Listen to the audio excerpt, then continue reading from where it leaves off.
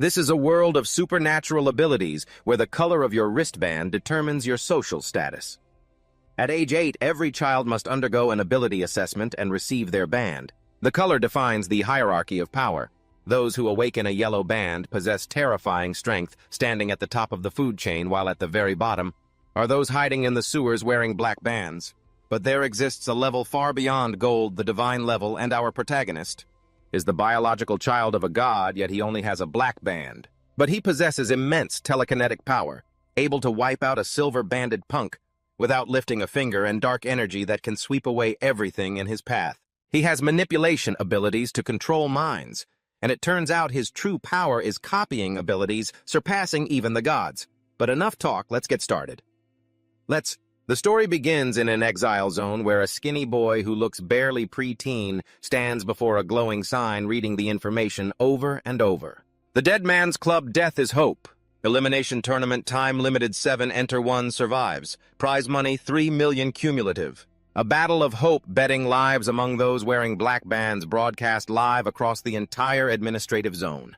Seeing that 3 million number, a flicker of hope suddenly ignited in his heart. If he could win the tournament, the prize money would be enough to buy that thing for his brother. Lost in his calculations, another kid suddenly popped up and slapped him on the back, asking, "What are you looking at?"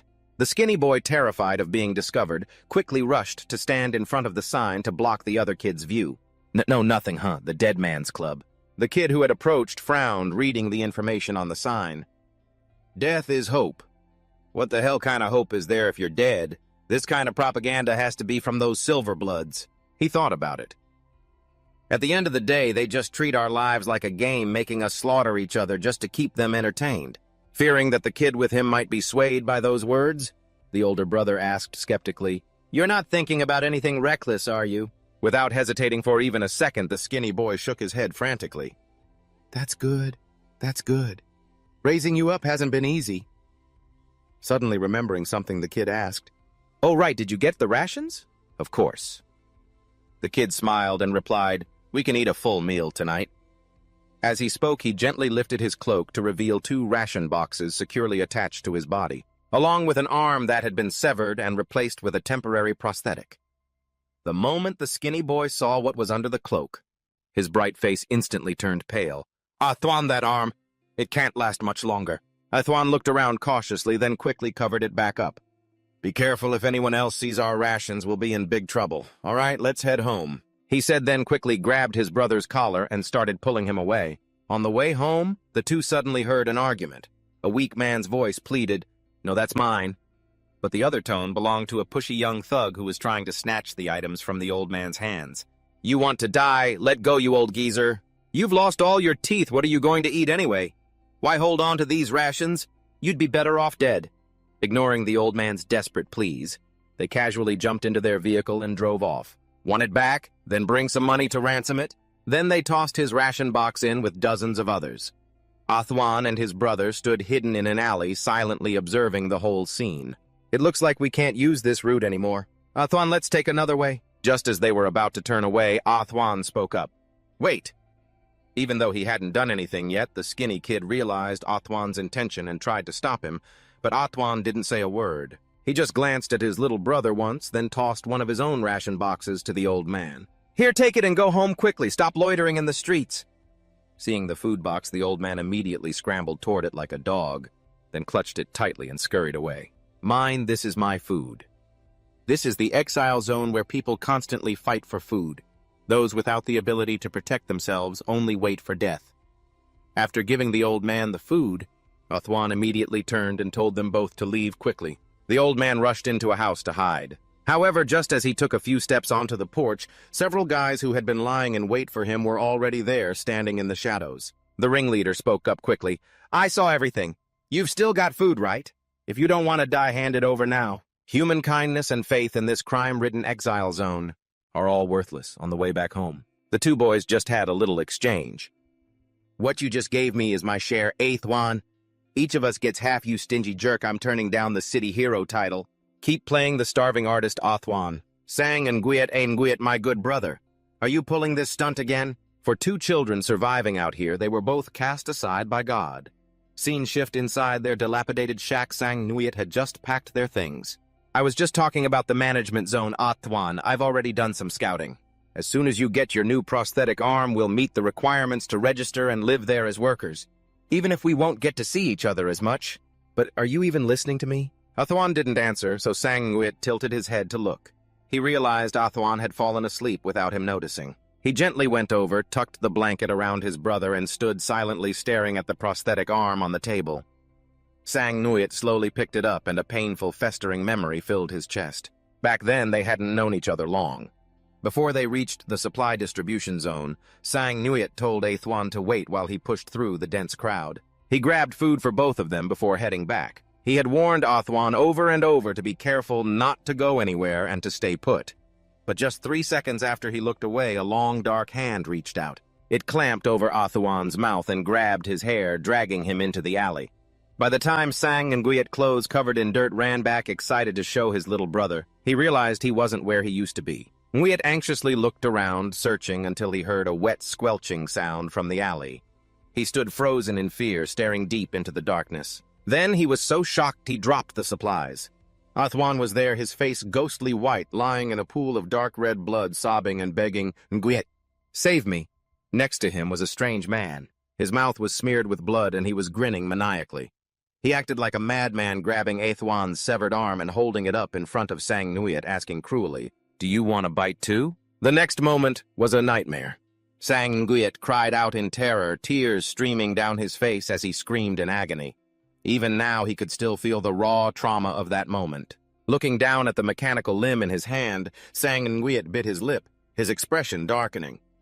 If only he hadn't left Athwan alone that day, things would be different. Sitting quietly on the opposite bed, Sang-Nguyen thought for a long time before gently placing the mechanical arm back. "Athwan, wait for me. I owe you this arm, Athwan. Before dawn, I'll be back." With that, Sang-Nguyen didn't hesitate. He rolled up the door and headed out, slamming it shut behind him. Finally, he had decided he would join the Dead Man Club. He would defeat every enemy and definitely get those 3 million credits. This was the management zone of an ability world governed by the ring. Every child reaching age 8 must undergo an ability assessment. Depending on their power and rank, they get a ring engraved with their personal info and ability level. Based on the ring's color, people are divided into 5 ranks. Special rank Gold High. Rank Silver, Common rank Bronze, Low rank Gray, and the lowest of the low, the Waste rank. That night at the Dead Man Club registration point, the participants had to have their rings scanned before boarding the bus. Soon it was Sang-Nguyen's turn, but as soon as the scanner passed over his ring, it immediately showed an error, leaving both officers staring at each other. A warning, a system error. Seeing this, Sang-Nguyen hurriedly waved his hands to explain, "Every time I go to get supplies..." It shows that message. It's been like this for years, but it doesn't affect anything. The 2 officers looked at his suspicious face and leaned in, whispering, "Have you ever had this happen before?" "Never heard of such a thing. In the exile zones, it doesn't matter. But if you want into the management zone, you'd better be careful. Scan it again." "Yeah." After whispering, the officer with the cap brought the scanner up again, but the results still showed the same error. Seeing the delay, the crowd behind them lost patience and started shouting, "Hey, if you can't register, get lost, will ya? Damn it, there are people waiting back here." Ignoring the insults, Sang-Nguyen paid them no mind, not even turning around. Suddenly, one of the guys marched up aggressively. He delivered a heavy blow to the back of Sang-Nguyen's head. "I'm talking to you, jerk. Acting deaf, huh?" The crowd was immediately drawn in, eyes fixed on them. "What the hell is that guy doing?" Sang-Nguyen's face went dark. Without a shred of emotion, he slowly turned his head to look at the brute. "What's with that look on your face, brat?" Sang-Nguyen ignored him. Quickly dismissing him, he turned back to the officers. "Please scan it one more time. I have to participate in the..." He hadn't finished his sentence when he sensed movement behind him, nimbly bending his body to dodge to the side. The guy kicked at thin air and stumbled while Sang-Nguyen calmly finished his sentence. The onlookers couldn't help but chuckle. "Not bad, this kid." Yeah, the little brat." The man, humiliated, clutched his groin as he stood up. "Looks like I underestimated you." He pulled a dagger from his waistband, ready to attack, but the officer caught him. He let Sang-Nguyen get on the bus first, then turned to the guy with a dark, sneering grin. "Wait until you're in the arena to kill him. It's not too late." The man pouted, his eyes flicking toward the officer with a look of disdain. What's the big deal? He's only a common rank anyway. It's just high school, that's all. Isn't he still just a hunting dog for the silver color anyway? As people were boarding the bus, a few guys standing outside the terminal said with envy, "Talk about poor judgment. They didn't pick us but chose that puny weakling who still has snot on his nose. No matter how you look at it, I'm way stronger than him." Well, matches are only interesting when there's a mix of strong and weak players. Think about it. A beautiful teenager dying miserably in the arena, the ratings would definitely skyrocket, haha. I can't wait to see him get beaten to a pulp. Hearing them talk like that is so annoying. The long-haired man sitting among them suddenly spoke up. "It's precisely because there are so many fools like you that people without abilities are branded as trash tire." And he left them to be mocked by the ability users. After speaking, he crushed his cigarette, stood up, and headed toward the bus, saying, "You guys should feel lucky you weren't chosen. That's the only way you'll be able to keep breathing for a little while longer." The fools, humiliated by the man, angrily retorted, "What the hell did you just say? What are you acting all high and mighty for? You're just another reject, same as us. Don't you walk away. Speak clearly." The man leisurely put his hands behind his head and strolled, "Oh, I just happen to want to smoke a cigarette here, that's all." Suddenly, one of the two realized something. "Wait, he looks familiar?" The man smirked and slowly turned his head back. "Still don't remember. It seems my win streak count still isn't high enough. How about this?" Finishing his sentence, he ran his hand through his hair, revealing his handsome face and a cold, sharp expression. As soon as they saw his face and familiar build, both of them panicked, realizing he was the one holding the 6-win record at the Watu non-club, Tan Thien. Two guards quickly urged him, "Tan Thien, don't miss this bus again, hurry up and get on." "Tan Thien, don't miss the bus again, hurry up and get on." Just like that, Tan Thien strolled onto the bus with the other contestants. Enjoy your temporary survival while you can. This is a one-way trip. No matter what you do, you can't escape your fate of dying. Scene changed to the database management room. A mysterious individual was frantically typing on a computer, searching for someone's information. After identifying his prey, the man couldn't help but feel joyful. His lips curled up. These eyes are truly exactly like hers. Child of God, could it really be you? At that same moment, Sam Nguyen was sitting on the bus daydreaming and looking out the window thinking, as long as I get back before dawn, I then won't notice right, otherwise I'm going to get scolded again. I'd get beaten to a pulp regardless and I wouldn't even be able to dodge it. Just then, a figure suddenly appeared through the bus glass, startling Sam Nguyen. Just as the guy prepared to stab him with a knife, Sam Nguyen quickly pulled the seat latch, threw himself backward, and used his legs to kick the knife out of the attacker's hand. It stuck straight into the ceiling of the bus.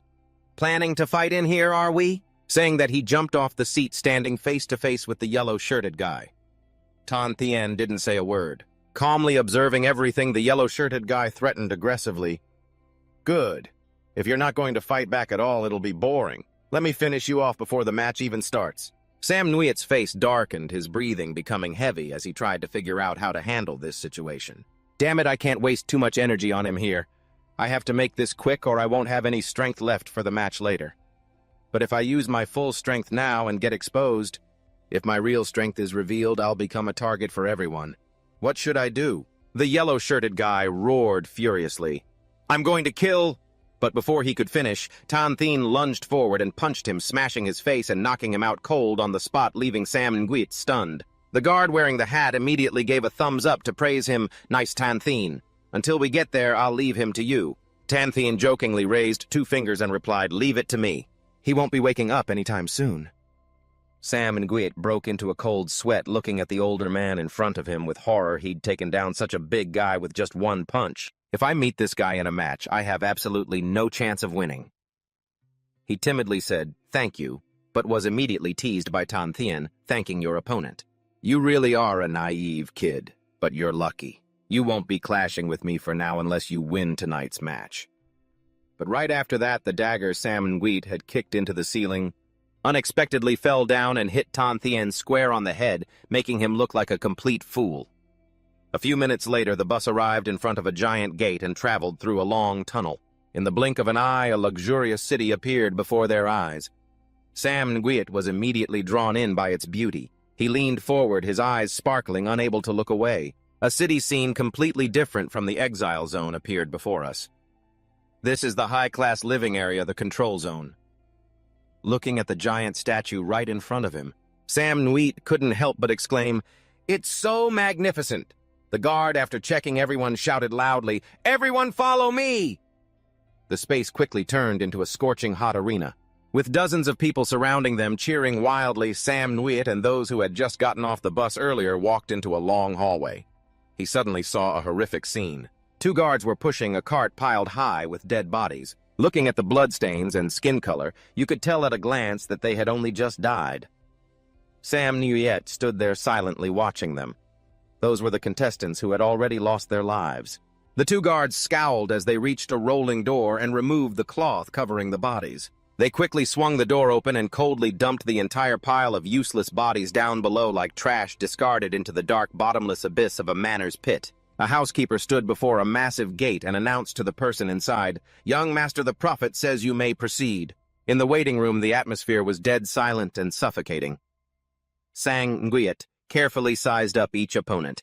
Their weapons included broadswords, bear claws, and daggers. The other two were using clubs and nunchucks. Everyone had a weapon except for me. Number 4. It really isn't a lucky number, is it? There were 7 contestants in total for this qualifying round, but there were only 6 weapons. The order of selection was determined by the win rate predictions from the audience. Those with a higher predicted win rate got to pick first. The one with the lowest win rate had to enter the arena empty-handed. That's fine, though. No one will be on guard against an opponent with a 1 or 2% win rate who shows up with nothing but their bare hands. Most people would just focus their attention on the one with the highest win rate. Suddenly, just then, Sang Nguyen accidentally caught the eyes of Tan Thien outside. He leaned against the wall, watching the man's back, quietly observing that guy. That guy is strong, with skills like that. Surviving in the exile zone probably isn't that hard for him, huh? I'm envious. Suddenly, someone popped up out of nowhere and asked, "Are you and Tan Thien close?" "I'm talking to you." "Number 4, do you and Tan Thien, the one with the 8-win streak, know each other?" Sang Nguyen immediately grew guarded and replied, "No." Hearing that the guy looked a bit surprised and raised his voice, "Wait, he actually helped you on the way here. I never thought he was the type to be so helpful. Are you hiding your true strength or something?" "As far as I know, that Tan Thien guy only respects the strong." Sang Nguyen replied coldly, arms crossed. "You're overthinking it.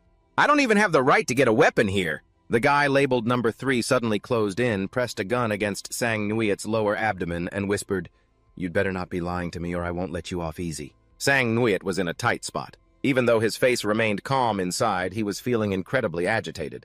Hey, threatening someone before the match starts. Just then, a beep rang out, signaling the start of the match. Number 3 smirked, tucked his gun away, and told him, "Good luck out there." Before they stepped into the arena, 2 guards stopped them and announced a new rule. "Contestants, to ensure the entertainment value of this match, please wear the devices we have prepared." With that, they pulled out mini-bombs and held them up in front of the fighters. Number 3 snorted coldly and stepped forward. "You guys sure have a lot of tricks up your sleeves." "You didn't mention this part before. Just think of it as a special gift." Hearing the guard's tone, the group grumbled in dissatisfaction. "What are you kidding me?" Amidst the excited cheers, a slaughter was about to begin. The MC's commentary echoed all around. "Only one person can survive this match. Before the 15-minute countdown ends, use everything you've got to kill the others. If you show mercy, you'll be blown to pieces." In the VIP lounge, the higher-ranked contestants were also watching the juniors battle with amusement, placing bets and guessing who would die first. Come on. Number 4, obviously. That kid doesn't even have a weapon. Look at number 5 closing in on him, how pathetic. I'm betting 10,000 on number 4. You pervert, I'm betting too. But as they sat there waiting for number 4 to die, nothing happened at all. On the contrary, their expressions turned sour. Something doesn't feel right, does it? On the arena floor, number 5 was starting to sway because he couldn't land a hit. Sang Nguyen barely even flinching huff. "How is that possible? How could he easily dodge every one of my attacks?" Number 4 felt his pride wounded. Number 5 roared and swung his weapon wildly. "Don't you dare mess with me." Just like that. The two of them continued their dance of attack and defense for several minutes. Sang Nguyen looked coldly into his opponent's eyes. Too slow. He easily closed the distance, ducked and dodged number 5's horizontal swing. He dodged all of them. As soon as the opening appeared, Sang Nguyen immediately threw a punch, landing it square on the man's cheek, knocking him off balance and sending him stumbling back. Everyone, both in the arena and watching through the screens, watched the scene in absolute shock. That kid's reflexes. No, it's not ordinary at all. Meanwhile, Sunwoo-Yet's hand was throbbing after landing a punch on number 5. He shook his hand to dull the pain. It was just as he thought. He really couldn't rely on brute force. Number 5 quickly regained his composure, pointed his weapon straight at Sunwoo-Yet's face and sneered, "What was that? That didn't hurt at all, ha ha ha ha." Sunwoo-Yet awkwardly scratched his head, trying to snap back. "Oh, it's just because your face is so thick." Hearing that, number 5 flew into a rage, screaming, "Don't get cocky, you little brat, I'm going to kill you."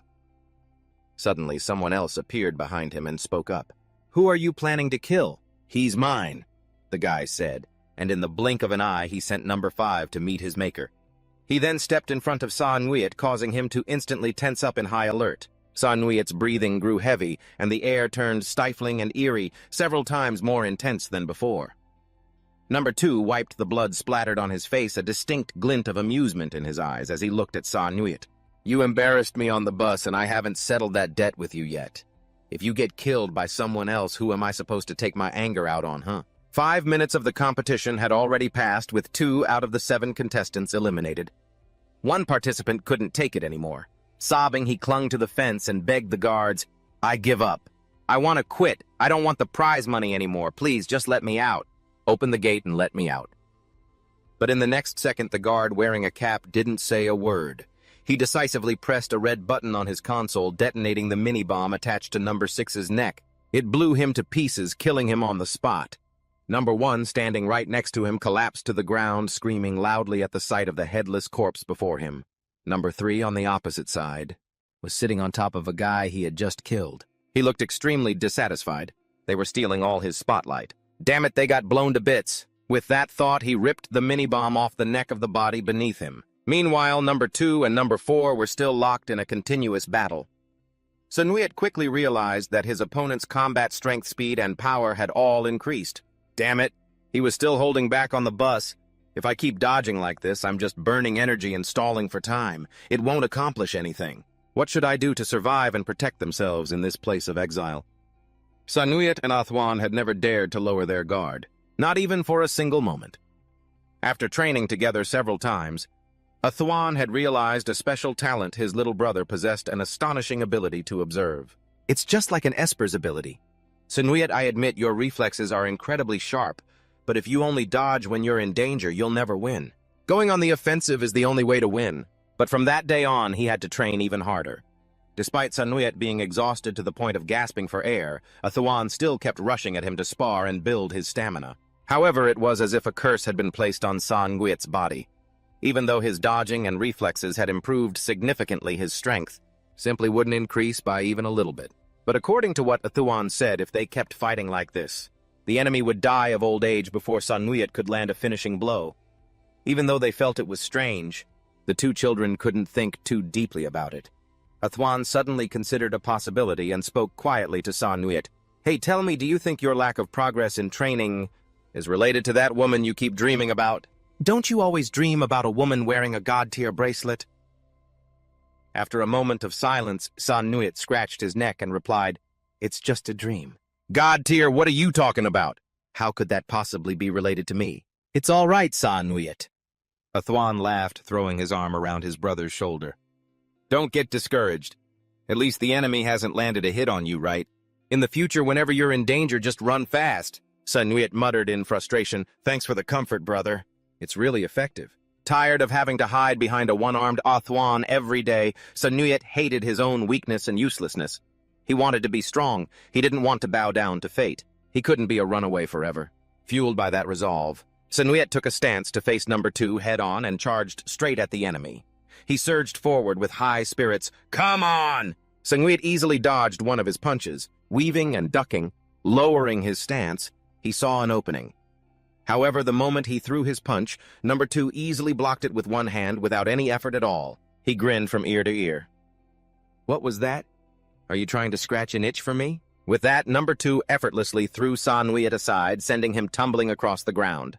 "Ha ha ha! You don't know your own limits, so you're just a filthy rat who specializes in running away." Number 2 looked down at Sunwoo-Yet's pathetic state with smug satisfaction.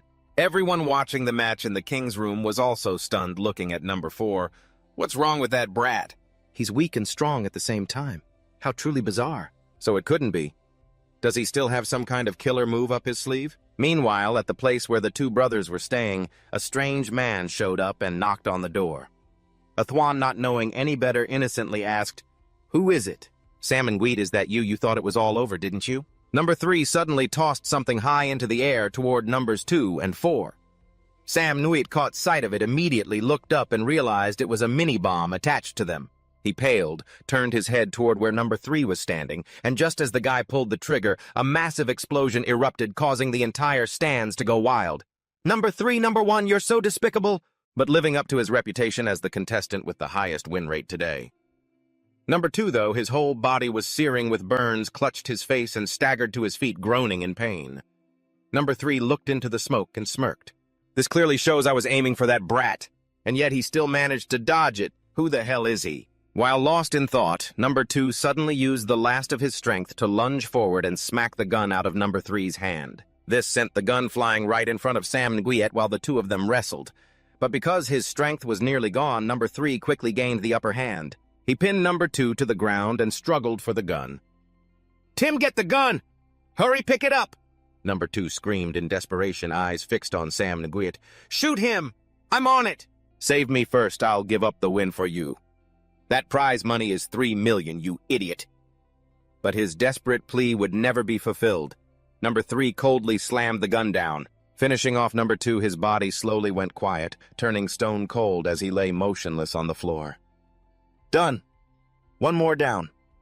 Number 3 stood up, exhausted, grumbling to himself. "Damn it, look at the state I'm in. Who's next?" But before he could even celebrate, a deafening boom echoed out. Number 3 broke into a cold sweat as he slowly looked down at his blood-red chest. Immediately after, shots rang out again. Number 1 had appeared out of nowhere, picked up the gun, and finished off number 3 in a heartbeat. "That 3 million is mine." Just like that, there was another corpse on the arena floor. Now, only the final 2 contestants remained, number 1 and number 4. At that same moment, outside, the screens broadcasting their fight were lit up everywhere. The young man known as the Young Master, who had been wearing a sharp jet-black suit from head to toe, was taking a stroll. He stopped in front of a screen and whispered softly, "Don't die on me, Hak-Hwan." Right after that, a streak of purple electricity raced along his arms. Every street lamp blew out in an instant, creating a chain reaction that zipped down the street. In no time, everything with electricity across the entire city surged and blew out. In a split second, all power around the Hua-Tu-Nyan Club vanished, leaving tiny sparks of explosions everywhere. The man smiled, his lips curling up with delight. Behind his back, the crackling sound of electricity returned. Back at the arena, Sam Nguyen had finally regained his composure and quietly stood up. "I won't be handing over that 3 million to you." Number 1 smirked confidently, pointing his gun at his face. "Huh, it's just the 2 of us now, and I have the gun. You're empty-handed, so what are you going to use to beat me?" "Sam." Nguyen gritted his teeth, enduring the pain as he stood up. Truth be told, in his current state, he seemed to have no chance of winning. But this wasn't the time to give up. He had struggled so hard to make it this far. The roar of the crowd echoed in his ears. "The game is over. Number 1, hurry up and fire a shot to finish him off." He listened and immediately pulled the trigger. Sam Nguyen didn't dodge. He took a deep breath, sensing the movement of what was coming. "Athuan is still waiting for me to come home." He could feel the bullet approaching, moving through the searing hot air, accompanied by the smell of rust. Too slow. Just like that. With extreme focus, Sam Nguyen easily tilted his head to the side and dodged it. The bullet fired right past his eyes. Number 1 was so shocked he froze in place. Up in the stands, the crowd's insults erupted again. "Hey, number 1, what kind of performance is that? How do you miss from that close?" Number 1 was so shocked he dropped the gun, stammering, How could you dodge a bullet? Are you really Hak-Hwan? No, that's impossible. We're both supposed to be the bottom feeders, right?" However, his words couldn't reach Sam Nguyen's ears. By now, his head was getting increasingly dizzy and blacking out from the explosion earlier. Number 1 roared like a madman, "Die, just die already." After saying die, he quickly drew his knife and lunged, but Sam Nguyen spotted the opening and dodged. He countered with an uppercut. Given his strength, he couldn't take the enemy down in one hit, but number 1 wasn't exactly strong either. He just needed to be fast enough to use his momentum to win. No more time. He had to control his precision perfectly. Don't kill him. In just a few simple moves, he disarmed the knife and pressed it against number one's throat. At that exact moment, the hair on Sam Nguyen's skin stood up. His instincts warned him that a massive wave of power was rushing toward them. There were only 4 seconds left in the match. Tan Tien and everyone in the VIP room were dying of anxiety staring at the screen. Time's almost up. Why is he just standing there? That pink-haired kid, the match is about to end. Right then, everything suddenly went pitch black. Someone suddenly shouted, "What's going on?" A power outage. Tan Tien quickly realized, no, this isn't a normal power outage. It's an ability user. At the same time, everything in the arena went dark as well. The mini-bomb on Sam Nguyen's neck instantly fell off. He frowned, glancing around cautiously. Now was not the time to let his guard down. Someone is heading this way. Suddenly, the warden opens the door. Listen up, contestants number 1 and number 4. There's a power issue, so the match is suspended. All of you head back to the lounge with the spectators immediately. While waiting for the announcement, contestant number 1 trails after him, pestering, "So who's counted as the winner then? We fought so hard, who exactly gets the prize money? I almost died out there. How about we just split it evenly? Just give me 1.5 million and we're good. The higher-ups will discuss the prize distribution and give you an answer later." Walking alongside them, Sam Nguyen suddenly freezes. As he turns his head, he spots a stranger. He strikes up a conversation. "You look pathetic, kid. Don't you plan on thanking the one who saved your life? Saved me, why?" With one eye completely covered in blood, Sam Nguyen stares at the man vaguely before passing out. The man remains silent, clicks his tongue in annoyance, and mutters, "Way too weak." He calmly throws Sam Nguyen over his shoulder and walks straight toward the main road without a hint of hesitation. A guard sees this and immediately shouts to stop him. "Who are you? Put him down right now. Participants are not allowed to leave the club. Are you deaf? He is the club's property." As soon as the guard lays his dirty hands on the man, he lands a single punch, pinning the guard flat against the wall. The guard dies on the spot, and the man continues walking nonchalantly as if nothing happened. Well, he isn't property anymore. Tan Tien stands to the side, watching without saying a word. His companion next to him asks, "What are you thinking about?" "The winds of change are coming." Tan Tien muses, "Perhaps that child carrying the black ring is the key to changing this world. Hope we meet again." Outside the club, an expensive white car parked in front of the main gate instantly attracts the eyes of every scavenger around. Dozens of people are already eyeing the vehicle. "Hey boss, that car looks like easy pickings. Could this be the legendary Land Rover?" Inside the car, the man sits waiting, bored. Sam Nguyen wakes up in despair. Injured just a little bit, and he's still planning to stay unconscious for how long? Out of boredom, the man released a few sparks of electricity to keep the bandits outside the car company, and while he was at it, he zapped Sam Nguyen a little to wake him up. Sam Nguyen smells the scent of roasted meat, wafting around him, and sits up dazed. He gasps, eyes widening as he looks at the man next to him. It's him, the guy who turned the club into chaos earlier. "You're awake." Hearing him speak as if they knew each other, Sam Nguyen asks warily, "Who are you? Why did you bring me here?" Even though he asks that at this very moment, Sam Nguyen realizes something. The man in front of him is an ability user. He turns pale with fear. At this distance, the pressure radiating from him makes his limbs stiffen. He can't move. He is definitely a high-level ability user, maybe even beyond high-level. But why would an ability user save him? He has seen with his own eyes how this world tramples and toys with the lives of black ring holders so casually. Although he has a million questions compared to that damned curiosity, it's better not to get involved with ability users at all. Just as he's planning to scramble away, the man suddenly speaks, "My name is Liu Qixuan." His surname. Sam Nguyen's entire body stiffens.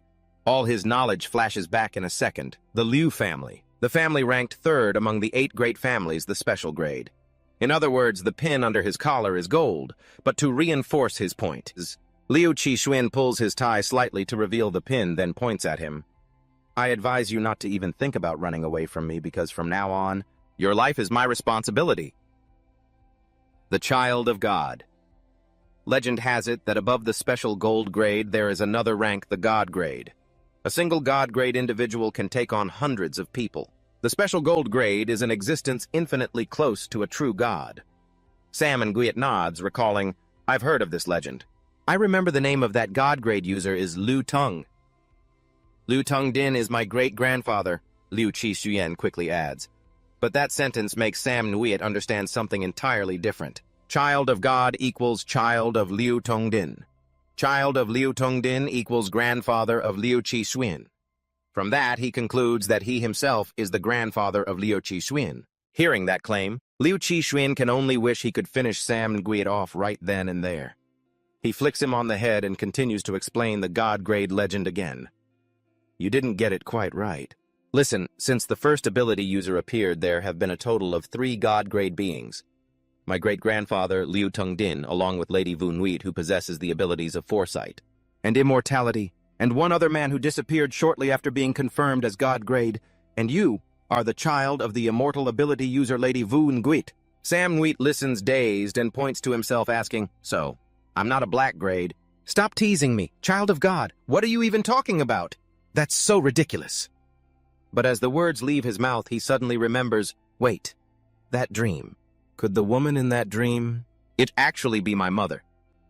Seeing Sam Nguyen's pale face, Liu Qi patiently explains everything and commits to ensuring his safety. Your face was broadcast live. It spread throughout the entire management zone. Next, you will be quickly transferred to Heaven City. Believe me, before long, those who want you dead will start appearing one by one. A whole new war is about to begin. The car ride back to Sam Nguyen's place was dead silent. Liu Qi kept shooting side glances at him, noting how his face was twisted in a struggle to accept reality. Eventually, he broke the silence. Why on earth would you risk joining the qualifiers? You should have a clear enough head to know your own limits. Sam Nguyen replied sheepishly.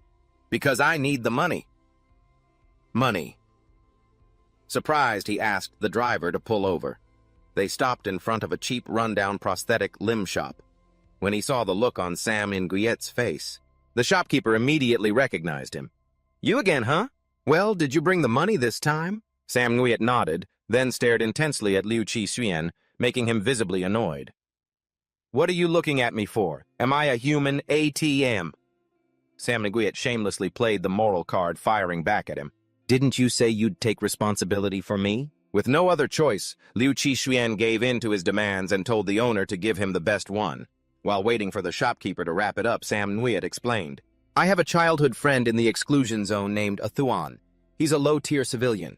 He didn't have to stay in the zone, but because I'm here, he used his bad arm as an excuse to keep lingering and refusing to leave. I want to win the tournament so I can buy him this arm. That way Athuan can function normally and head to the administrative district to find a legal job. Liu Qi didn't say a word, just quietly watching Sam Nguyen. But do you even realize how many lives the tournament you've entered is going to upend? As they left the shop, he warned him cautiously, Everyone you associate with becomes a target for those people. If you actually care about him, you need to stay as far away from him as possible. Sam Nguyen clutched the box containing the prosthetic arm, his heart racing. Let me go back and explain the situation to Athuan first, then we'll figure it out, okay? Besides, I still have a lot of questions for you. Upon reaching Athuan and Sam Nguyen's place, Liu Qi decided to wait in the car, not wanting to get involved. Sam Nguyen scurried inside, buzzing with excitement. Athuan is going to be so mad when he sees what a mess I am, but getting yelled at is worth it, right? Wait. No, this isn't the time to worry about that. I have to tell Athuan about my high-tier status and my identity first. After hearing all of this, what kind of face will he make? And this too, I can't wait to see his reaction when he gets this gift. Bubbling with joy and excitement, Sam Nguyen pushed the door open and slipped inside. Athuan, stop sleeping and look what I brought you. And you'll never ever believe it. However, right as he was speaking, his foot tripped over something. When he looked down, he realized it was Athuan's prosthetic arm. And that wasn't all. Right there, without him noticing, there was a pool of blood. A strange man's voice echoed through the room, making the air feel heavy and terrifying. So you finally made it back. I've been waiting a long, long time for you. Sam Nguyen, if I hadn't seen it with my own eyes, I wouldn't have believed it. Hiding out in this filthy place where even the gifted wouldn't step foot? That's actually a pretty good idea. With a snap of his fingers, the man flicked all the room lights on. It's a true honor to meet the child of God. The scene before Sam Nguyen was pure chaos. There was blood everywhere. Ignoring the guy's buzzing voice, all he could see was Athuan's cold, lifeless body lying alone on the floor. Sam Nguyen completely lost his mind, his face turning ghostly pale. Every drop of blood screamed the name Athwan. The man stood up gleefully, throwing his arms out toward the ceiling, proud. "I am the one, I'm the first one who found you. I'm the closest one to God now." But Sam Nguyen was past the point of hearing a word he said. His breathing turned ragged, his heart felt like it was being sliced into 1,000 pieces over and over again. Completely shattered, he dropped the gift box he had cherished his whole life. A soul-piercing scream ripped from Sam Nguyen's throat. Seeing his total breakdown, the man glanced down at the small, long-since-cold corpse beneath his feet.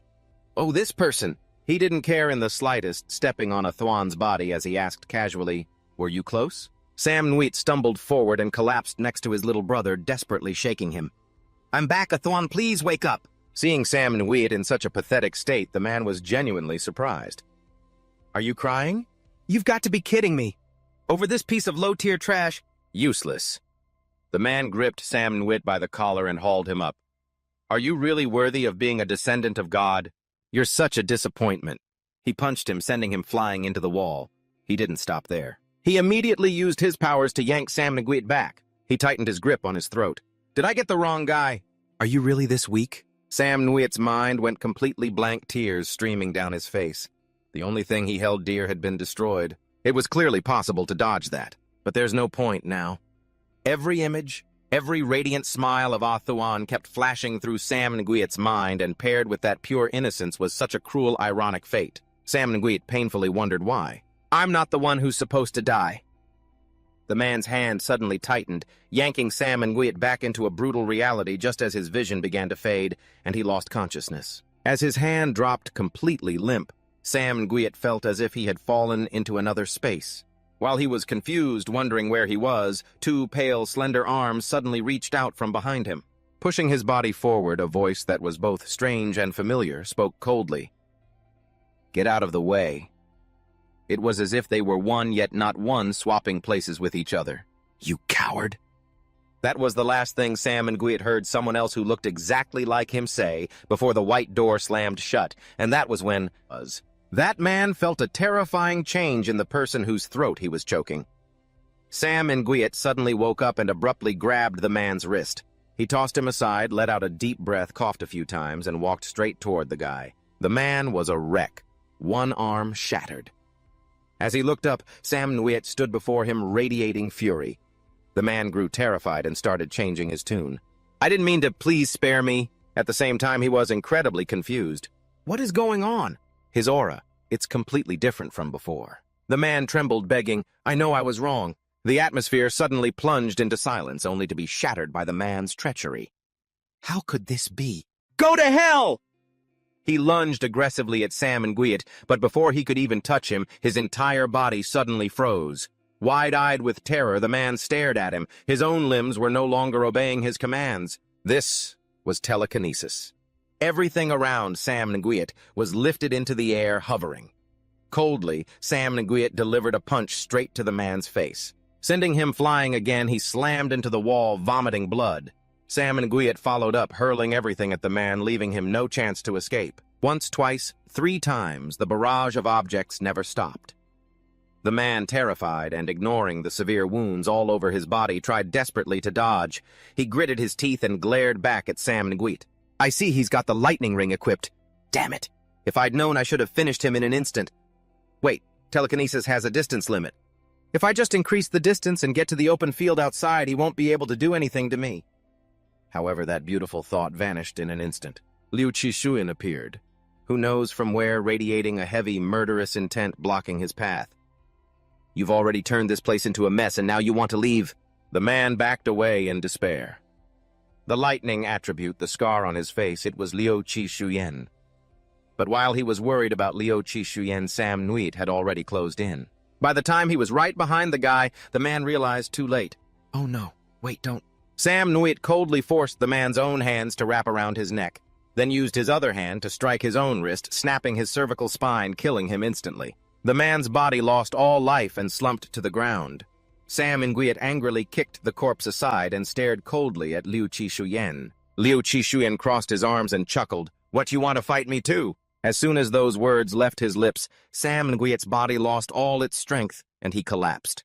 The cold aura surrounding him slowly faded away. Liu Qishuyan remained silent for a while, then muttered to himself, "This seems a bit different from the prophesied savior child, huh?" A moment later, Sam Nguyen woke up once again facing the nightmare. The reality of it all. He panicked and called out the name Ah Thuan the moment he woke, but this time no one answered. He suddenly remembered and looked at the corpse covered in a white cloth. Opposite him, he saw Liu Qishuyan standing outside the main door smoking before turning to ask, "You're awake?" Sam Nguyen didn't have the strength to answer.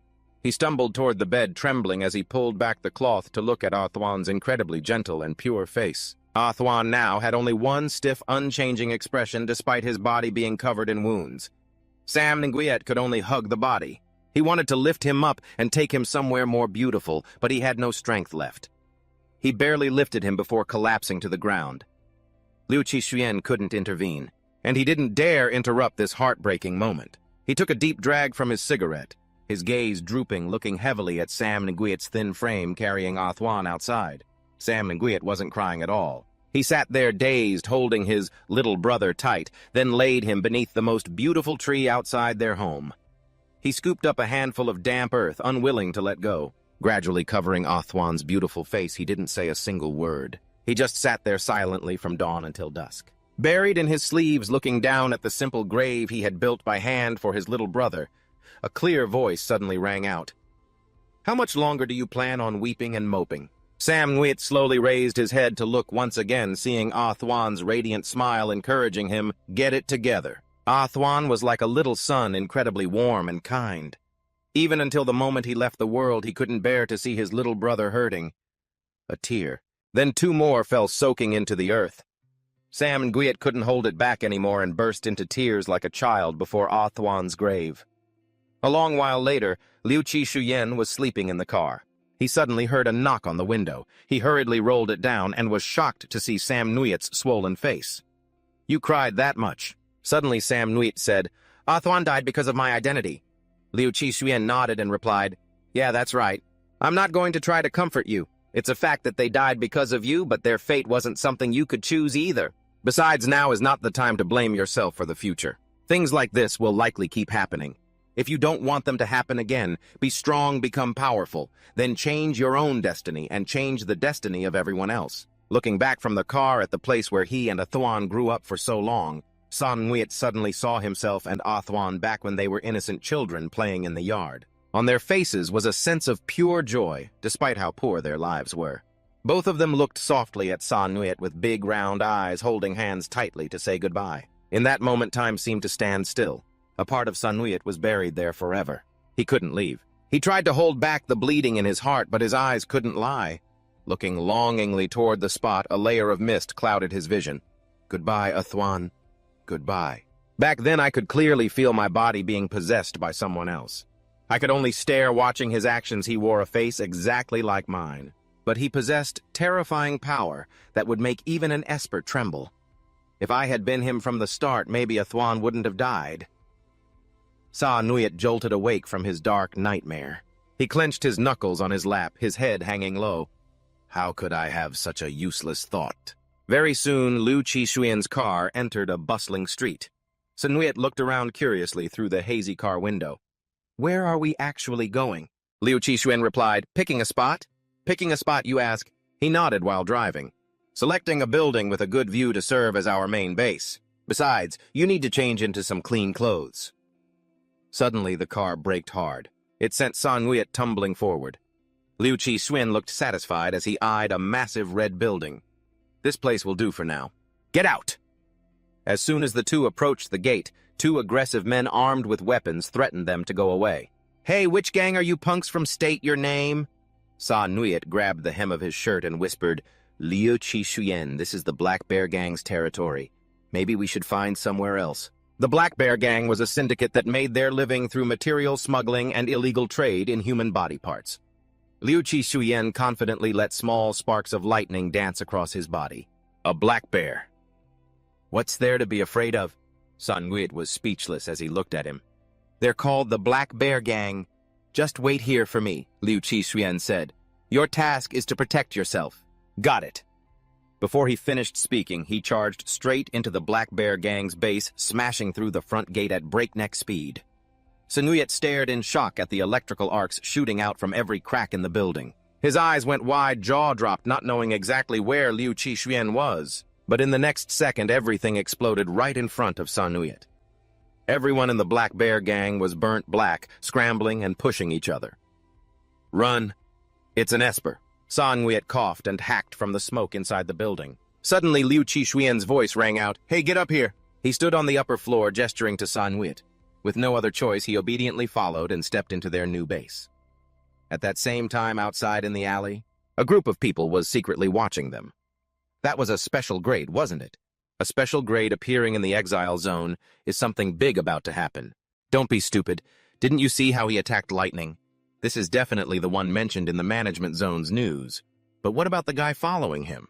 That was definitely a black ring. I couldn't have seen it wrong. Never seen an Esper walking with a bad grade before. Hurry, let's find the leader to discuss our strategy. At the management zone's Revenant Club, a group of people in black surrounded a building. They ordered a child to get out of the car. The girl looked barely into her teens. She was an A grade. They brought the girl close to a corpse. Then they forced her to use her ability on the stiff body of the man. A woman wearing a silver bracelet stood behind her and asked, "Well, did you get a clear look at the attacker's appearance?" The girl panted as she replied, "The one with the gold ring, purple hair, rare lightning ability. When he left, he was also leading a teenager wearing a black ring." "A black ring?" The woman was skeptical, but the girl immediately insisted, "That's right. It can't be wrong." Hearing this, the woman waved her hand, giving the order. "All right, take her back to the laboratory." The group immediately dragged the girl away without a shred of mercy. "Move faster, don't drag your feet." But when she looked back, the girl's face turned pale. The corpse that hadn't had a drop of blood just moments ago, and was now covered in a crimson stain. Trembling, she said, I'm sorry." As for the woman, she walked over to another man to exchange information. "The young master of the Liu family is publicly confronting the 8 great families. And what about the black ring he took with him? I don't know, just report the situation to the superiors first. I'm afraid that those wasteland clans are already waiting for an opportunity to act." "You mean Vumiet's confidants?" Meanwhile, Sunwei continued to dream, dreaming of his terrifying nightmares again. The entire dream was shrouded in a bloody red color, reeking of the stench of fishy, sticky blood filled with the sounds of death. "Help me, Nguyen, save me!" Sunuyet ran in endless circles, unable to escape, until suddenly that man with the silver ring from before grabbed him. "You useless piece of trash. You pathetic weakling. You're the one who got your friend killed." As he spoke, the man's neck snapped and hung to the side, his face contorting into a demonic grin that stretched ear to ear. Sunwit gasped, terrified, and suddenly jolted awake. A dream. It was just a dream. He tried to steady himself after the horrifying nightmare. Suddenly, a familiar voice rang out, "Awake already!" Sunwit startled, looking at the man in front of him. "You were watching TV with the sound off. Wasn't it obvious enough?" he replied. Liu Qixuan turned the volume up so they could both hear. "The investigation into the Esper attack on the arena is ongoing. Let's take a look at the situation at the scene." Sunuyet stared blankly out the window. "It's dark already. Just how long have I been asleep?" "It doesn't matter. You could sleep a little longer. After all, there won't be much time for peaceful sleep later on." Hearing this, Sunuyet asked, sounding a bit weary. "The people hunting me, they'll be here soon, won't they?" "Who knows?" Liu Qixuan fiddled with the remote button and answered casually. "The soonest a second from now, the latest a day or two. Are you scared?" "Of course I'm scared. Living in the exile zone, one never really dared to hope for a long life. You only fought hard to earn another day. You never dared to dream about the day after. The desire to survive is a terrifying, greedy thing, but there is always something beautiful about it that makes you want to keep living." Lost in thought. Suddenly, Liu Qixuan's voice cut through his musings, pulling Sunuyet back. "What are you spacing out about?" Sunuyet scratched his head, speaking awkwardly. "Liu Qixuan, even though I know you're very strong, if too many enemies come at once, what will we do then? I don't want to drag you down with me." As his voice trailed off, Liu Qixuan couldn't help but chuckle. He leaned in, a slight smirk on his lips. "Who told you that you only have me by your side?" At that very moment, his phone screen displayed a message from the temporary group chat with the meeting point he had sent. 4 people had read the message. but I'm actually very curious. How will those four choose? Will they honor the pact from 18 years ago and come to protect you? Will they turn a blind eye and leave you to die? Or have they already joined the Lamb family? Sa Nuyet looked confused. What do you mean? Aren't those four our allies? Speaking of this, Liu Qixuan's mood suddenly darkened, his eyelids drooping slightly. Back then, beside Lady Wu Nuit, there were a total of 6 loyal families. Besides my family, the Liu clan, there were the Han Chu Tobui and Ha families. Lady Wu Nuit's faction believed that the ring had intensified the evil in people's hearts. She wanted to create a society where those with abilities and those without could live together in peace. But the others did not see it that way. They vehemently opposed this idea. Topple the walls. Those lowlifes. By what right should they live on the same land as us? Truly utter fools. Furious, the Han family spoke up. This is the council chamber, not a place for you to vent your anger and act recklessly. Standing opposite them were the most powerful people, especially the Lam family. Just who is it that's acting recklessly here? After that Wu Nuit? The Lam family allied with many families outside the ranking to start a war. Lady Wu Nuit sensed the impending danger and summoned the elders of the 6 families. That was the first time they saw you, Sa Nuit. Wu Nuit held her child in her arms, her beautiful face looking at everyone. I know this request is incredibly selfish and dangerous, but I beg you all do not forget our mission. Once we compromise, those with abilities will become an existence that destroys the world. 18 years later, the bullying, the oppression and the disregard for human life by those with abilities will be even more cruel and heartless than the era we live in now. Inside and outside those walls are 2 completely different worlds. This is the consequence of indulging the power of those with abilities. Today I place the choice in your hands, hoping only that your descendants can save this child when war breaks out again in the future. The boy is about to fall into a deep sleep. But I guarantee you, when he wakes up, he will definitely be the one to restore order to this society. I entrust everything to you all. After the first generation's campaign failed, the special class faction tightened their grip on the ring, and Lady Wu Nuit was captured by the Lam family. They burned everything that had any trace of her. The heavenly realm underwent earth-shattering changes, and the ranking of the 8 great families was completely reshuffled. The Lam family severed all ties between the loyal families of Wu Nuit's faction and monitored the 6 families' every move. So for the 18 years that followed, the descendants carrying such a heavy mission even when meeting in public had to pretend they didn't know each other. They couldn't make contact at all. We can't let the Lam family catch on to our plans, Liu Qixuan said, reflecting with a hint of frustration on how 18 years have passed since anyone even remembers this protection plan. How many people are even left? Regardless, I can handle things no matter how many people there are. After a moment of silence, Sam Nguyen suddenly asked, I've disappointed you, haven't I? Liu Qixuan replied with a playful smirk. Ah, that's right. I really wanted to see what the child who could change the world, the one the council was talking about, actually looked like. As it turns out, you're quite ordinary. I was a bit disappointed, but I don't regret coming. Hearing this, the gloomy look on Sam Nguyen's face suddenly brightened. He gave a faint smile and stood up to leave. Thank you. You must be hungry, right? I'll go find something to eat. Cut to a storage room inside the base. Sam Nguyen slumped down, exhausted, his back against the door. He clutched his trembling wrists and thought about his mother's words. I guarantee you all, when the boy awakens, he will certainly be the one to restore order to this society. But looking back at his entire life, constantly running away, being used as a test subject, beaten and starved, Sam Nguyen felt he didn't have the slightest bit of courage to face this reality. Mother, I am fundamentally not the child who can save the world like you said. I can't even protect myself, but I'm so unwilling to accept this.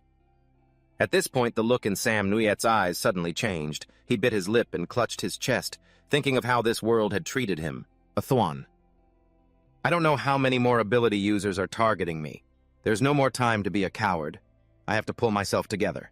No sooner had he finished that thought than a sudden tremor occurred. Sam Nguyen seemed to sense something. He immediately rolled away from where he was sitting. A second later, a pillar of fire erupted violently. Sam Nguyen broke into a cold sweat in terror as he saw the fire. At the same time, Liu Qixuan also realized, so it's already started, has it? Has Bui Tinhua become an enemy? That fire was wildly chasing Sam Nguyen, putting him at a disadvantage. This flame was clearly hunting him. What should he do? How could she find my location so fast I didn't even see the attacker appear? Is this a homing flame that can track my energy signature? That fireball! It can even split apart. I have to hold out until Liu Qishuyan arrives. No. Can I only blindly rely on others' protection? Always just knowing how to run away. Damn it, I've had enough. With that mindset, Sam Nguyen rushed straight toward the fireballs. He calmed down and analyzed the situation. The fire was tracking his movements. He had to make it unable to sense his energy signature anymore. As long as I hide my presence and seize a brief moment to find the source of the flame, I can capture the person controlling it. Come on, just like that. Sam Nguyen stared, standing perfectly still. He didn't blink a single time, eyes locked on the fire, rushing straight at him. Athawan, you were right. You can't win if you only keep running away. Bring it on. A loud explosion followed. On the roof of the building opposite, a dark silhouette stood waiting leisurely. She was startled. The energy signature. It disappeared. But immediately after, she was shocked by a sound behind her. Sam Nguyen's body scorched and face pale lunged at her, his voice raspy. Found you. The two stood in silence, facing each other. The atmosphere was so strange it made Sam Nguyen tremble. He was anxious, not having thought of what to do for his next move at all. The girl's face came closer and closer, and the energy she radiated was incredibly intense. Suddenly, she broke into a smile and said a phrase that met the requirements, leaving Sam Nguyen stunned. At the same time, Liu Qishuyan, sitting in the house, happily curled the corners of her mouth upward. Sam Nguyen was left dumbfounded, staring blankly at the woman in front of him. Met the requirements. After that, he tried to support himself and stand up even though his body was completely drained. He thought to himself, I can't even stand steady anymore. But I absolutely cannot collapse in front of her right now. How pathetic. I was just acknowledged. Suddenly, Liu Qishuyan jumped out of nowhere, grabbed Sam Nguyen by the scruff of his neck, lifted him up and struck him hard on the back of the neck before he could even say thanks, knocking him unconscious. Liu Qishuyan then spoke to Bui Tinhua. Let's talk. She replied softly. All right. Back inside the base, Bui Tinhua spoke the cruel truth. Super senses. To put it bluntly, it's just a slightly faster reflex, that's all. To be the child of Lord Vu Nuit and yet inherit such a trash ability. Our future is truly full of hope, isn't it? I'm going home. Liu Qishuyan heard her mocking thought, what a poisonous tongue, then offered a different opinion. I don't think so. Just now, when facing your sneak attack, he was able to mask his presence the very moment the flames engulfed him and then pinpointed your exact location. Such a reckless judgment. Someone else might not have been able to pull that off. That's only because I held back against him. Bui Tinghua crossed her arms over her chest, teasing, You speak quite highly of him, don't you? Did something happen before I arrived? At that very moment, the image of Song Nguyen killing the silver-ringed man flashed through Liu Qishuyan's mind.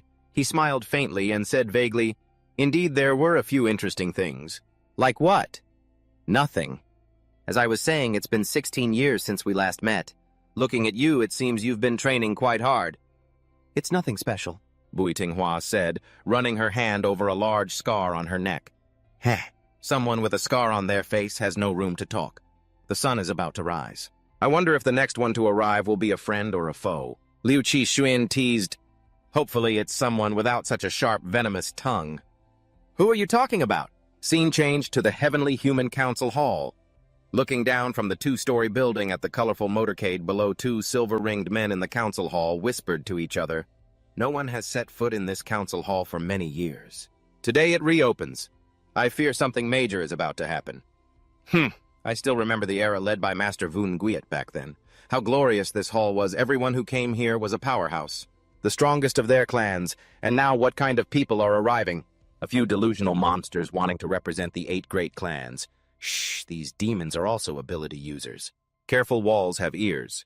The demons are the ones appointed by the 8 great clans to investigate the tracks of Vu Nuit's descendants and handle any unexpected chaos caused by ability users. Caused right at this moment. The men dubbed demons arrived quickly, all hooded from head to toe.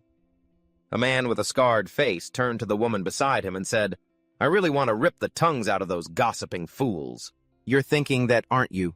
She placed a hand lightly over her lips and replied, How annoying. Did I say that out loud? Then she thought angrily, If you dare read my thoughts again, I'll kill you. A few minutes later, all 7 had gathered in a circle, surrounded by dozens of images of Liu Qishuyan and Sang Nguyen. The leader spoke up, All right, let's get down to business. Then they began organizing the reports. Even if you don't like each other, this is Liu Qixuyan. You all here surely know him, right? The results from that 5th round test caused quite a stir. If we only consider raw power, Liu Qixuyan is the only ability user who comes close. Coupon, I don't want to face him head-on. One of them looked down at the screen, caressing the face of Sang Nguyen, and suggested, then send the half-breeds. Send. We raise those inferior species. Isn't it just for days like this? What a pity. I really want to taste what the child of the gods smells like. The trouble we need to solve isn't just Liu Qixuyan, but also her who is coming to assist. As he spoke, another person opened the file to look. The moment he saw the face of the bloodthirsty Bui Tinhua displayed on the screen, the group immediately froze, all looking toward the leader. He coldly ordered, "Send men to capture Sang Nguyen. I want her alive. As for her, kill her." Suddenly another person asked, "And what about the 3 remaining trusted clans of Vu Nguyen? Currently they haven't made a move. The master weaponsmith Tajia disappeared 15 years ago. He left no descendants. The To family is not to be feared.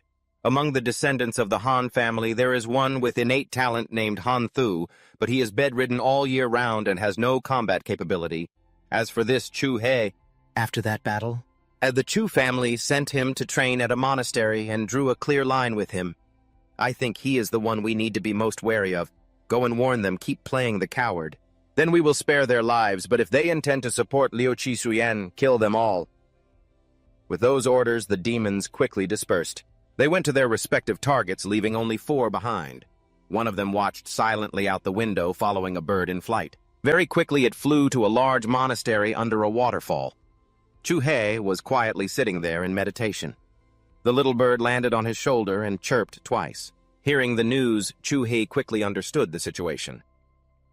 So the descendant of the Liu family has joined forces with Nguyen Tinhua, has also set out. After updating the intel, he quickly stood up and turned to walk away. "Let's go, I can handle this alone."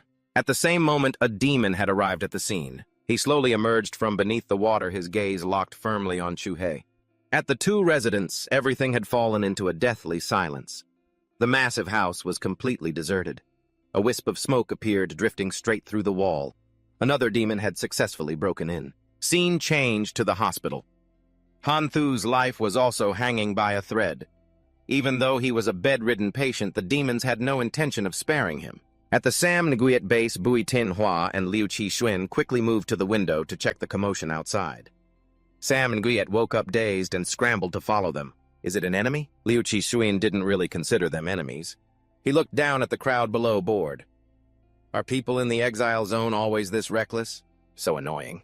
You come with a handful of people and expect to take back my territory. Suddenly someone with a megaphone shouted, "Hey, you up there! How about we sit down and talk?" Sam Nguyen was startled, realizing it was Uncle Tan Thien, whom he had met at the club. Liu Qixuyan realized this too and quickly covered his mouth. "Let's talk. I have nothing to say to you lot." "Isn't that right?" Tan Thien chuckled. "I want to talk to the pink-haired kid you took. A little conversation between us black circles." A few minutes later, Bui Tinhua and Liu Qixuyan were stuck outside waiting for Sam Nguyen and Tan Thien to finish their talk. Seeing his despondent look, she spoke up. "Can you stop looking so disappointed? You can tell. It's obvious." Liu Qixuyan acted like he'd lost his mind, shouting with sparks of electricity crackling around him. "My hands are itching like crazy. Where are the real enemies? Get over here." Bui Tinhua rolled her eyes, speechless. "Someone handle him."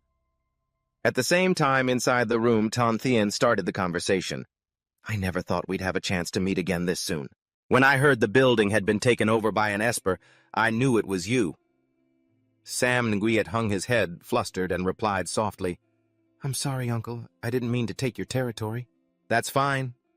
Tan Thien laughed. "I didn't come here to take back the base. I just wanted to know why the special class is looking for you." Silent for a moment, Sam Nguyen looked away. "If I tell you, you might not believe it." Outside the base, Tan Thien's subordinates gathered in a corner, whispering, "Wonder what Brother Tien is talking about for so long." "I'm starving. All you do is eat. Brother Thien hasn't complained yet, so shut your trap." The boss really doesn't know how to treat people, making Brother Thien run back and forth between the management zone and the exile zone. Back in the room after hearing everything, Tan Thien understood the situation. "So in short, you are a descendant of Lord Vu Nguyen, and in the future you'll have to go up against every single Esper in the heavenly human city, and your only current teammates Are those two outside? That's right. Sam Nweet nodded. But how did you know about my mom? I didn't mention her name earlier. The tournament was your first time leaving the exile zone, right? Tanthine spoke up unexpectedly. People in other sectors know her name. However, over the years, your mother's name has become a forbidden word. It is strictly forbidden to mention it under any circumstances. I'm surprised by your honesty, but we've only met once. I could walk out that door right now and reveal your location to the people trying to catch you. Aren't you afraid? The atmosphere in this room suddenly lightened. Everything seemed easier to breathe when looking at Sam Nweet's gentle yet incredibly determined face. You won't do that.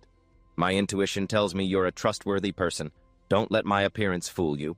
Your intuition is quite sharp. Is it? The corners of Tan Thien's mouth curled up, his eyes dropping to look straight at the boy. In just 2 short days, this kid's eyes have changed a lot, Tan Thien said suddenly. As a gift for your honesty, I have a lead on your mother that I want to tell you about. Hearing that, Sam Nweet froze in surprise. Mom, Tan Thien began to recount a part of his life. 25 years ago, I applied for a job in the management zone to help build a project. The location and the purpose were strictly confidential. We weren't allowed to take our blindfolds off before arriving. As time passed, I realized clearly that what we were building was likely a prison. I accidentally passed by a room and saw that the prison was only holding one person. When I walked past the guards, I was discovered. Must finish as quickly as possible. The cage of God. I suspect she might be imprisoned in that very prison right now. Of course, this is just my speculation, but if it's true, your mother is still alive. At that same moment at the Toe residence, the demon couldn't sense any breath of a living person. He was about to turn back when, passing a room, he accidentally sensed a very weak energy source inside and used his power to pass through the door. Seeing a child inside, he let out a loud laugh. Ha ha ha ha! Are you kidding me? Didn't they say there were no descendants left in the Toe family? What are you? Hearing a voice, the boy immediately opened his eyes. Seeing this, the demon stopped laughing. Oh, did I startle you? He stared intently as the demon starting his analysis. Unknown character, updating 20% data. The demon strolled closer and asked, not wearing a collar, even we didn't know you existed. Who on earth are you? What is your relationship to this, to family? Are you deaf? I'm talking to you. Are you listening to me or not? Suddenly the boy's eyes lit up, displaying 100% on his screen. A name was suddenly uttered, and upon hearing it, Tran Ngan, the demon froze eyes wide with shock. How do you know my name? Answer me.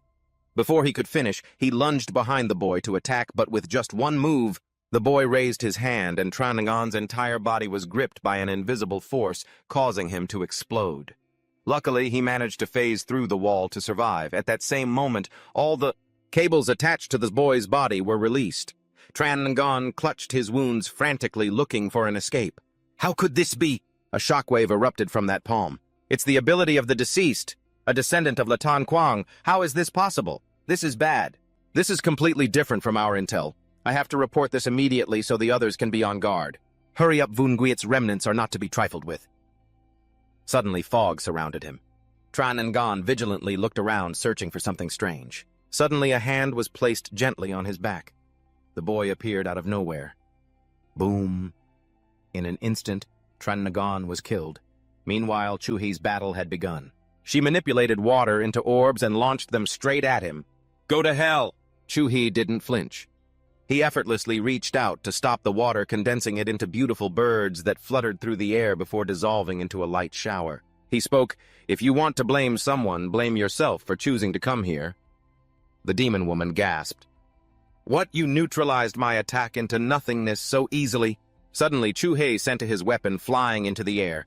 In a blink, he was right beneath her, beating her to a pulp.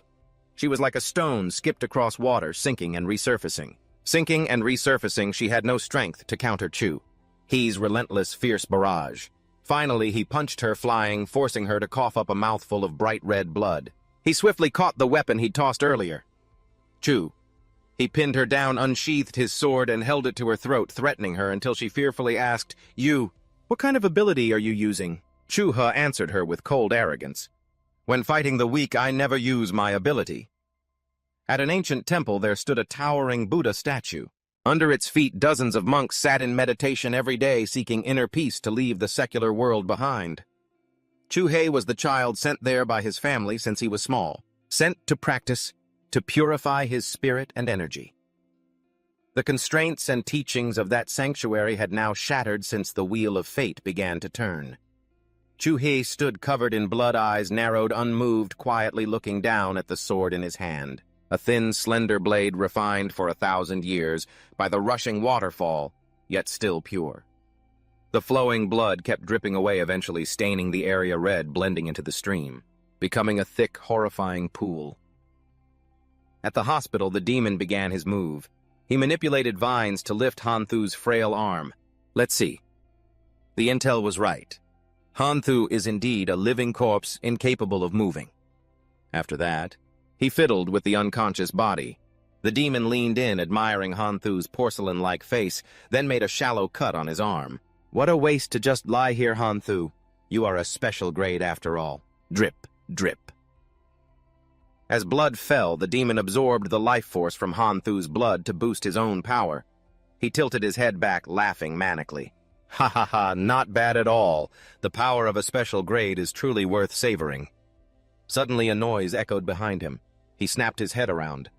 Who's there? Appearing before him was a young girl who looked 7 parts like Han-thu.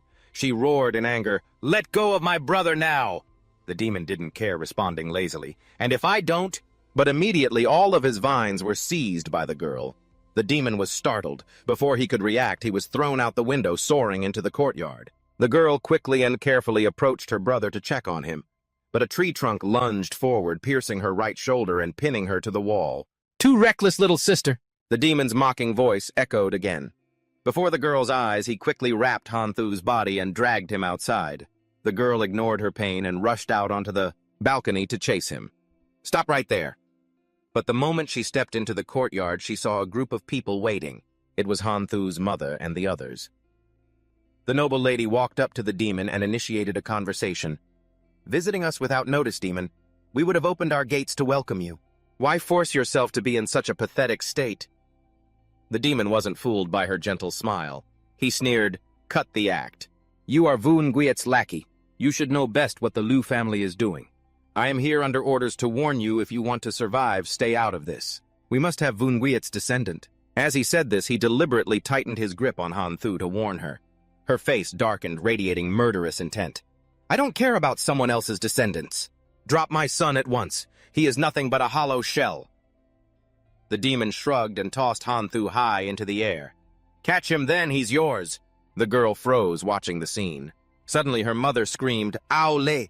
Aole rushed forward to catch her brother while the demon took the opportunity to vanish. Her mother quickly ordered the servants, "No need to chase him. Take the back to his hospital room."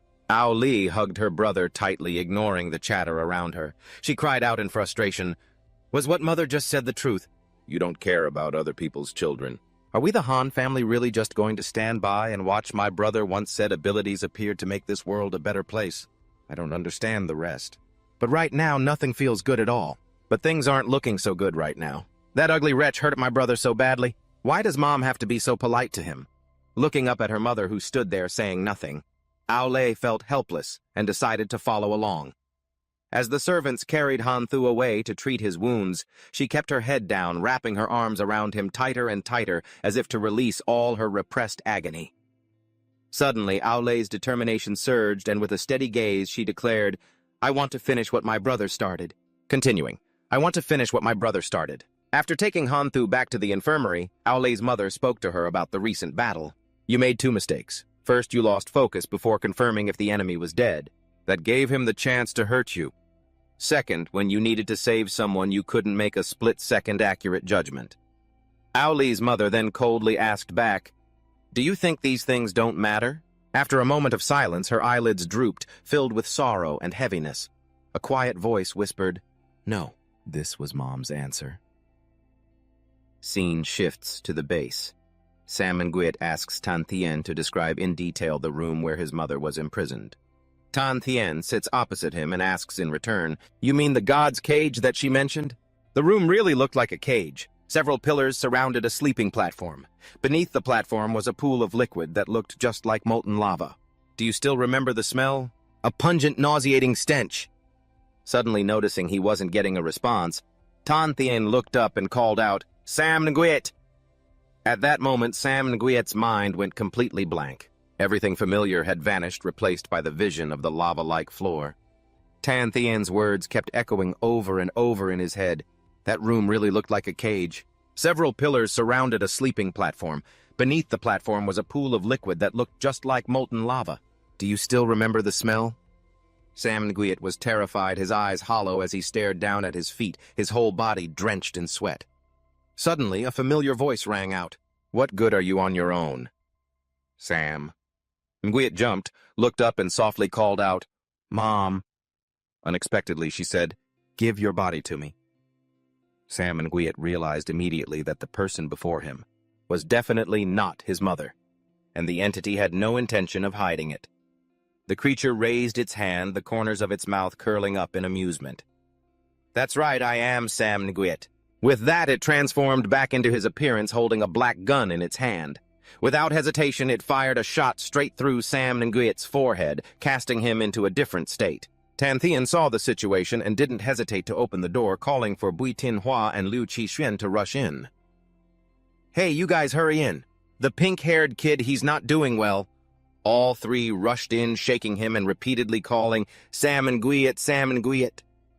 But at this moment, Sam Nguyen couldn't hear anything. His face was hollow and lifeless, like a dead person's.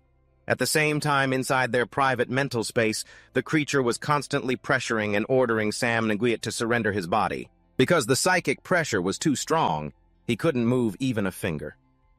Suddenly, the creature knelt down, gently placing a hand behind Sam's neck. It whispered in his ear, "Don't you remember?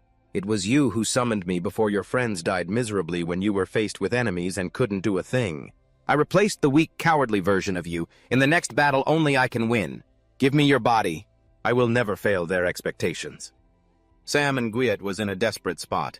He furrowed his brows, wanting to say something, but under the creature's psychic power, he couldn't even make a sound. The creature began to lose patience, gripping Sam Nguyen's wrist and pulling him closer, forcing him to look him in the eye.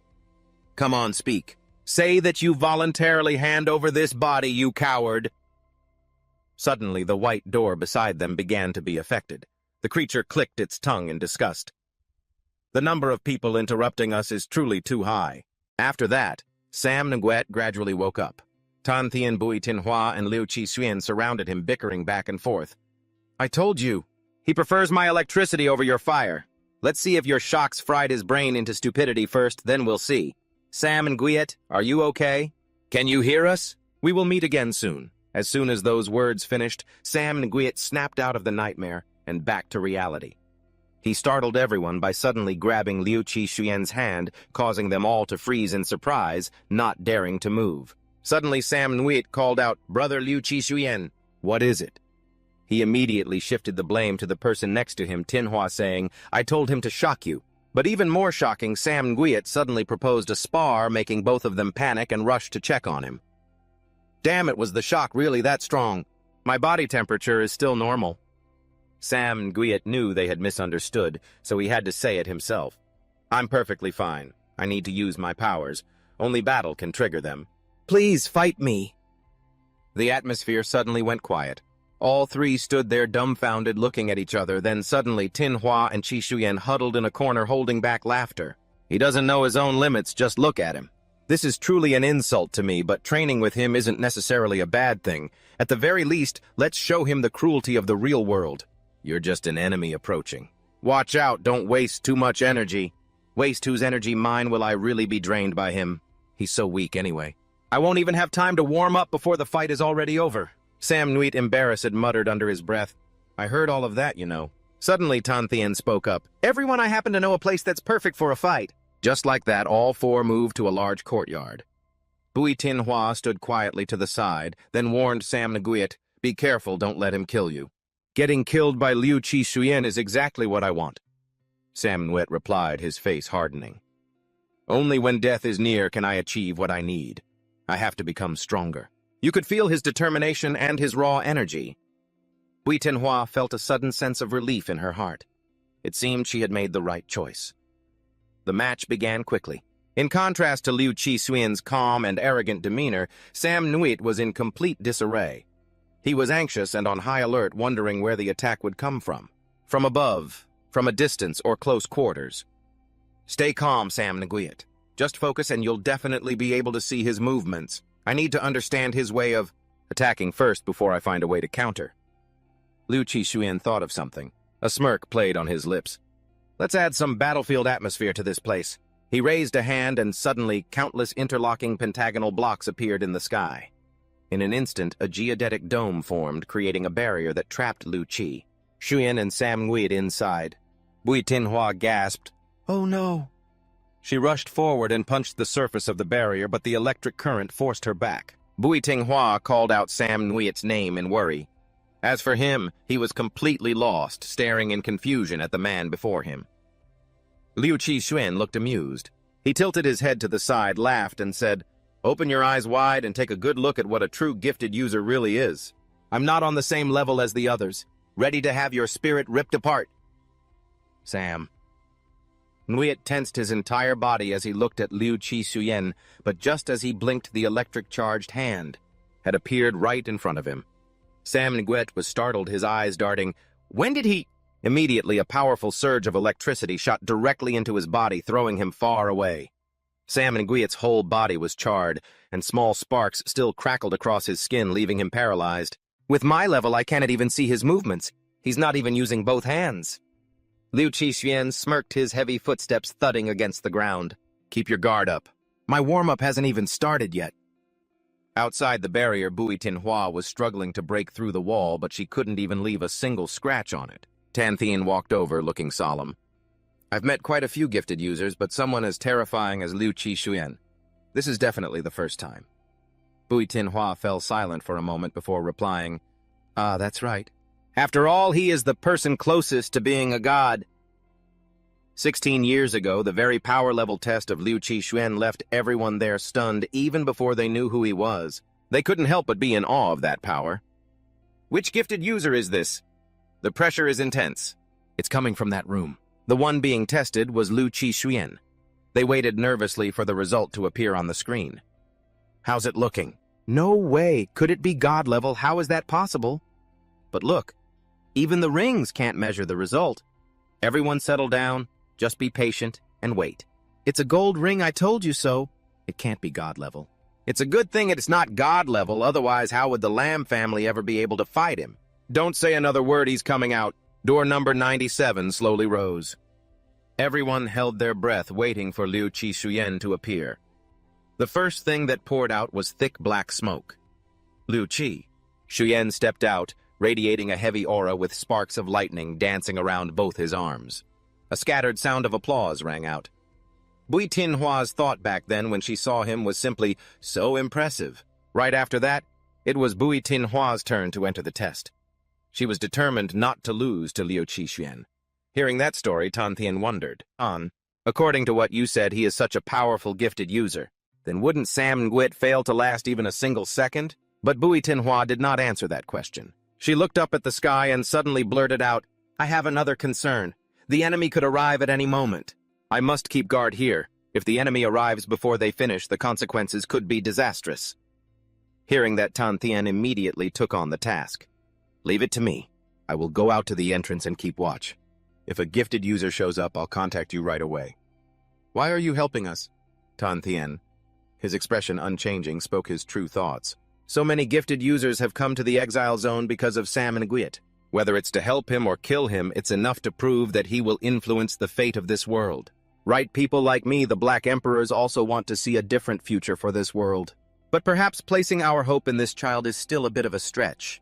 I'm heading out now. If anything happens, contact me by phone." Meanwhile, Sam Nguyen was still beaten to the point of being unable to move. The electric sparks had fortunately faded quickly. He thought to himself, thank goodness. Liu Qixuan isn't an enemy. Suddenly his vision went black and that voice rang out once again. "Can you feel it now? If you don't surrender your body to me, you won't be able to do anything." Sam Nguyen frowned and bit his lip as he looked at the figure pinning him down. It was that being. It leaned down, burying its head into Sam Nguyen's neck as if it wanted to devour him whole. The voice wouldn't stop nagging, trying to swallow his mind whole. "I know what you're thinking. You're tired of being treated like a bug, aren't you? You want power just like Liu Zhichuan, then beg me. You're just a pathetic coward who can't face reality. What's the point of fighting me? Think about it. What will those espers do to you once they catch you? They'll make you wish you were dead. They'll treat you just like they treated your mother. They'll lock you up while people line up to drink your blood and feast on your flesh. Come on, just surrender to me. I will destroy everything for you, wipe out all those espers. That sentence suddenly triggered a long-forgotten memory in Sam Nguyen's mind. He parted his lips and said boldly, "You're not really me. If you were, you wouldn't have forgotten those words." Back then, a massive fire had broken out far away. In that district, people seemed not to care. They were partying as usual, dancing and singing around a bonfire. That joy was reflected in Athuan's eyes, but he felt no joy at all. Suddenly, an old man approached and handed them a loaf of bread. "Here, take this, kids." Athuan asked cautiously, "We're taking your share. What about you, sir?" The old man smiled, patted their heads, and said, "I'm old. I don't need much. Take it. Join the 10th Union later and pay me back then." Athuan thanked him with a smile and took it. Suddenly, Sam Nguyen asked timidly, "Athuan, can we stay here?" "No." Seeing his brother refuse, he asked curiously, "Why, it's good here." "Good. Listen closely. The screams of agony haven't stopped once. To be honest, I find these people scarier than the bandits outside. If we stay here, will we turn into them too? I don't want to become like that." Reflecting on it, Sam Nguyen said with disgust, "This world ended up this way. All because of those espers." Hey, I'm an esper too, you know," Athuan said, flexing his power to make the piece of bread in his hand float just to prove it. Sam Nguyen jumped, spinning around to look at him. Athuan kept chewing, continuing, Nguyen, let me ask you, if there were a parallel world where people had no powers at all, do you think there would be no bad people there?" "How could that be?" Hearing this, Athuan jumped in. "Exactly. That's why I say just like this food in your hand. It was sent to this exile zone by kind esper families who bore the pressure to do so. The standard for good or bad has never been about powers." Saying that, Athuan grabbed Sam Nguyen's bread and shoved it into his mouth, ignoring his protests. They relied on each other to survive a wretched life. Athuan whispered softly, "After this meal, let's hurry back to the real world." Waking up from that distant memory, Sam Nguyen was now able to confront the dark entity clinging to him. A solitary light flickered deep in his chest. "I must return to the real world." In an instant, the dream world shattered like glass, pulling Sam Nguyen's body back to reality. Liu Jichuan suddenly sensed a surge of energy rising from his opponent. Sam Nguyen, battered and bruised, struggled to his feet. "Liu Jichuan, it's not over yet." Seeing his predator-like gaze, Liu Jichuan felt a chill run down his spine. The power within him erupted, and he couldn't help but shout, "Now this is getting interesting." Scene shift to the control zone gate. A group of people dressed in white walked out toward the exile zone. So annoying. It's so loud here. There were 6 of them just in time to face Thea on the highway. An ambulance sped past frantically. The person inside was hurriedly reporting to someone. "Yeah, we've rescued them. The demon's injuries are worse than expected. Also, we found no traces of anyone else at the scene. I fear the assailant may have already reached the exile zone. What's our next move?" Before he could finish, a voice cut in from the other end. "They won't get through. The Half-Bloods will block them at the control zone gate." The Half-Blood group was already there. They grumbled, "This gate opens so slowly, how embarrassing. Can you just shut your mouth?" "Fine, we'll leave those 2 to you." Suddenly, a guard looked at them and thought, "Are they prisoners? I don't remember the control zone having a prison for the Black Rings." The black-haired woman suddenly spoke, "Hey." Then she vanished, reappearing right in front of the guard, pressing her sword against his throat. "What are you staring at? Think I don't know?" Ignoring the man who was trembling in fear, she glared, heated up the device on his face, and detonated it right there. She stepped on him impatiently. "Keep looking at me, huh? You dare do it again." The other guard saw this and pulled his gun, pointing it at her, but it wouldn't fire at all. The girl glared back at him, but was reminded by a handsome man in the group, "Stop playing around, Thea. Let's get to work. The situation has changed. 2 of you need to return to the control zone to stop the special class from reaching the exile zone." The leader, hands in his pockets, asked quickly, "Who's going?" Hera sheathed her sword and darted off, running alongside another person with their face wrapped in bandages. "Whoever gets there first wins," the purple-haired woman commented. "The youth are certainly full of energy." And so they split up, heading toward their assigned locations. Scene shift to the district area.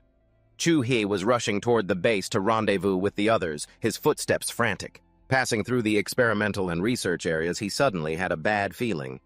He stopped in his tracks then. It decisively unsheathed his sword, taking a high-alert stance. At the same time, in a distant building, the Black Ring guy was hunched on the ground drawing something. Only a fool would take on a special class head-on. It was hard enough to get out here. What if I end up dead? Just stall for a bit, that should do it. It's just killing one Black Ring after all. If they had acted a little faster, this wouldn't even be my problem anymore. The scribbles took shape one by one right up until he finished speaking. The drawing suddenly started to glow, and the skyscrapers outside began to collapse unexpectedly. Everything crumbled in the blink of an eye.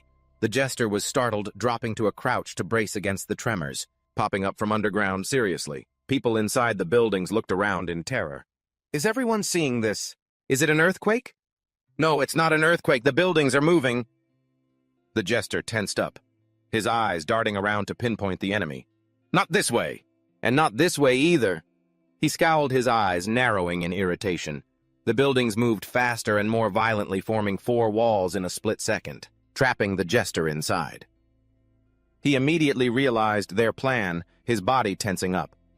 Trying to lock me in, are you? I don't have time to play hide-and-seek with you people. In a flash, he escaped the encirclement and bolted outside, but just as he started to move, the guy in the black circle adjusted his drawing, controlling another building to block the jester's path. He was quick-witted, dropping down and sliding along the walls while dodging the buildings that kept popping up out of nowhere, making it a bit difficult for the jester to dodge everything. By the time he was close to the ground, he felt dizzy and exhausted. The jester let out a sigh of relief as he landed. He looked up in annoyance. Back to square one, huh? Meanwhile, on the bridge, the kid from the Toe family was on his way to the meeting spot when a notification suddenly popped up, warning of a malfunction in his leg's energy core. Please land immediately. He had to stop looking down to see Thea already waiting on the bridge below. She waved happily and called out, "Hey, robot!" At the same time, back at the base, Bui Tinghua received a call from Tan Thin. Yeah, thanks for the heads up, Tan Thin. Find a good place to hide, all right? It's fine, you don't need to come back to help me. After hanging up, the atmosphere around her immediately plummeted. Bui Tinhua irritably pulled a pin out of her hair. How annoying. I hate having to look up at people. I'm talking to you lot. Who wants to die first, or do you all want to come at me at once? I'll take you all on. The purple-haired woman laughed. Heh, that's a lot of big talk. Bui Tinghua glanced toward the barrier, thinking I have to stall until Sam Nguyet's ability awakens. But even if she succeeds, it's highly likely Sam Nguyet will be like her mother, possessing an ability leaning toward telekinesis. The weakness of this type of ability user is quite obvious. Lord Vu Nguyet is the same. If it really comes to a fight, it's still down to me and that Lu guy. While Bui Tinhua was vigilantly calculating, the group of half-bloods was chatting away completely relaxed. Haven't been back for years. Why is this place even worse than I remember? It's always been like this. Gee, stop using that nostalgic tone to talk about the exile zone, would you? It just brings back too many bad memories for me. Observing them for a moment, Bui Tinhua realized something and muttered, Then again, they're all black rings, aren't they? It was exactly as Dad said. 14 years ago at the Bui estate, after a long day of training, Bui Tinhua was heading back to her room when she noticed the light in her father's study was still on. She curiously walked over, knocked, and entered. Seeing his little girl, old man Bui reminded her, You're still growing, don't train day and night like that. You have to know how to balance work and rest, understand. Here we go again. Bui Tinhua sighed to herself, then retorted, I'm young, so I recover quickly. It's you, Dad. You should know when to stop staying up so late. I don't want to lose you while I'm still young. Sharp-tongued as always, aren't you? She continued. Dad, you have to drink it while it's hot. Every time I come in, the tea on your desk is always cold. How many times do I have to tell you before you listen? But when Bui Tinhua brought the tea to her father, she suddenly looked down at the stack of documents. They were all about the great families. Bui Tinhua hung her head and whispered, Where on earth did they hide Lord Vu Nguyet? It's been so long since they took her away. Hearing this, old man Bui set his teacup down, his voice raspy and tinged with sadness. That's right. Where is she? I also really want to know the answer to that question. Just like this moment. Sitting here peacefully drinking a cup of hot tea poured by my daughter. This happiness is traded for Lord Vu Nguyet's freedom. The atmosphere quickly sank into silence. Suddenly, old man Bui stood up and pulled back the screen. That's right. Let's watch this instead. Suddenly, the old man Bowie stood up and switched the projector on. Check this out. Do you recognize the symbol on this vehicle, son? Bui Tinghua quickly replied, that's a specialized transport vehicle from the Celestial City, but these images, they look like they were captured from the exile zone. Exactly. Old Bowie nodded and added, recently, the 8 great families have been making frequent moves. They've been capturing Dark Imperials nonstop. In just 2 short weeks, they've snatched over 1,000 people. Hearing this, Bui Tinghua froze, shocked. Over 1,000 people. What are they planning to do with those kids? After a moment of silence, old Bowie said worriedly, I've considered many possibilities and they all lead to one conclusion. They're being used to deal with your generation. Back in reality, the mixed blood leader called out, you guys are so rude, don't just ignore our target like that. Who started this mess anyway? The handsome young man said, kicking the leader in the butt before rushing into the fray. Fine, let me handle it. But the purple-haired woman quickly stopped him. Kwong, if you step in, it's a bit like bullying the weak. I don't want to see a beauty die a tragic death. Having said that, she leaped down to face Bui Tinghua. I'm different, though. I'm going to give you a really beautiful death. Bui Tinghua was instantly provoked, her face darkening. Oh, why don't you give it a try? The 3 people above watched the fight and looked toward the adjacent barrier. Liu Qixuan and our target Sam Nguyen must be in there, such a drag. Do you want to go and break it open? Why waste the energy once Hamai beats Bui Tinghua to death? They'll naturally open it up. When that time comes, Sam Nguyen is yours. I only need Liu Qixuan. I want to see for myself how strong this man rumored to be closest to godhood really is, or if those of us who have devoured gods are stronger. Meanwhile, inside the barrier, Sam Nguyen had awakened his ability. His whole body felt heavy. He let out a sigh of relief. That was close. Just a moment ago, my body was almost taken over by that guy who looks exactly like me, but thanks to him, I can see everything clearly now. Speaking of which, he should give that guy a name. Let's call him Two Hack Little Black. No sooner had the thought finished than Sam Nguyen's hand moved on its own and slapped his own face twice, leaving Liu Qixuan stunned. What on earth are you doing? Through that action, Sam Nguyen knew it seemed the creature inside his body absolutely did not like that name. But having gained power, he quickly boosted his morale and shouted, Come on, Liu Qixuan, I'll take every one of your next attacks. As soon as the words left his lips, Liu Qixuan suddenly turned into a lightning bolt and lunged forward, but Sam Nguyen dodged the attack lightly. As expected, just like what I saw. Normally, with my actual strength, dodging Liu Qixuan's attack would be absolutely impossible, but knowing his attack trajectory in advance is a different story. Hey, Little Black, you weren't wrong, actually. I truly am in existence as insignificant as an ant. But don't you forget, if it weren't for me risking my life for the past 18 years, you wouldn't even exist. If we're talking about who has better survivability, it's not certain that you'd outperform me. Don't just pop up and casually invalidate me like that. And this is the first time someone other than a Thuan has walked by my side. As he was lost in thought, Liu Qixuan suddenly appeared right in front of Sam Nguyen. Out of nowhere, he landed a kick straight to his gut, sending him flying. But there was no fear. Sam Nguyen confidently declared, Little Black, it wasn't because of you, it was because of me. I managed to block all of Liu Qixuan's attacks. Zhuan, you can just stay in the corner and watch. I'll show you my growth. Having said that, Sam Nguyen lunged in front of Liu Qixuan to attack, but the latter quickly created a protective barrier. Sam Nguyen nimbly slipped behind him, planning to follow up with another strike. Just as Liu Qixuan turned around Sam, Nguyen suddenly changed direction, stretching his arm out to grab him. But Liu Qixuan was one step faster. He tilted his body slightly, caught the opponent's wrist, and flipped him. Boom! An explosion erupted with dust and debris filling the air. By the time it cleared, Sam Nguyen had been completely captured by Liu Qixuan, bound tightly in chains forged from the void. If your ability hasn't fully awakened, there's no way you can dodge that. You can see the future now, right? Hamai smiled and started a conversation with her opponent. Bui Tinghua, right.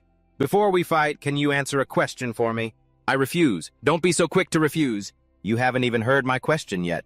We received 2 missions. One is to capture the god-level descendant Sam Nguyen alive. 2 is to take Bui Tinhua's life. Satisfy my curiosity, won't you? Whisper to me, why do the 8 great families want the life of someone high-level? You aren't even a special level, just a measly silver emperor. Do you have a grudge against them? Or is there something else special about you? As soon as that question was uttered, the atmosphere around Bui Tinhua suddenly thickened. She parted her lips and muttered, "Measly." And then, fire roared and flared with her sudden burst of rage. "To think I'd get taken down by a pathetic silver rancor!" Seeing her expression, my ha only grew more playful. "Uh-oh, you're in trouble now." "I think I spoke too soon." Bui Tinhua didn't say another word.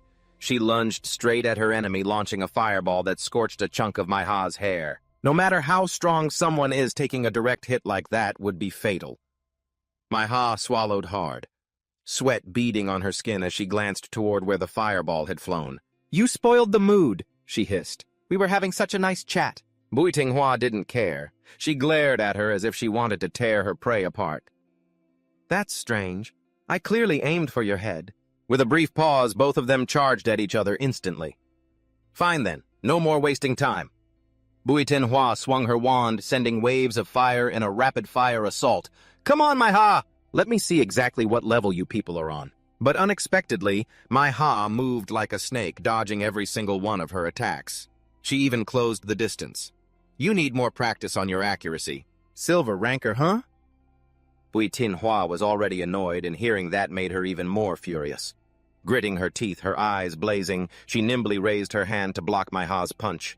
But she didn't realize that my ha had already planned it. My ha gently brushed against Bui Tinhua's arm, then was grabbed by the wrist and twisted to the side. Bui Tinhua darkened her face and punched down, but my ha was no pushover. She wiggled free and kicked hard at her opponent's head. As she somersaulted to the ground once again, my ha's hand lightly touched Bui Tinhua's ankle. Before she could realize it, my ha jumped back, keeping a certain distance. Bui Tinhua wouldn't give her enemy a chance to escape.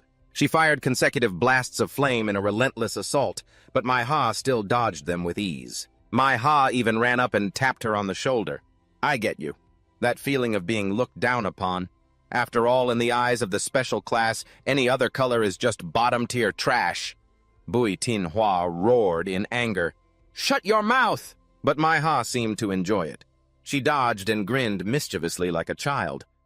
Suddenly, Bui Tinhua heard the sound of a gun being cocked, and without hesitation, she created a vortex above her head, blasting pillars of fire up from the ground to shield herself. "I don't like cowards who attack from behind.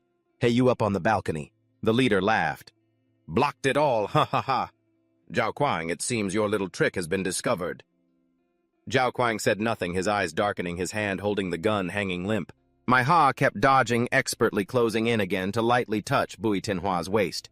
"These two scars, they must be an unforgettable memory, right? Tell me about it." As she spoke, her hand also touched her face. Bui Tinhua immediately raised a wall of fire, creating space between herself and her enemy. In an instant, my ha couldn't see her anymore. She looked around, searching.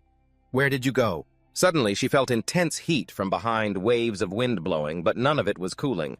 Bui Tinhua suddenly appeared behind my ha, coldly asking, "Are you done with your last words?" She raised both hands with her wand floating in between, emitting a blinding light. "Sorry, Sanwit. I intended to stall for time for you, but now I have to end this quickly. She has angered me." Around Bui Tinhua, thousands of other wands suddenly appeared. She swung her hand, and they all locked onto my ha as the target flying straight toward her. A chain of explosions followed, dust and smoke clouding the space. Bui Tinhua retracted her wand, looking at the person kneeling at her feet. "How does it taste, being beaten until you can't stand by someone who carries a crippled silver rank badge like me?" My ha was a mess, covered in dirt and blood. She wheezed, glancing at her. Then suddenly the corner of her mouth curled up. She laughed maniacally. "Ha, ha, ha! It's been so long since I've had this much fun!" "Bui Tinhua, I have to admit you deserve to be one of the top experts among the silver rank ability users. I think I like you even more now." Bui Tinhua didn't speak, her eyelids lowering like a bullet as she stared at my ha's terrifyingly excited face. Above, the other three members of the mixed blood group watched. The youngest child snuggled into Zhao Kuang, whispering, "Sister Ha-mi." Zhao Kuang gently stroked his head. "Tranan, don't worry. This is the performance Ha-mi likes the most." Suddenly, the leader's voice cut in. "You little brat, who exactly are you worried about, huh?" "That Bui Tinhua is already a dead woman. A long time ago, a series of mass kidnappings of black rank badge holders broke out everywhere. In a deep level where escape was impossible, red alarm lights flashed everywhere. A man in the control room checked the monitors and immediately reported back. The surveillance camera in West Wing B313 is broken. Send someone to check it out. Kid, be careful. That's a successful mutation child. Tasked with the mission, two burly men went to Wing B313. They walked through a long, dark corridor before reaching the cell. "Hey, wake up, kid!" The other side showed no reaction. The two men looked at each other, signaling before opening the door to enter. But the moment one of them tried to touch him, the boy suddenly opened his eyes wide and lunged to attack one of them. The other guy jumped, grabbed his gun, and pointed it straight at the boy. "What are you doing? Let me go!" Ignoring the man's struggle, the boy bit off his ear and made a demand to the other one. "Hand over the card." Surprisingly, the other guy was obedient, pulling out the card and answering calmly, "All right, here, take it." The trembling child, thinking he had finally achieved his wish, reached out to grab it, but the very next second, all that erupted was the sound of gunfire. Bang, bang, and streaks of blood splattered across the wall, but that was how the journey in this place always went. Kidnapped escaped. If you couldn't escape, you were killed and finally wrapped in a sheet and returned as a corpse. Some people here only had one single task: deliver the corpse, take the corpse away. The crematorium worker received the body and checked the barcode on the back of its neck. "Hey, is this a product of the mutation experiment? West Wing B313? What an unlucky room. Burn it quickly. Did I make a mistake? Hundreds of black pearls die before a single successful mutant emerges. Yet they just talk about killing them like it's nothing." Hearing that young man's question, the old man sitting next to him on the bench slowly began to speak. "Do you have any idea how long the incinerator in the second basement has been running? Ever since this building was constructed over a dozen years ago, it's been burning day and night, never stopping. The people here have all gone insane long ago, killing each other in a frenzy. Honestly, the Black Pearls are just too naive. They think that by gaining powers, their destiny will change, that they can escape this place and win their freedom. But a Black Pearl is always just a Black Pearl." Back to the present. Hamai is being held captive by Bui Tinhua inside a cage of fire. She looks down coldly and commands, "Use your ability and fight me." But then she accidentally catches sight of the old crisscrossing scars on the fragile body of the woman in front of her. "Ha?" Mai smiles, tilting her head to the side, her tone still as nonchalant as ever. "Who said I wasn't using my ability?" Bui Tinghua waves her hand, trying to provoke her. "Are you trying to be annoying? No wonder I smelled something foul in the air. Is that your ability?" At that exact moment, a sharp pain shoots through her body. Bui Tinhua freezes, falling silent as her shoulder feels like it's being pierced by spider legs for 2 seconds. Then anywhere Hamai had touched her began to ache like she was dying. The poison had spread throughout Bui Tinhua's entire body. She couldn't believe it, looking on with bitter hatred. How is this possible? Bui Tinhua's body couldn't handle it at all. Losing her senses, she collapses to the ground. The weapon in her hand drops as she can no longer hold it. Flowers surge through the air. Hamai staggers to her feet, letting out a breath. She walks up to Bui Tinhua and kicks her rod aside. "You made me kneel for so long. It's finally your turn now, isn't it?" Bui Tinhua is in agony, her veins bulging as she vomits a mouthful of bright red blood. Only now does she recall those times that Hamai had touched her, whether accidentally or on purpose. "Is this your ability? Paralyzing the body through contact, right?" "Ha!" Mai immediately replies, "If it were only paralysis, would I be bold enough to say I could take your life? One of my abilities is, that is the power unique to Hami, one of a kind. Accelerated aging, a lethal ability." Zhao Kuang still remembers clearly the first time he met Hami. She was sitting opposite him in a large room. Her long hair had been shorn off. The sound of children sobbing echoed all around, but she never shed a single tear. After cutting their hair, the high-ranking guards dragged the children away to be cleansed. They splashed water on them like they were mere livestock. One manager, after looking at Hami's body, said with contempt, "Are you carrying any infectious germs? Any diseases? How disgusting." Hamai's entire body was covered in indelible scars. She could do nothing but hug herself tightly, bowing her head to endure it. Suddenly, she turns her hateful gaze toward Zhao Kuang. "Congratulations, everyone. You have been chosen to participate in the high-level rebirth project. This is Black Pearl, where your destiny will change. The mutation experiment will awaken your potential and reveal your truest self. This is your only chance to escape your lowly status. Those who are exceptional and successfully mutate will earn the right to enter the Heaven Human City." This video, one look and you know it's just meant to brainwash the kids. Black Pearl is entering hell, but not everyone is smart enough to realize that it's all a lie. Zhao Kuang, sitting next to a young boy, sees him staring at the screen with great excitement and whispers his name, Tian Lan. Then he accidentally catches sight of another familiar face. It's that girl again. I remember her name is Ha Mai. Perhaps fate started turning from here. In the cafeteria, as Zhao Kuang and Tian Lan were walking together, suddenly an arm reached out and grabbed his shoulder. Like a feral young beast, Ha Mai grabbed a knife and swung it in a fit of rage. You think I'm a monster, don't you? Look at me one more time and I'll gouge your eyes out. Just as the sharp object was about to pierce Zhao Kuang's eye, Tian Lan managed to reach out and block it. A stream of dark red blood poured out. Seeing the commotion, the cafeteria guard immediately walked over to warn them, "Don't cause trouble here." He jammed his stun gun into the back of Ha Mai's neck. He looked down coldly. The experiment starts in 1 hour. Don't waste your energy now, just eat this meal. Still got the energy to argue, do you? After he turned and left, Zhao Kuang still gently knelt down to check on Ha Mai. Can you stand up? But as soon as he touched her, she went berserk and knocked his hand away. Don't touch me. Having said that, Ha Mai gritted her teeth, swallowed her humiliation, and ran away. Tian Lan and Zhao Kuang watched her silhouette, speculating. Judging by her expression and reaction before coming here, she must be from the 3 Silver Foxes. Stop looking, I'm starving. After eating their fill that time, they brought the children to another room to be injected with drugs. Line after line of children, crowded like an ant colony, went into their designated rooms by number. But Zhao Kuang's room happened to be right across from Ha Mai's. As he walked past her, he gathered all his courage to say, "At that time I was staring at you because I thought you were very strong. I'm sorry for touching you without asking."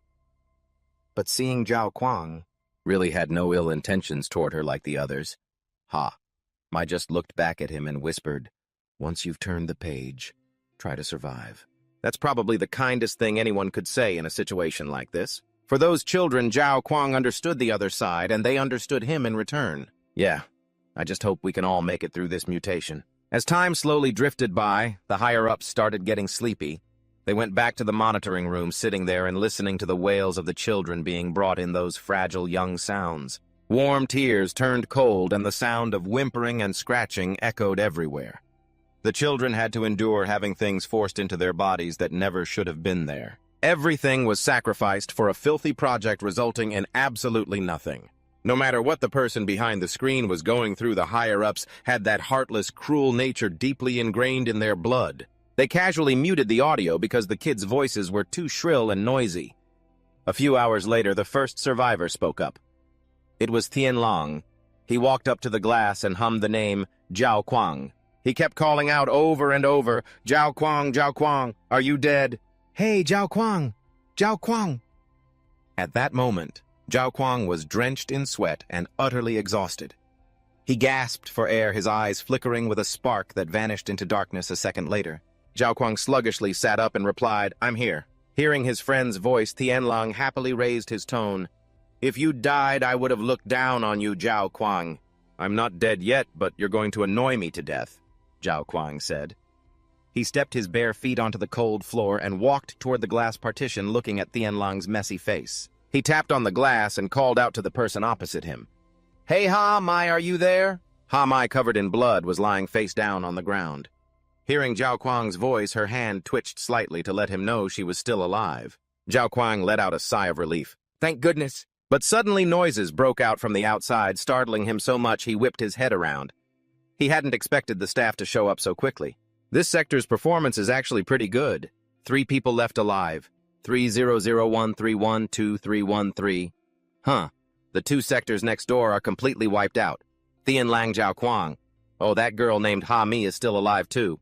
They walked straight to room 313, leaned down to check Ha Mai's condition, and flipped her over. Is this the first girl to survive in this batch? Let me see, that's right.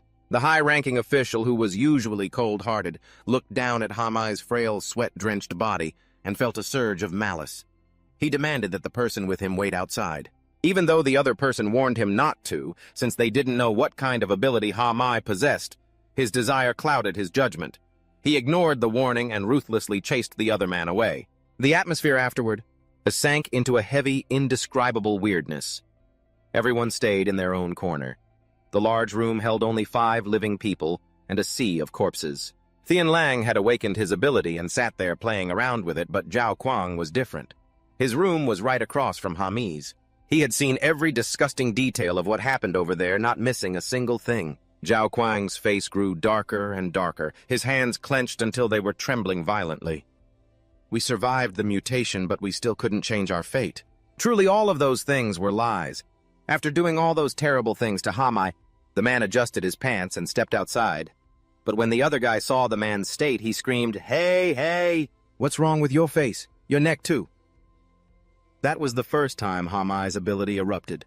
The man shrieked in fear as he looked down at his own body, which had been completely taken over by toxins. He was like a flower that bloomed and withered in an instant.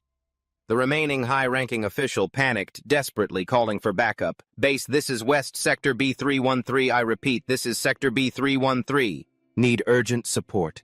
Need urgent support." Back to the present, huh? I hugged Bui Tinhua in her arms and slowly leaned in close.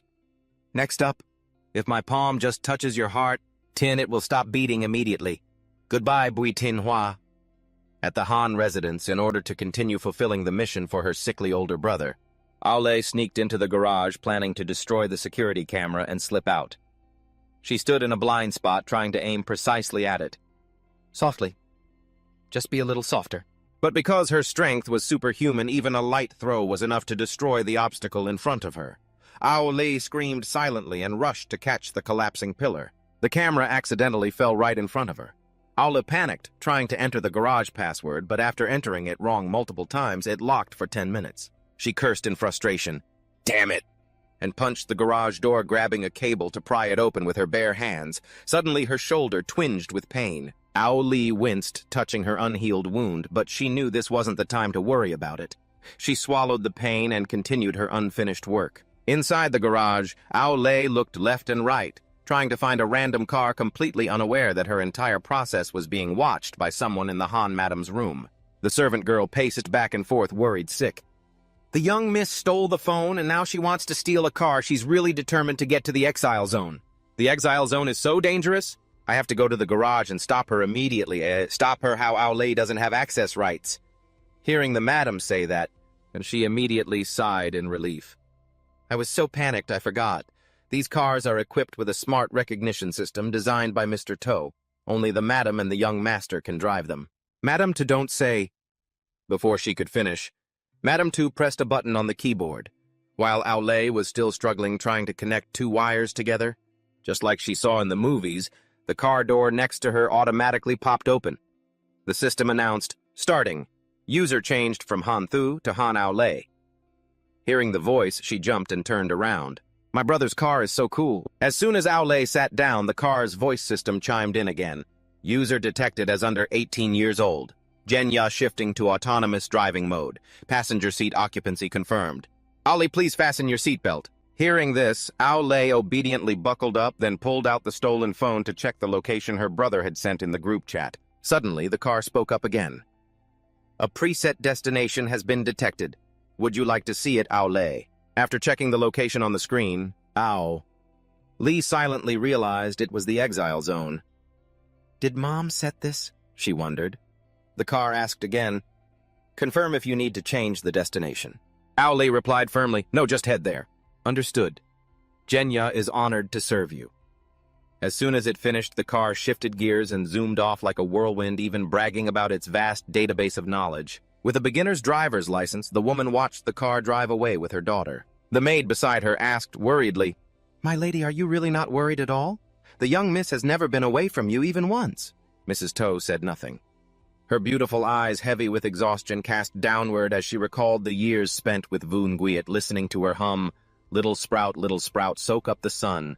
Grow your little hands, grow up strong and healthy." She remembered smiling happily while hugging her round belly, asking, "Where did you learn that nursery rhyme?" Voon Guiet, holding a bronze drum, smiled and replied, "It's very popular online. Little sprout, soak up the sun, grow your little hands, grow up strong and healthy, and arrive safely into this world. Your foster mother is always waiting for you." Everything was so peaceful back then. Being around Voon Guiet was like being in the gentle warmth of the morning sun. But then that moment arrived. The two had a massive argument. Woonguyet's once gentle, clear face was now stained with darkness. All the beauty of the past seemed to have been erased. Mrs. Han only remembered that moment. She had slapped Woonguyet across the face. Then, unable to contain herself, she screamed, "I will hate you forever, trapped in that terrible memory." Mrs. Han's mood sank, but the maid's voice quickly pulled her back. "My lady, are you all right?" "I'm fine. I was just remembering some things from the past." Mrs. Han looked into the distance and whispered, "The future can be changed." "It definitely can. I believe in Aulay."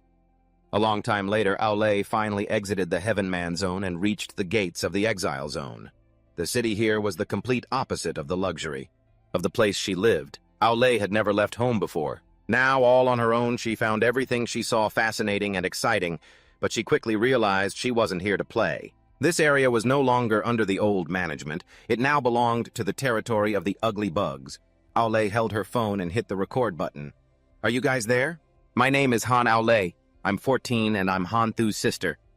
For some special reasons, my brother couldn't come, so my mother sent me to assist you all." Done, she nervously hit send. She looked out the window, thinking to herself, "They'll forgive me for leaving without saying goodbye, right?" On the way to the designated spot, Aulay waited and waited, but there wasn't a single reply. Suddenly, Jenya's voice rang out. "The group chat has default location sharing enabled. Jenya suggests you check the locations of your siblings directly." Aulay shyly nodded. Help me check it." Immediately, Jenya detected two people quite close to Aula 1, of whom Jenya found very familiar. Before it could finish, a static sound broke through. The screen flickered, splitting into layers as if glitching. Just as Aulay reached out to tap the screen, Jenya swerved and sped off instantly. It was heading straight for the address shown on the device.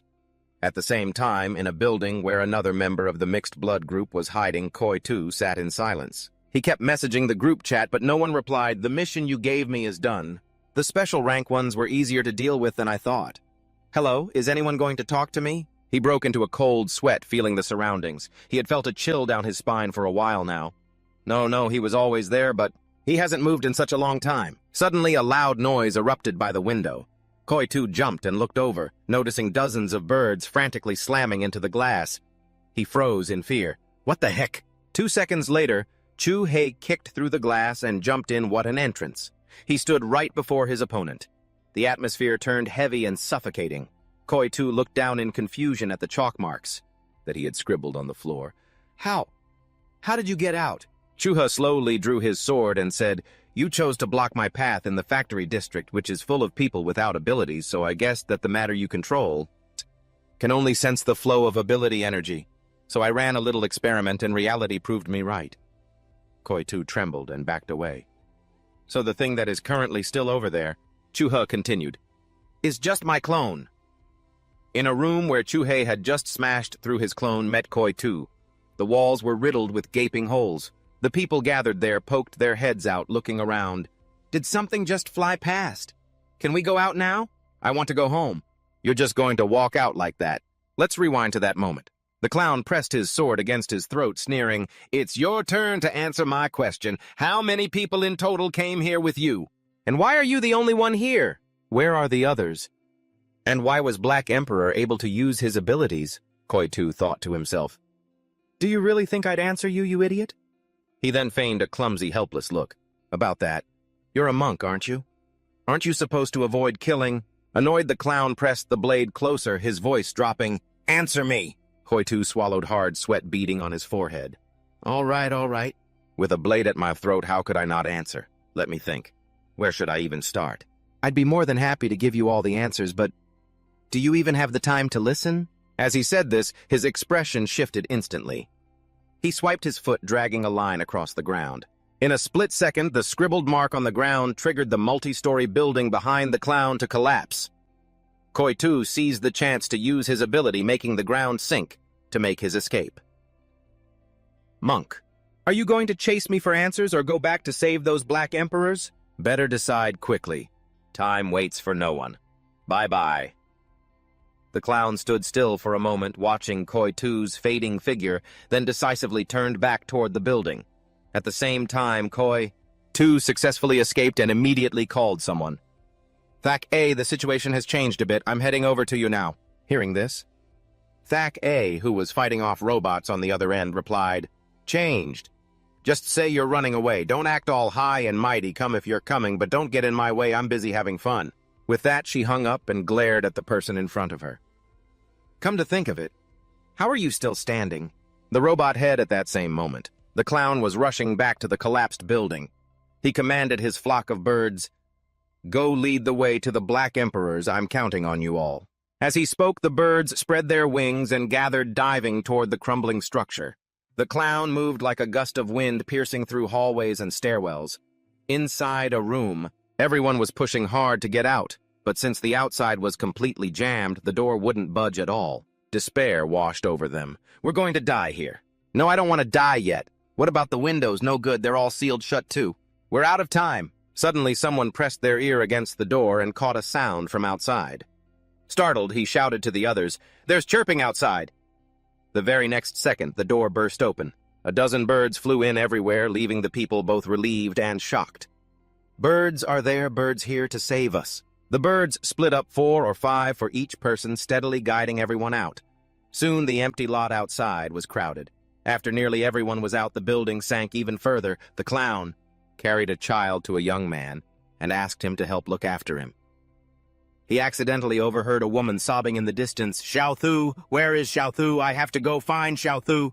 The boy was still inside the factory. Someone nearby scolded her loudly, "Didn't I tell you not to sneak your son into the factory?" The woman snapped back angrily, "What else was I supposed to do? Should I have just left him in the exile zone to wait for death?" No sooner had she finished speaking than the building in front of them sank deeper. The woman wept in agony. "Xiaothu, where are you?" Suddenly the clown's voice rang out. "Where is your son?" The woman was startled, then quickly replied, "The utility room in basement level 1. Without waiting for her to finish, he rushed off the sound of the birds chirping in his ears. The clown smiled, gently petting a bird. "It'll be okay," he whispered. Inside the utility room, everything was completely destroyed. The door was blocked with no way out. A child's thin, frantic voice echoed repeatedly, "Is anyone out there?" Surrounded by rising water, Xiaothu struggled to reach a hole in the ceiling, trying to escape. "If I stay here like this, I'm going to drown. I have to find a way down to level 1. Mom is still waiting for me." But because he was small, Xiaothu didn't have the strength. Just as he managed to grab onto the wall, it collapsed. The boy struggled, water rushing into his nose and mouth. "Help, Mom. Someone save me." Just as the moment seemed to be his last, the clown arrived just in time, shattering the door to let the water drain. He gently caught Xiaothu and lifted him up, carrying him away from the jaws of death. Outside in the open yard, everything had turned into a wasteland. The woman waited in agony, eyes locked on the building, never looking away. Thud. The clown, covered in dirt and soaked through, has successfully escaped, carrying Xiaothu, who was coughing violently. He hugged the boy gently and asked, "What's your name?" Xiaothu. "My name is Xiaothu." The clown set him down and whispered, "Don't be afraid. You're safe now." Xiaothu looked up at him timidly. "Sir, thank you." The clown smiled, placed a hand on his shoulder, and said quietly, "Xiaothu, can you go out to the open lot and find your mother on your own?" "I have to go now." "Yes, I can do it." "You're so brave, Xiaothu." The clown affectionately ruffled the boy's hair, and in a flash he vanished like the wind, leaving Xiaothu standing there in a daze amidst the rustling sounds. He blankly called out, "Big brother!" The scene shifts to the bridge where the robot's sensors are blaring warnings about external sabotage. As it tries to recover its data, the machine continues to emit stiff mechanical beeps. "Repeating! Repeating priority mission!" Annoyed Thake jumped back. "Damn it, this thing is tough. Let's see how you handle this." As she spoke, she pulled a gun from the holster on her leg. The robot immediately spoke up. "Warning intruder detected. Cease your attack and leave immediately." Warning issued. No further warnings. With the exception of Sam Nguit and Lord Vuongwit, all other ability users are to be terminated. As soon as it finished, the robot prepared to fire a blast of energy from its hand, but the energy core failed to activate.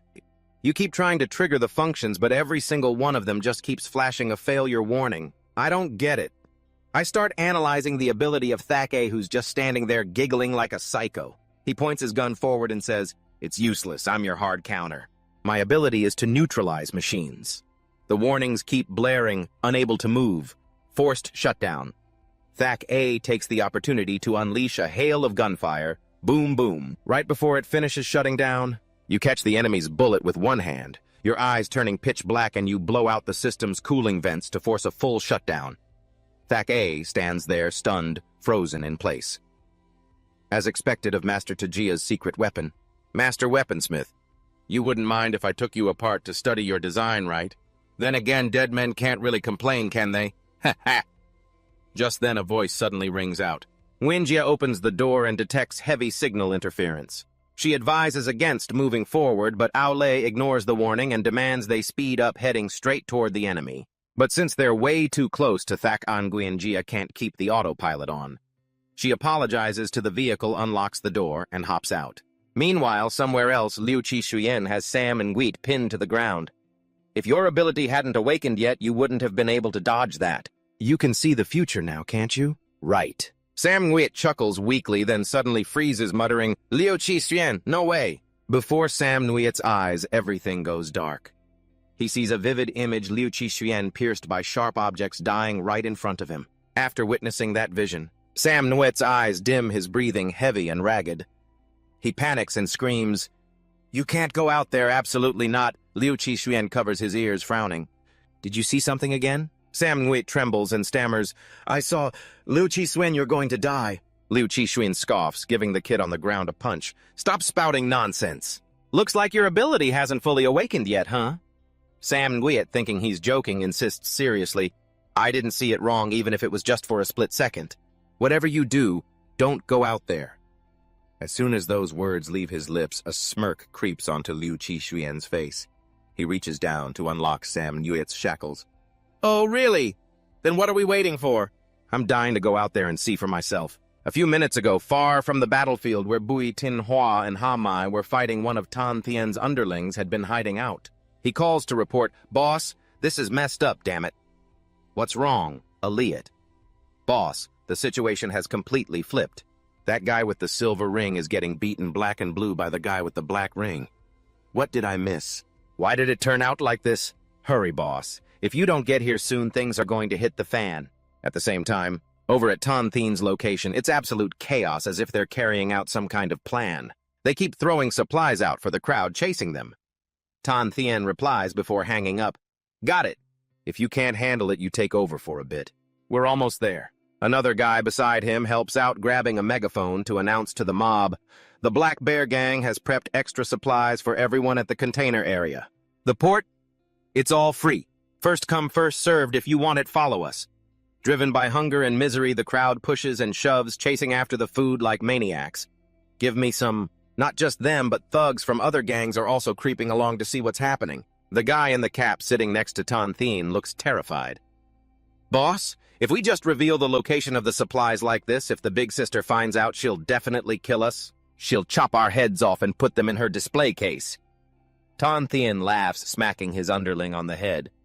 By us, you mean just you, buddy. The guy accepts his fate in despair, sitting to the side and talking to himself.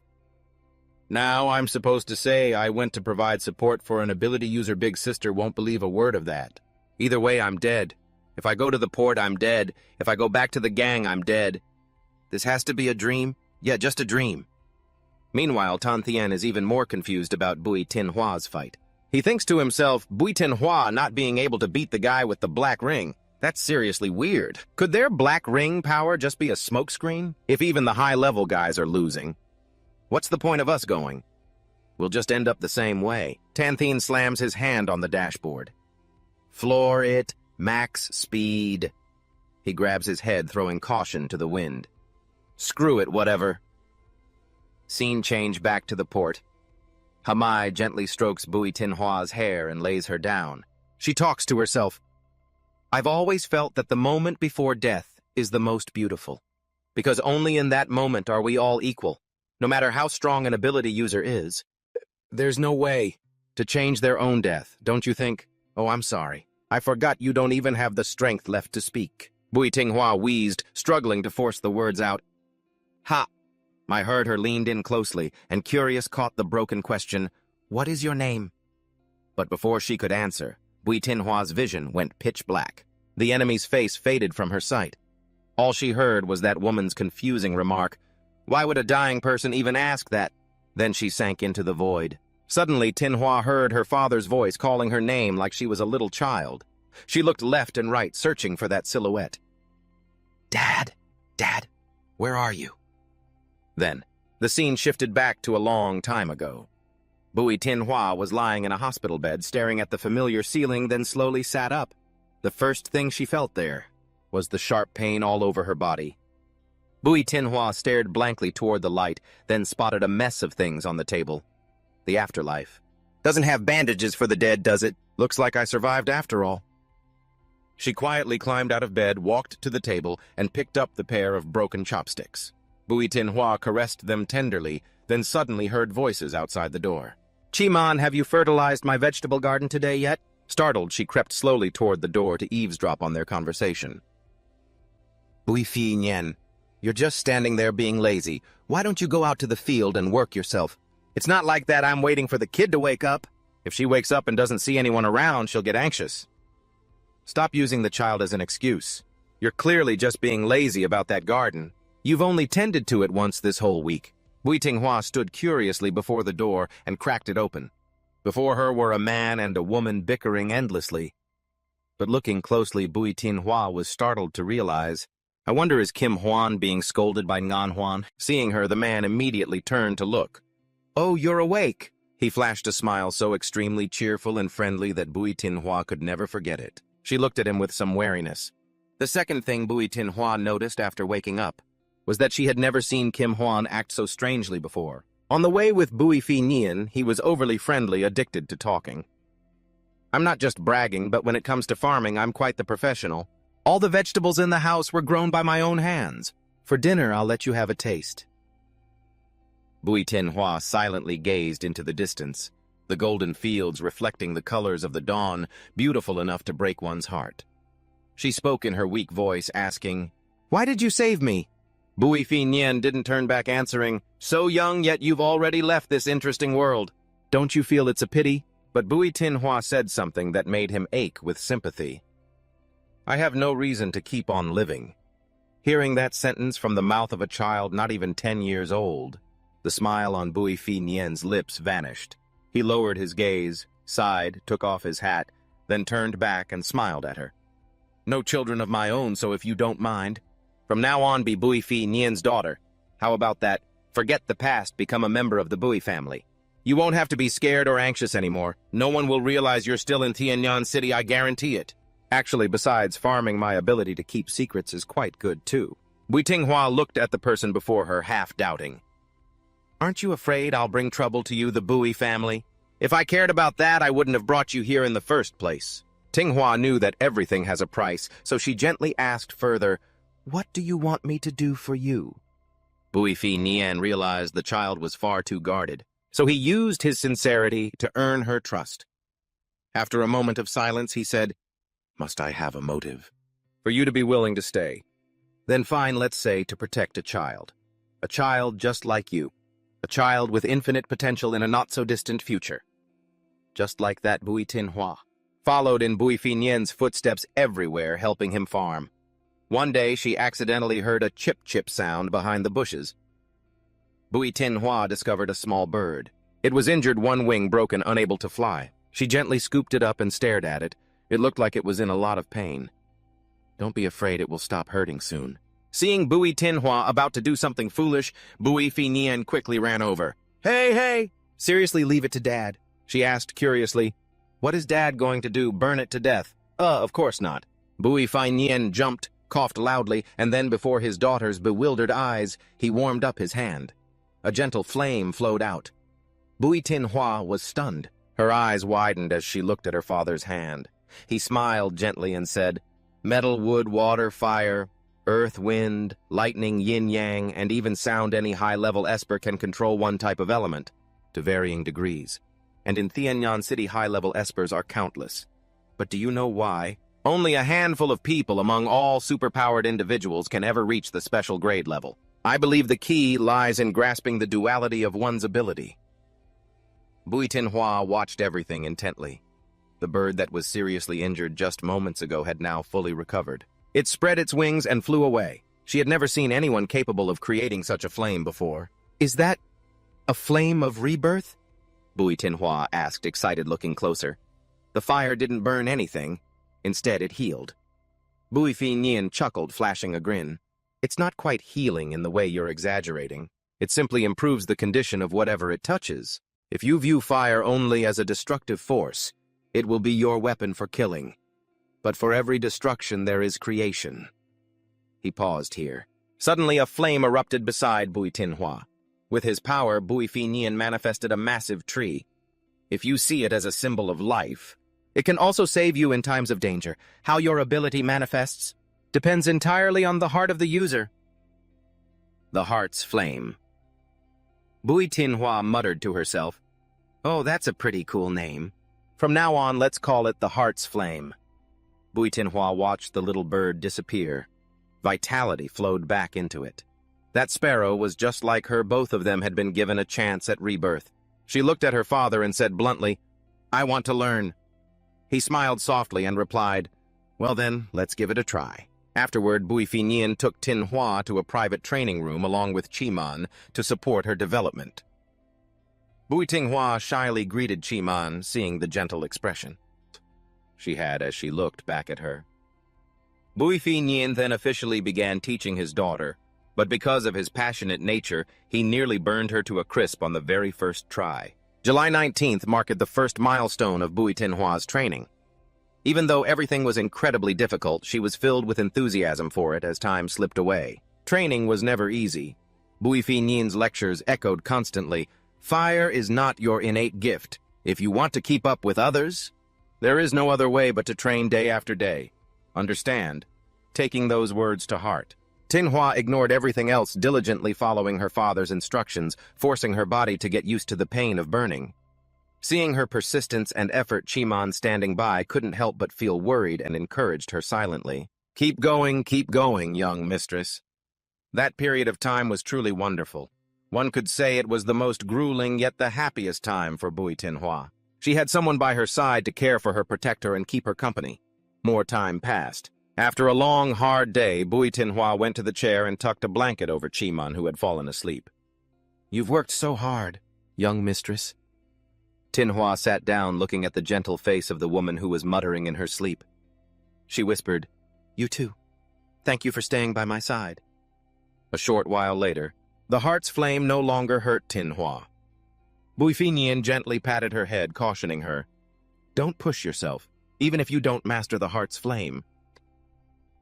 You can still become an excellent superpowered individual." Hearing that, Tinhua's mood sank.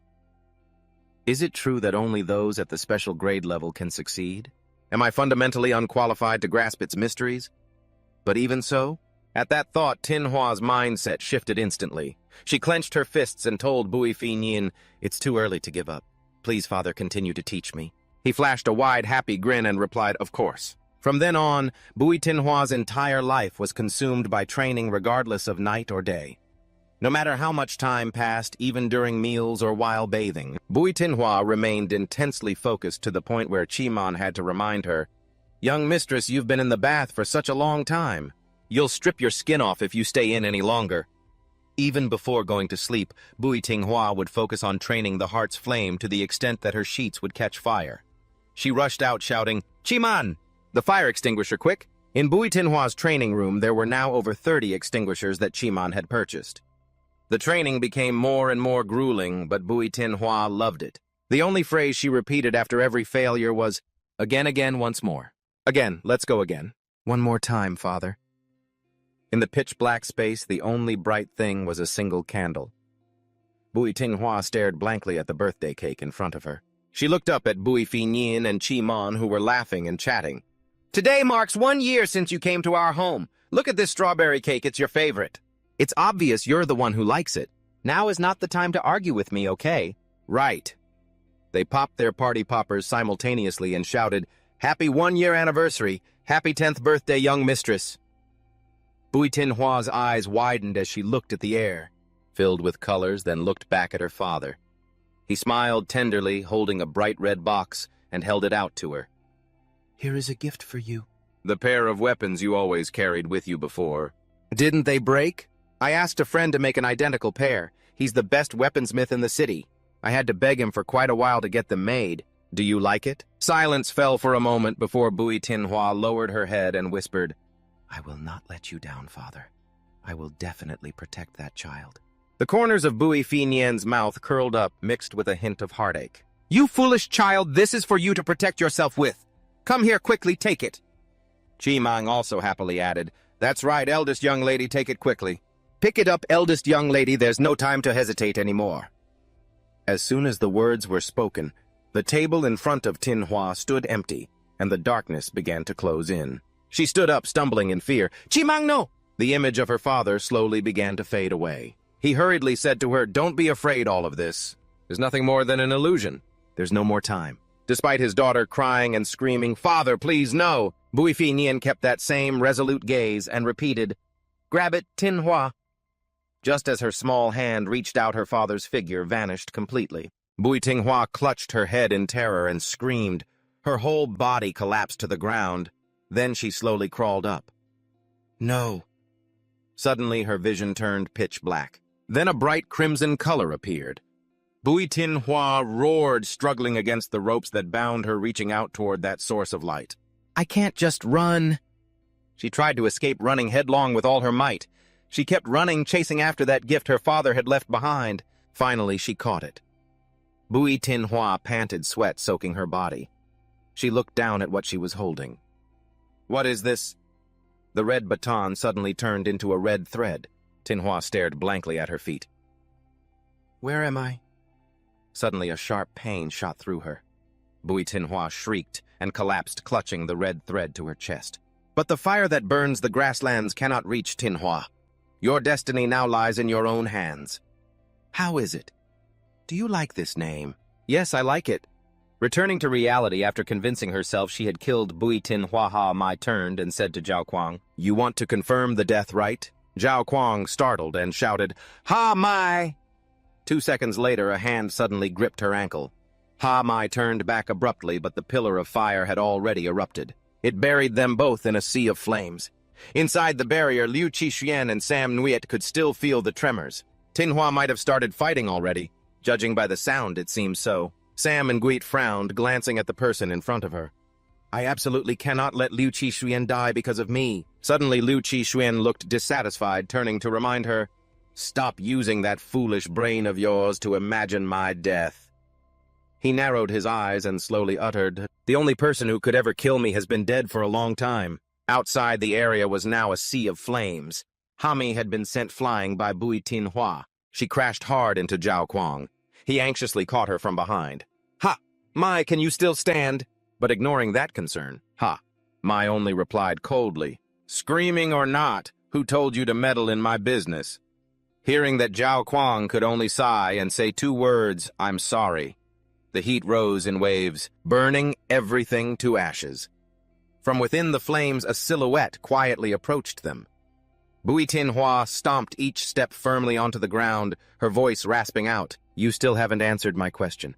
I want to know the name of the person who brought me to such a miserable state. Seeing the enemy still standing and having the strength to fight, both Ha Mi and Zhao Kuang were wide-eyed with shock. He looked down at her, then back up at the approaching Bui Tinhua. The greatest advantage of Ha Mi's ability was the information gap. Once the opponent was wary of her touch, she would lose the initiative and her advantage would be gone. Bui Tinhua's ability to break such a fatal situation was truly terrifying.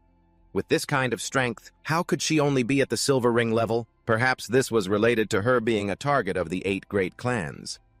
Suddenly, Ha Mai stumbled forward, panting, Zhao Kuang, let me go. Zhao Kuang startled, gripping her arm to stop her. You can't continue like this. In that moment, his pupils contracted. Zhao Kuang could no longer hold on because they had been together for so long. He knew very well that the smile Ha Mai wore was exactly what she had always longed for. With no other choice, his hand had to let her go. In the end, Zhao Kuang could only watch as she walked alone into hell. Ha Mai dragged her heavy feet, each step dripping blood that turned into spreading poison. It seems if you don't hear the answer, you won't be able to close your eyes in peace, right? Bui Tinhua, this time you must remember it well. My name is Ha Mai. Hearing her name, Bui Tinhua chuckled. That's too plain it doesn't suit you. Hami also laughed along. Ha ha ha, I give up on you. A sharp, piercing pain began to spread through Hami as she gripped her arm, her vision slowly blurring. Every fiber of my being feels like it's about to shatter. But why? Why do I feel so euphoric? Bui Tinghua spoke up. Hami, thanks to you, my chest is still aching like hell. Let's end this quickly. I don't want them to see me in this state, especially him. Many years ago, an incident shook both the heaven humans and the exiled lands. In front of a large screen, a figure was replaying old footage.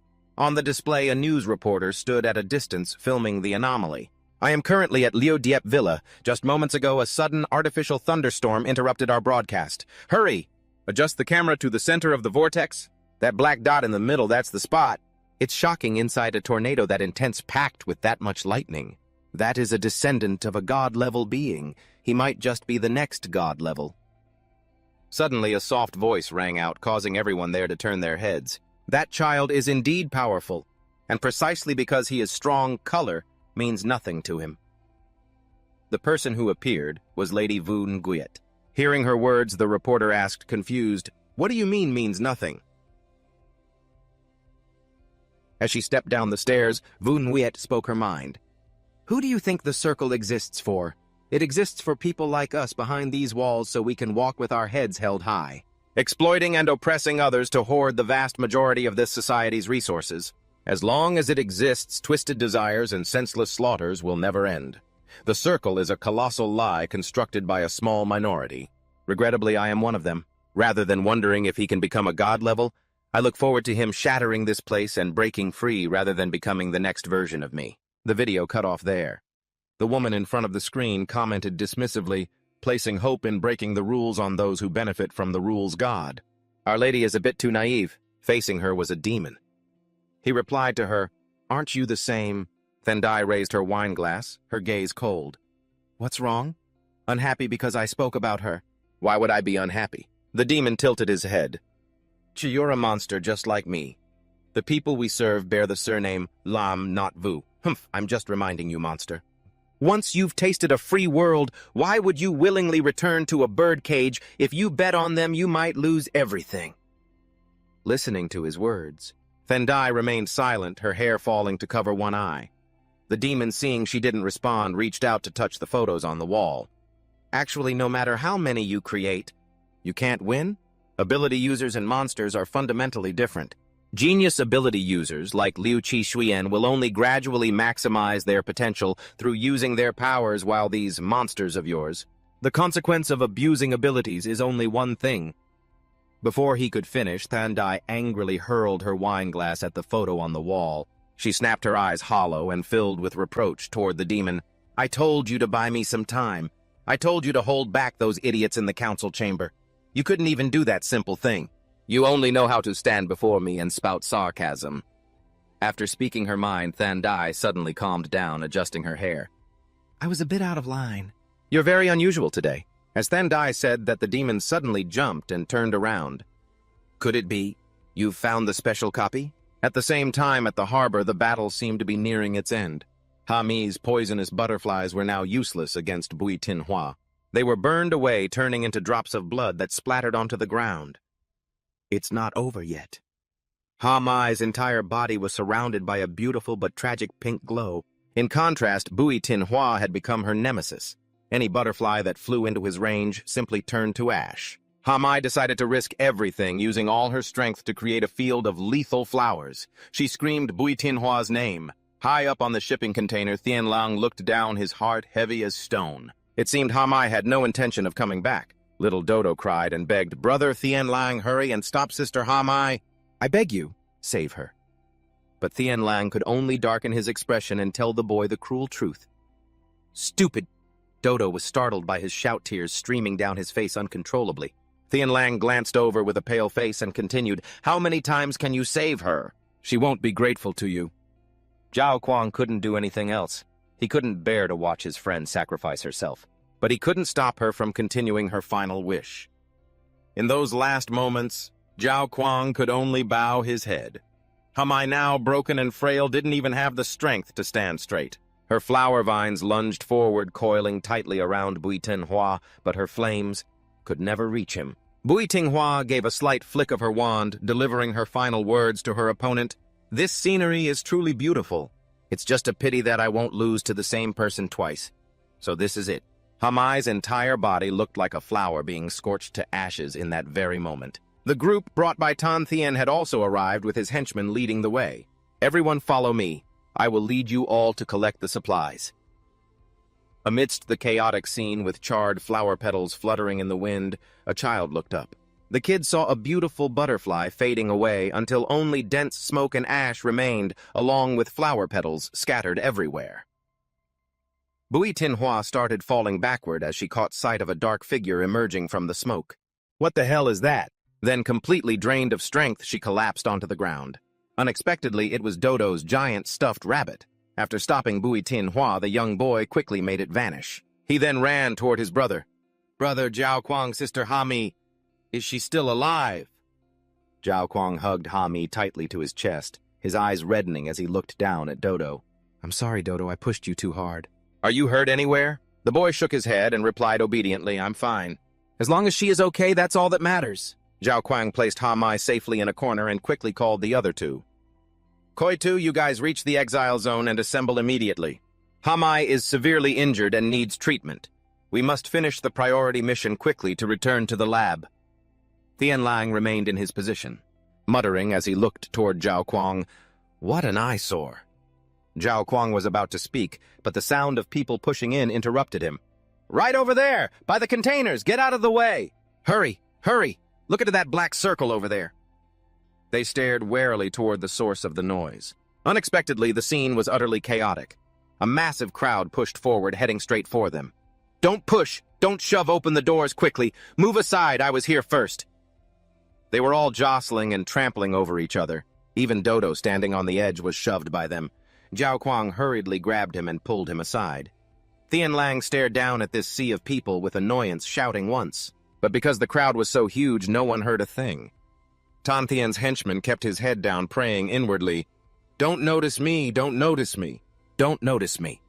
He then continued climbing up to force the store doors open.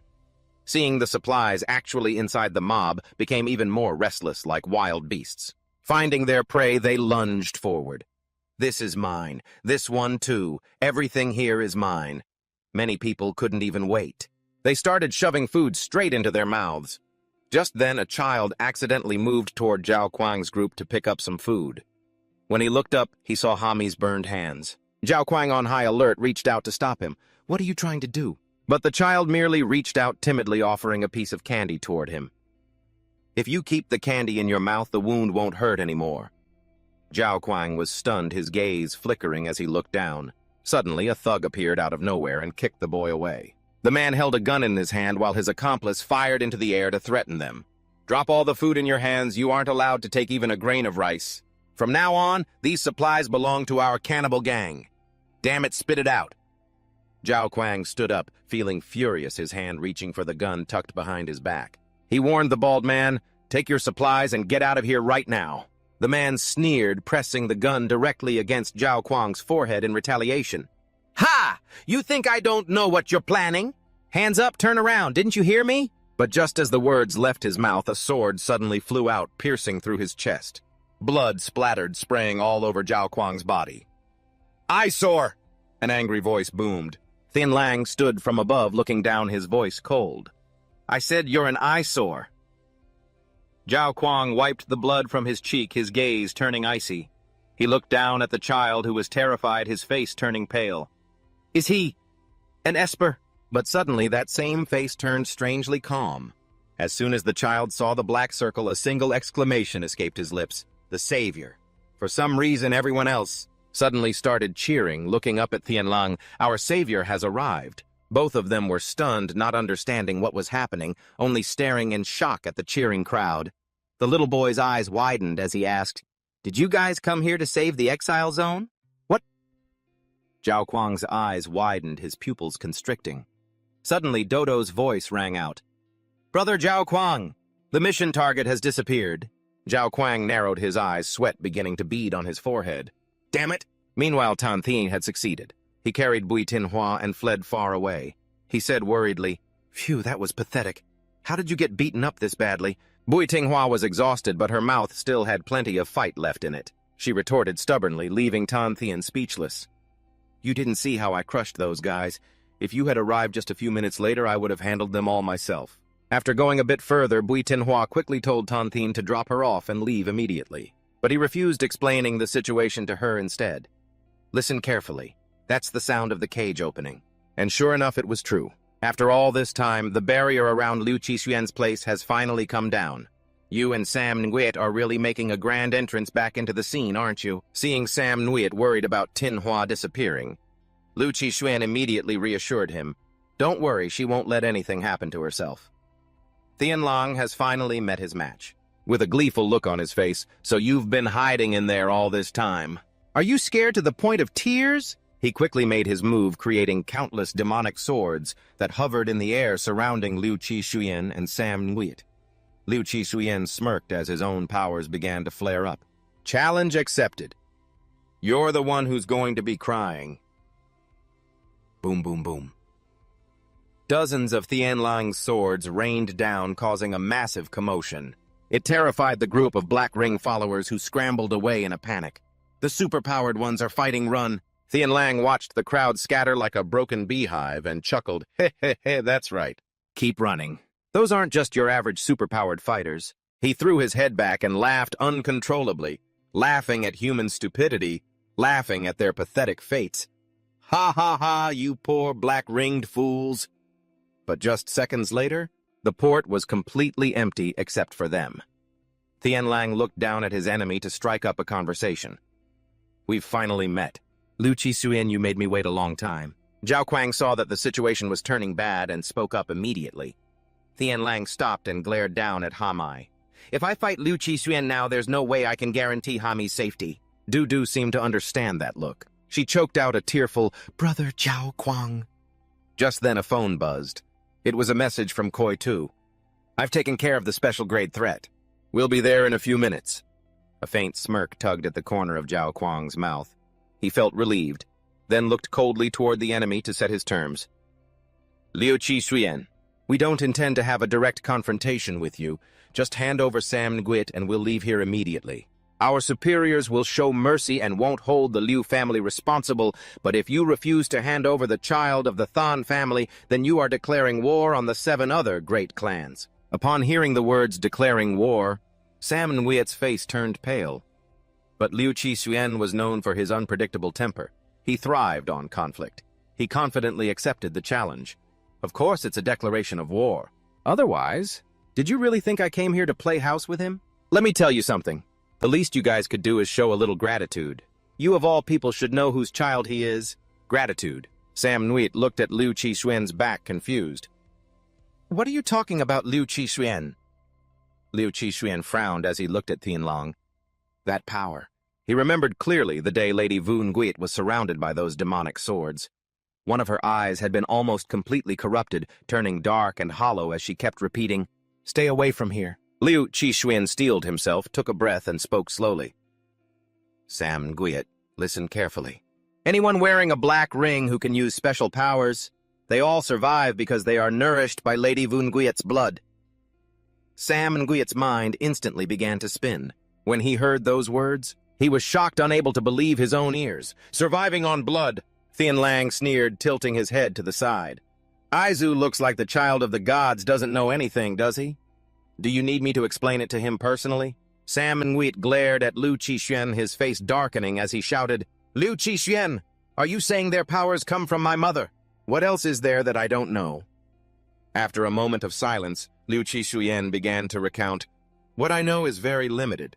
Years ago, when Lady Vu Nguyen was imprisoned, the Lam family proposed researching her immortal powers to help other superpowered people extend their lifespans. We, the Liu family, refused to participate. Every other clan sent a high-level superpowered fighter, but the experiment failed.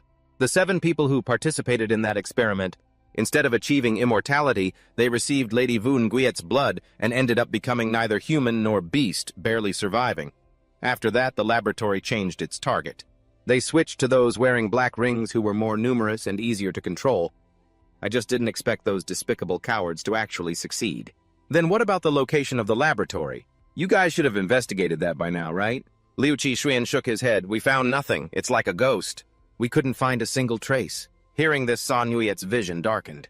His mind was a tangled mess, unable to process anything. Was there really nothing else to be gained? Among the top 8 great families, the Liu clan ranks 3rd in total strength.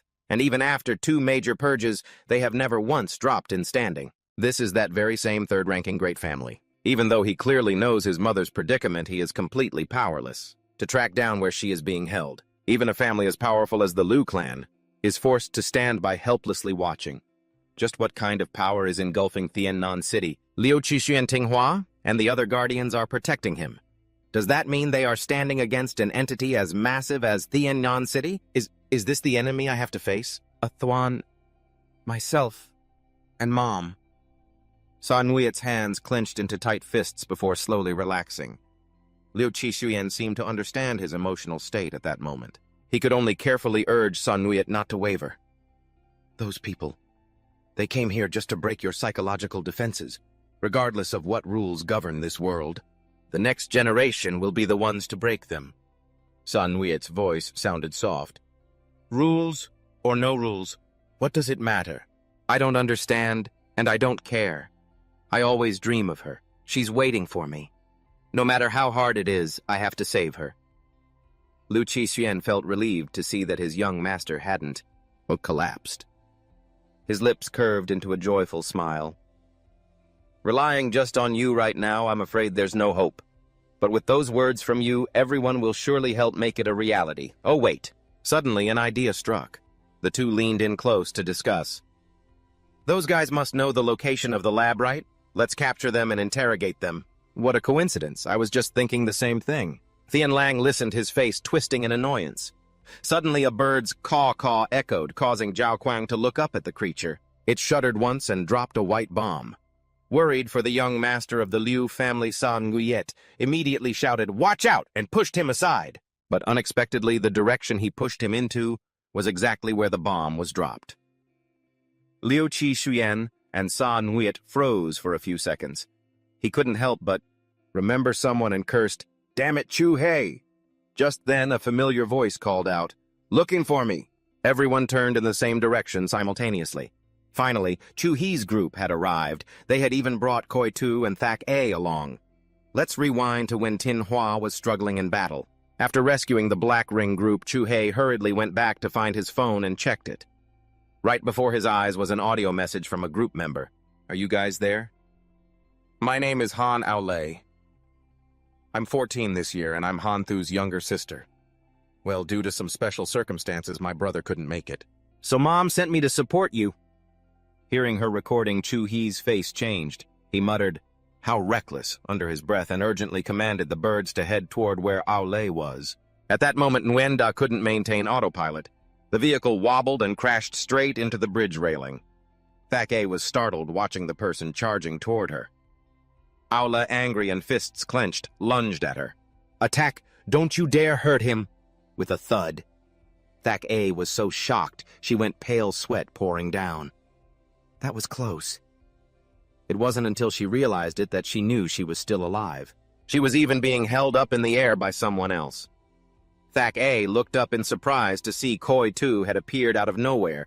He worriedly warned her, "Don't just stand there waiting to be hit." Both were panting heavily from exhaustion.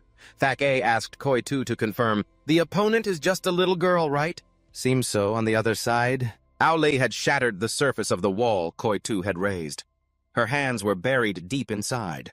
Her eyes turned cold and dark as she slowly pulled them out, looking at her hands with slight annoyance. That was close. Just then, To Cham had successfully recovered from the glitch and woken up. Aolei turned around abruptly, asking, "Are you hurt?" She rushed over to check. To Cham looked at Aolei for a moment and called her name. "Han Aolei." Aolei shyly replied, Just calling me Aolei is fine. Hearing someone call my full name makes me feel like I just caused trouble, ha ha."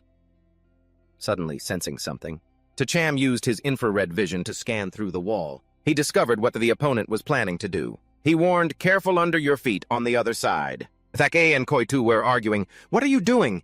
"I don't want to run away. I can totally control the robot. If we team up, we can kill that girl. But if you were even a minute late, you'd be dead already." Keeping our lives is more important. Having said that, Koi-tu controlled a section of the bridge and lifted it into the air. Tacham grabbed Aolei's hand and told her to hold tight to the railing. He himself pulled out his prosthetic arms and fired them. He wrapped them around Nguyen Da and another part of the railing to secure it. In just a split second, the middle part of the bridge completely collapsed. Neither of them could move. They were trapped. Tacham quickly assessed the situation. The bridge is severely damaged. This section will collapse in another minute. Then he turned to calculate the distance between them and Koi-tu and Thak-A. After thinking for a moment, Tacham decided to reveal his plan. If I enter that woman's control range, I will be forced to shut down. Their abilities won't be a threat to you. I'll throw you over there to ensure your safety first. You have to find the right landing spot. There's only one chance. Aolei nodded and got into position ready for action. But the moment Tacham took flight, he was instantly yanked back while Aolei stood firm and unshaken like a mountain. She scratched her head in embarrassment looking at the stunned Tacham. Oops, I forgot. It's a long story, she started. But right then, another section of the bridge cracked and collapsed deeper. If they actually fell now, there would be no way out. Suddenly, Nguyen Da's voice rang out. Nguyen Da hates water. Think of something fast. Seeing that both Aolei and Totram spoke up in unison, I've got an idea. There's still a way to get to the other side. Watching them huddle close together, Thak-A frowned, trying to get a better look. What are they planning? I don't know. A sense of unease suddenly welled up in Koi-tu's heart. She quickly pulled him away. Hey, Thak-A, let's get out of here. On the other side of the bridge, Aolei had crawled back inside. Nguyen Da sat in the driver's seat while Totram sat on the roof, wrapping the ropes tightly around both of them. Are you two ready? Okay. The very next moment, as the bridge gave way, Aolei slammed on the gas, accompanied by a laser beam firing from Totram's hand. All three of them soared into the air, flying straight toward the spot where Koi-tu's group was standing. Nguyen Da screamed in terror. Nguyen Da is terrified of heights. Thak-A saw it coming. His eye twitched instantly as he laughed loudly. What is this joke? You guys won't make it. Go to hell. Just as Totram had predicted earlier. The moment they entered the range of Thak-A's ability, both Nguyen Da and Totram were forced to power down. All three lost their momentum and began to fall. Koi-tu gasped and called out to her. Thak-A, run! Just in time.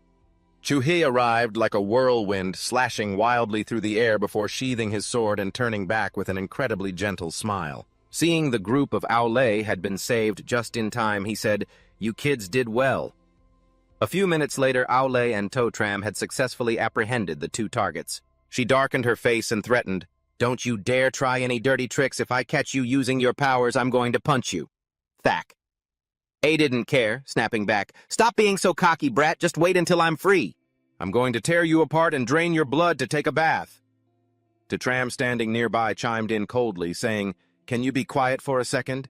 Or should we tape your mouth shut, deal? They were all laughing and talking when suddenly Chu-hee's voice rang out. Aolei turned back excitedly. Yes! But when she saw his expression, her face froze. Chu-hee, what's wrong? Chu-hee looked solemn, struggling to speak. You did very well, but this is far enough. Aolei, you should go back. Years ago, Aolei had been brought to a temple by her brother in the dead of a bitter winter, where snow covered everything. Only Han Thu's smile remained as warm as the summer sun. Aolei had scampered up the steps and into the temple. Han Thu called out worriedly from behind, The snow is slippery, go slowly. When Han Aolei reached the temple gate, she suddenly stopped, hesitating to step inside. Chu-hee was there quietly meditating. Aolei thought to herself, It's probably best not to go in and disturb him. Suddenly, Han Thu walked up intentionally, speaking loudly enough for the person inside to hear, What are you standing there for? Go in and greet Uncle Chu-hee. Ow! La frantically shushed her brother, but Han Thu took the opportunity to tease him more, making Chu-hee stiffen. What don't like calling him Uncle Old Man works too, I guess. A few minutes later, Han Thu let his sister go out to play in the snow while he sat down next to Chu-hee. He gently placed a gift box down and pushed it toward him. Here's some vegetarian snacks. Chu-hee quickly pushed it back. I appreciate the sentiment, but I can't take this. Knowing he was stubborn, Han Thu had no other choice. He had to play a trick to force Chu-hee to accept it. Oh, is that so? Even if this was made by my mother, you won't accept it. This was a gift from your mother to my place. I couldn't bear to eat a single bite. He thought to himself, it's so cold out today. Poor Chu-hee is shivering all alone in the temple. I might as well bring it to him. For all I know, my mother would want me to bring it to you anyway. Han-thu's words hit Chu-hee right in the heart. With no other way out, he hesitantly reached out and took the gift. He let out a sigh. Fine, whatever, leave me be. Did you really come all this way? Just to give me these vegetarian snacks. Han-thu clasped his hands and winked an eye. Stop being so narcissistic. Of course, that's not the only reason I'm here. I came because I wanted to find Master Sun Titch to talk for a bit. Chu-hee chuckled as he looked at his friend. Isn't that also me? Ha ha. Time slipped away. After a moment of hesitation and contemplation, Han-thu spoke up. Chu-hee, can I stop being a guardian, please? The atmosphere immediately became incredibly silent. Chu. His eyes widened in disbelief as he stared at Han-thu. Seeing his expression, he quickly added, Look how scared you look, just kidding. You never joke about something like this.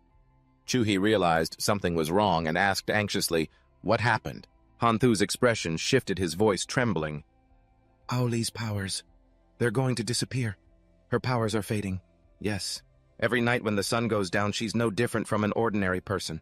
We all understand that Lord Vun-Guiet is being targeted specifically because of the power of immortality. Every conflict until now has its roots in human greed, and now Aoli's ability has disappeared in such an inexplicable way. If the truth about the ability nullification gets out at this point. Han-thu clenched both his hands tightly. He said painfully, I can't even imagine what kind of brutal torture Aole will have to endure. Will she become the second Lord Vun-Guiet? Will she become a sacrificial lamb in these power struggles? Han-thu Chu-hee furrowed his brows about to say something, but was interrupted by him. Chu-hee! I've already made my decision before coming to see you. There are 2 years left until the prophecy. Before that time comes, I will find a way to investigate why her ability disappeared. You have to help me keep this a secret. Just as long as you find the cause before then, I will continue to fulfill my duty as a guardian. But what if there are no results? I will withdraw from the Guardian Project and take my sister away from this place. Han-thu replied resolutely, You can call me a coward if you want. Retreating is fine. I'll accept it. Chu-hee, to me, the child of the gods is just another stranger. Please forgive me because I just want to be a selfish big brother. After talking with Chu-hee, Han-thu and Aole quickly said goodbye to return home. Oh, Aole, be a good girl and say goodbye. We're going now. Brother Chu. He saw her chubby cheeks and couldn't help but reach out to stroke them, then gave a light pinch. Han-thu, a complete siscon, pinched her other cheek with a huffy tone. Hey, I'm the only brother you have. Don't call him brother. Chu-hee laughed and said, Just call me Big Brother is fine. Yes, Big Brother Chu-hee. Aole obediently followed suit, then turned to punch Han-thu. He didn't even feel the pain. Instead, he was incredibly satisfied and enjoyed his little sister's punch. Our little Aole is getting stronger. Before they left, Chu-hee carefully warned her, Stay safe, okay? Yes, we're off. Just like that, Chu-hee stood on the terrace, his heart filled with both joy and worry watching the 2 Han siblings leave. What a truly selfish big brother. Winter passed, spring arrived. Chu-hee unexpectedly received a short text message from Han-thu, which simply read, Take care of her for me. Back to the present. After successfully tying up and capturing the group of half-bloods and putting them in the trunk, T'Cham looked toward Chu-hee and Aole, checking the situation. It didn't look good. The mood was very bad, so it was best not to go over there. Understanding the situation, he immediately got into the car to wait for the 2 of them to settle their business. At that moment, Chu-hee was carefully planning how to take Aole home. He spoke at length to her. We can't go back the same way now. You follow us through this door first, then I'll have Nguyen Da take you away through another exit. On the way. Remember to keep in touch with me until you get home safely, all right? Get in the car. Suddenly, Aole grabbed his wrist and pulled him back. Big Brother Chu, do you see me as an independent person? Faced with her sudden question, Chu. He didn't know how to answer. Seeing him silent, Aole lowered her head and continued, I know what it means to fight, and I clearly understand the consequences if I fail. I've thought about this very carefully before coming here. Please don't just see me as my best friend's little sister who needs protection anymore. I am a special class ability user, Han Aole. I voluntarily take over my brother's position to become a guardian. Please let me go in his place. Hearing the words from her heart, Chu-hee stood there stunned, seeing his own reflection in hers. Aole's face had turned bright red. Her eyes were filled with an unshakable determination. She lowered her face, unable to stop tears from welling up.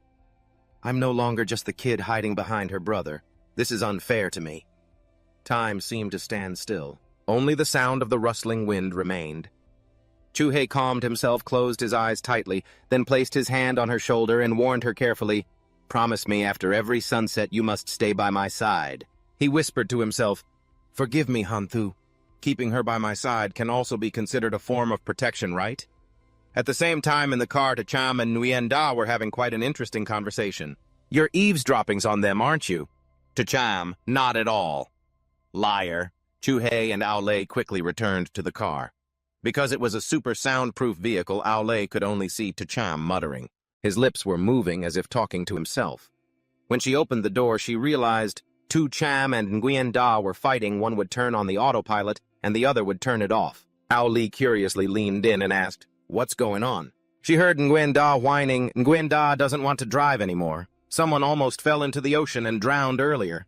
Does no one care about Nguyen Da's psychological trauma? It's okay." Aolei confidently suggested, "Why don't we drive manually? We have Big Brother Chuhei here now." Saying that, she sat up and called out to the other side, "Please drive the car, sir." Big Brother Chuhei. But unfortunately for a man who spent all year at the temple, he knew how to climb mountains.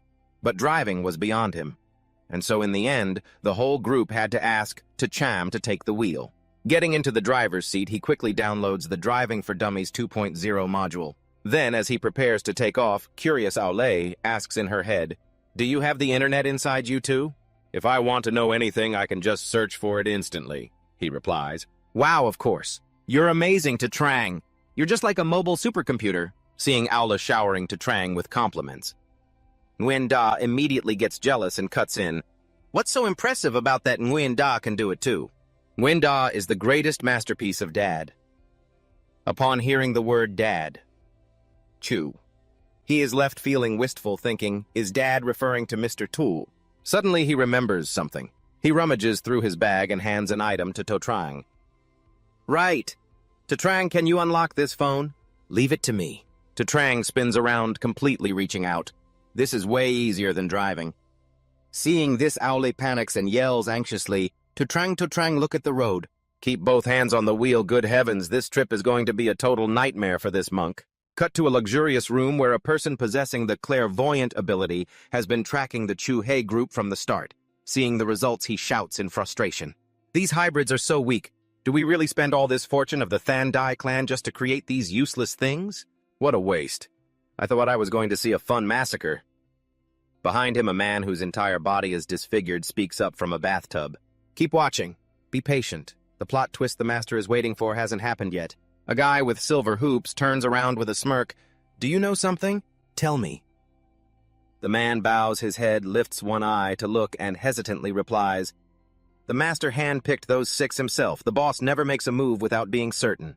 Among these 6, there must be some hidden talent or connection that I don't know about yet. At this point..." He suddenly gets angry and crushes a stone in his hand, shouting bitterly in his heart, "They never tell me anything clearly. They just keep me guessing and guessing forever.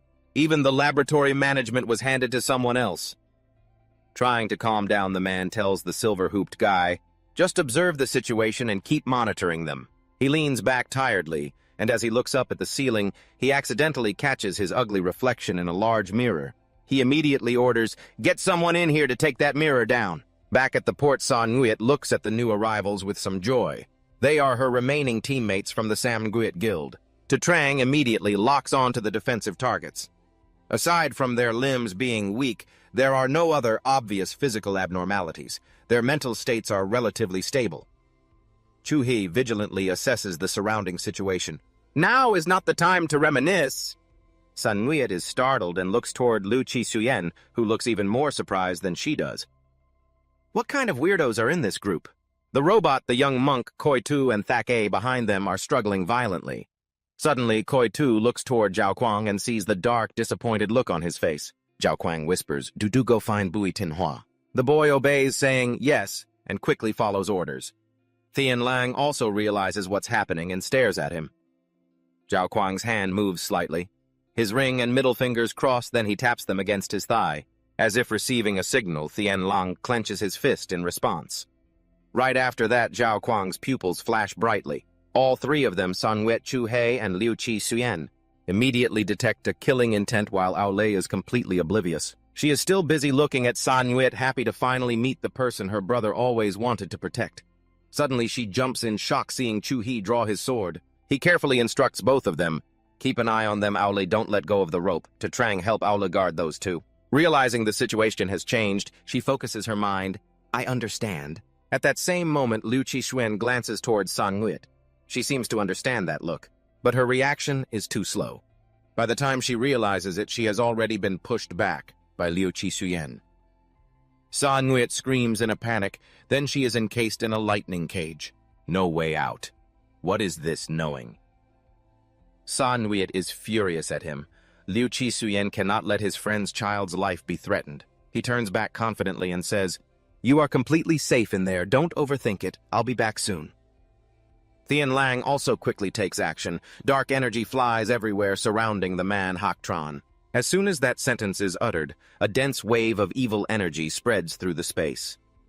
Chuhei frowns and slashes through it, but because there is so much of it, they are quickly surrounded. Out! Ella noticed the energy flows. Take the Koitu group away. She immediately runs over to shatter the path. Take them and go! Thien Lang laughs gleefully. The dark energy swarms around Liu Qixuan, but he isn't a pushover either. He uses lightning to pierce through it, creating small holes and easily breaking out of the encirclement. Truly living up to the name of... Thien Lang looked down with a smirk. In a flash, Liu Qixuan had disappeared and was suddenly right in front of his enemy. Thien Lang chuckled, Oh my. As for Sam Nguyen, after being trapped in the cage, no malice could reach him, but Sam Nguyen felt like he was suffocating. Disappointed in himself for being unable to do anything, Thien Lang and Liu Qixuan charged at each other, trading blows. He clenched his fist and unleashed a full-force punch. Liu Qixuan quickly tilted his body and dodged it. He couldn't help but taunt, Is that all you got? Show me everything you've got fast. Don't waste my time. My time is precious. Finishing his sentence, he drew his gun to attack. Thien Lang agilely summoned dark energy to block the shot, then dove back into hand-to-hand combat. What are you acting so arrogant for, Hak Tran? Small demons quickly swarmed around Liu Qixuan. His ears twitched, and he immediately used the momentum to leap into the air, delivering a kick that shattered them all. He took the opportunity to kick his opponent right in the ribs. Thien Lang managed to defend himself just in time, bringing his arms up to block, but was still sent flying back a distance. Liu Qixuan looked pleased. With crackling lightning sounds surrounding him, he said, Don't think you can fool me just by turning dust into the shape of a vengeful spirit. Thien Lang rolled his eyes and immediately summoned a circle, protecting himself from Liu Qixuan's attack. The man's voice suddenly rang out, Where are you looking? While Thien Lang was distracted, Liu Qixuan had closed the distance. He landed a gut-wrenching punch straight into his enemy's stomach, sending him crashing into the wall. The wall shattered with a violent boom. Thien Lang coughed, Cough, cough! He looked disheveled, with a sharp object impaling his stomach. Wiping the blood from his mouth in anger, he hissed, Damn it!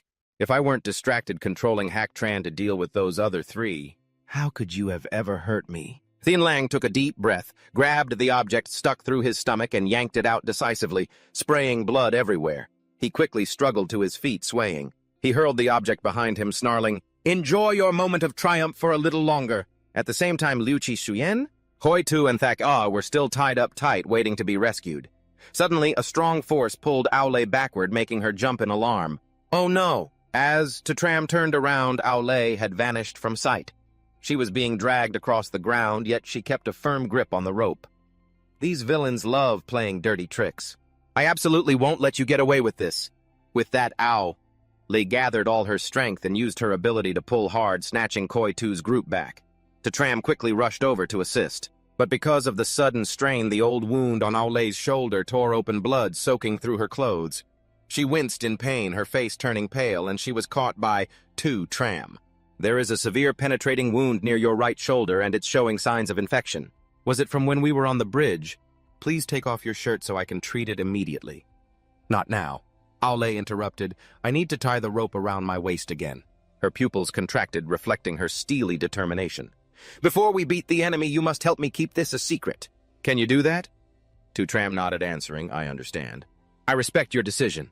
Let's finish this quickly. At the same time, Chuha was rushing toward Sam Nguyen, his temper flaring, but because the enemy encirclement was so dense, every time he slashed through one layer, another replaced it.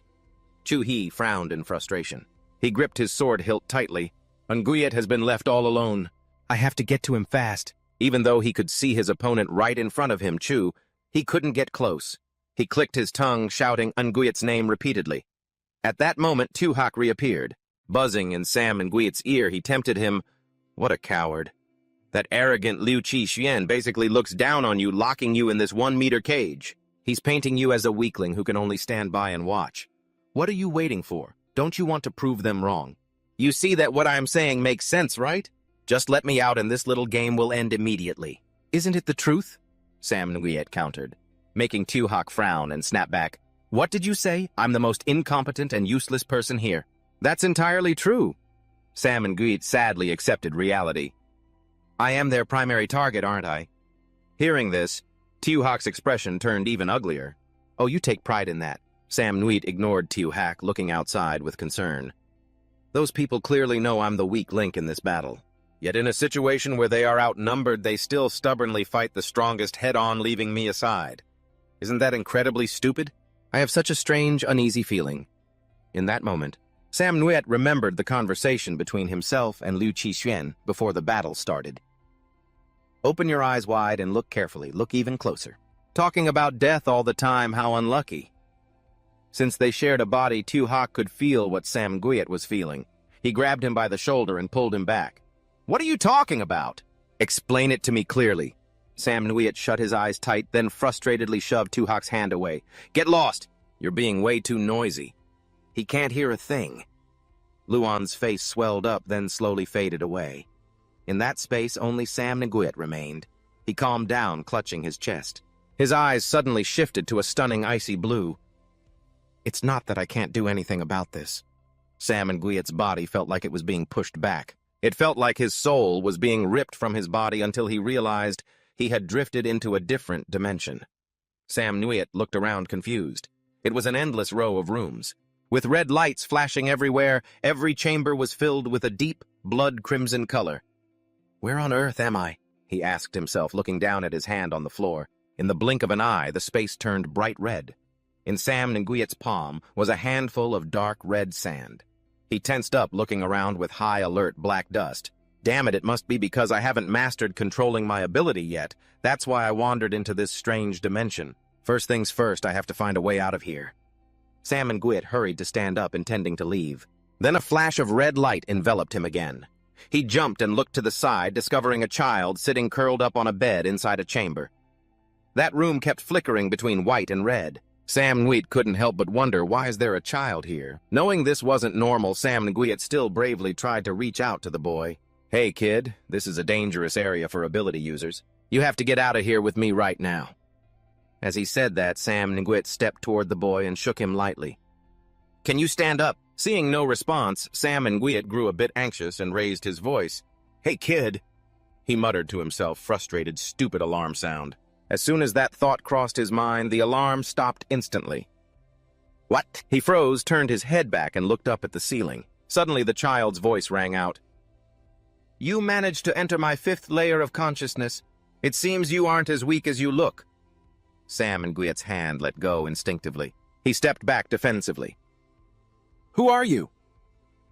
The child slowly moved his body, where he had been curled up before he now stretched out comfortably. He looked down at the ground, then slowly raised his head and replied, Long Jiao Kuang, you should remember my name well. Seeing his eyes glowing like stars, Sam Nguyen was startled and stood still. Suddenly Jiao Kuang continued, Because we are all children of God. He abruptly grabbed Sam Nguyen's hand and said, Let's go, let's talk somewhere else. I don't like staying here long. Sam Nguyen was confused. Wait, you have to explain this to me. Before he could finish, the space shifted again, moving them to another room. Sam Nguyen was startled to realize this was his old place with a Thuan. Jiao Kuang looked a bit surprised, lightly patting the sofa he was sitting on. So that's how it is. This storage room is the safe place in your consciousness. It's not much different from my room, square and boxy, just like a toy box. Sam Nguyen furrowed his brow, silent for a moment. A bit angry, he spoke up, Get up, you're not allowed to sit on that sofa. As he said this, his gaze grew heavy. His voice choked up. At the very least, don't touch it. The atmosphere turned dead silent. A faint sound suddenly rushed into Sam Nguyen's ears. It made him jump and turn around sharply. Tiandong? Zhao Kuang smiled as he stood up. Sorry for bringing back unpleasant memories for you. Shall we go somewhere else to keep talking? Suddenly, Sam Nguyen grabbed his hand and asked, What exactly are you playing at with my eyes? I don't understand. You're lying, Sam Nguyen insisted. You're stalling for time. You're keeping me here just to hinder me, right? The place from before wasn't your consciousness, and this place isn't mine either. Zhao Kuang pretended to be innocent. Why would I need to hinder you? Because you know full well that I can see through your schemes. As soon as Sam Nguyen said this, Zhao Kuang's expression stiffened and his fake smile faded away. His eyes cast down cold. Seeing the other didn't speak, Sam Nguyen continued. I don't know what your ability really is, but if what my eyes see isn't real, then I will trust my other 4 senses. He squeezed his eyes shut, beginning to sense the gunfire and the strange smell of hydroxide. And the smell of blood, too. You're my enemy. Finding out about my living environment was easy for you. You used my past to create a place exactly like my memories. Despicable. Truly despicable. Zhao Kuang looked up in confusion.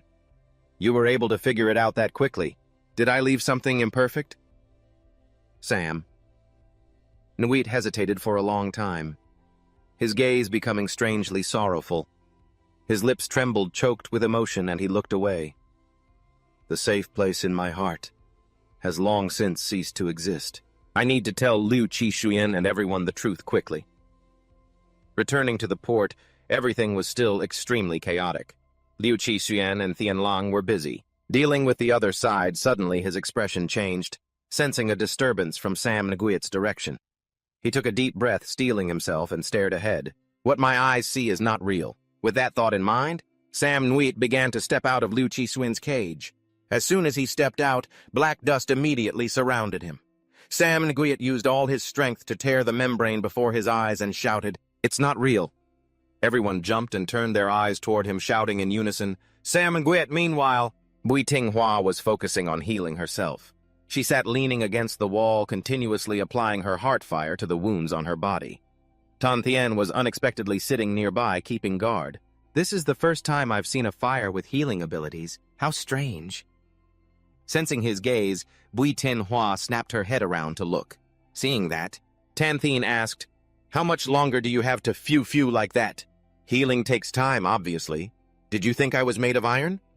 Bui Tinghua retorted, turning her head away huffily. Without knowing what Tan Tien was thinking, Yeah, your mouth is made of iron, all right. Suddenly, Tan Tien stood up and said urgently, At this distance! They will find us very quickly. My guy's car is right outside. Let me get you out of this battlefield first, get you to safety, and then we'll take care of those wounds. As he spoke, he reached out to help Bui Tinghua up, but she immediately refused. I'm not going anywhere, that brown-haired black ring guy. He will definitely send someone to confirm whether I'm dead or alive. If I stay here, I can distract the enemy. Just go. Don't interfere with my healing. Tan Tien frowned, feeling a bit disappointed inside. Did she not want to get involved with him? Just then, both of them simultaneously sensed the presence of someone else. Without needing to signal each other, they both looked in the same direction. They're here! Tan Tien immediately took off his jacket, revealing the crisscrossing scars on both his arms. He threw his jacket behind him, leaving Bui Tinghua bewildered. What are you doing? Tan Tien stood confidently in front of her, blocking her. Don't try to be a lone hero. Footsteps grew closer, and finally, Dudu appeared, clutching Happy tightly in his arms as he jumped out. Found you, seeing the little one, Tan Tien exclaimed in frustration. Damn it, are you crazy? As for Bui Tinghua, she slumped down and smirked. Heh, I leave it to you. Back at the pier, everyone was panicked and worried for Sam Nguyen, who had jumped into danger on his own.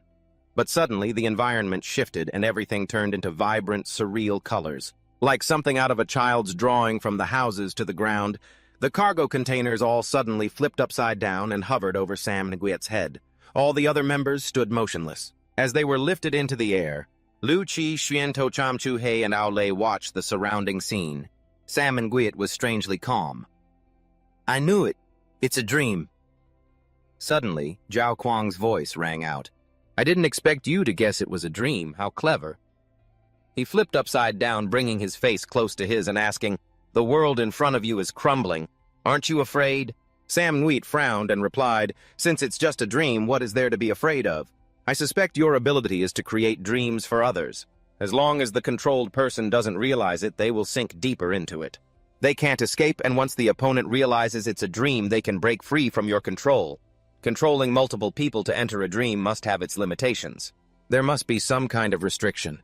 That's why you created a dream within a dream to block me using your so-called consciousness space to keep me from realizing the truth, trying to drag out the time I stay in the dream." "Am I right?" Zhao Kuang hummed in response. "Not entirely. I never intended to trap you all in this shallow dream for too long. I just wanted to buy some time. To save my comrades from your hands, that's all. On the other hand, your ability only awakened 2 days ago, yet you have this level of perception.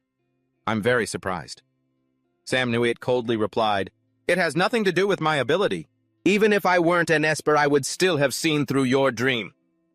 Hearing that, Zhao Kuang let out an "oh" sound, his lips curling up. "And how would you do that?" Sam Nweet answered firmly, "Because I didn't want to drag them into this." Zhao Kuang chuckled, "Arrogant brat, this dream space is coming to an end anyway."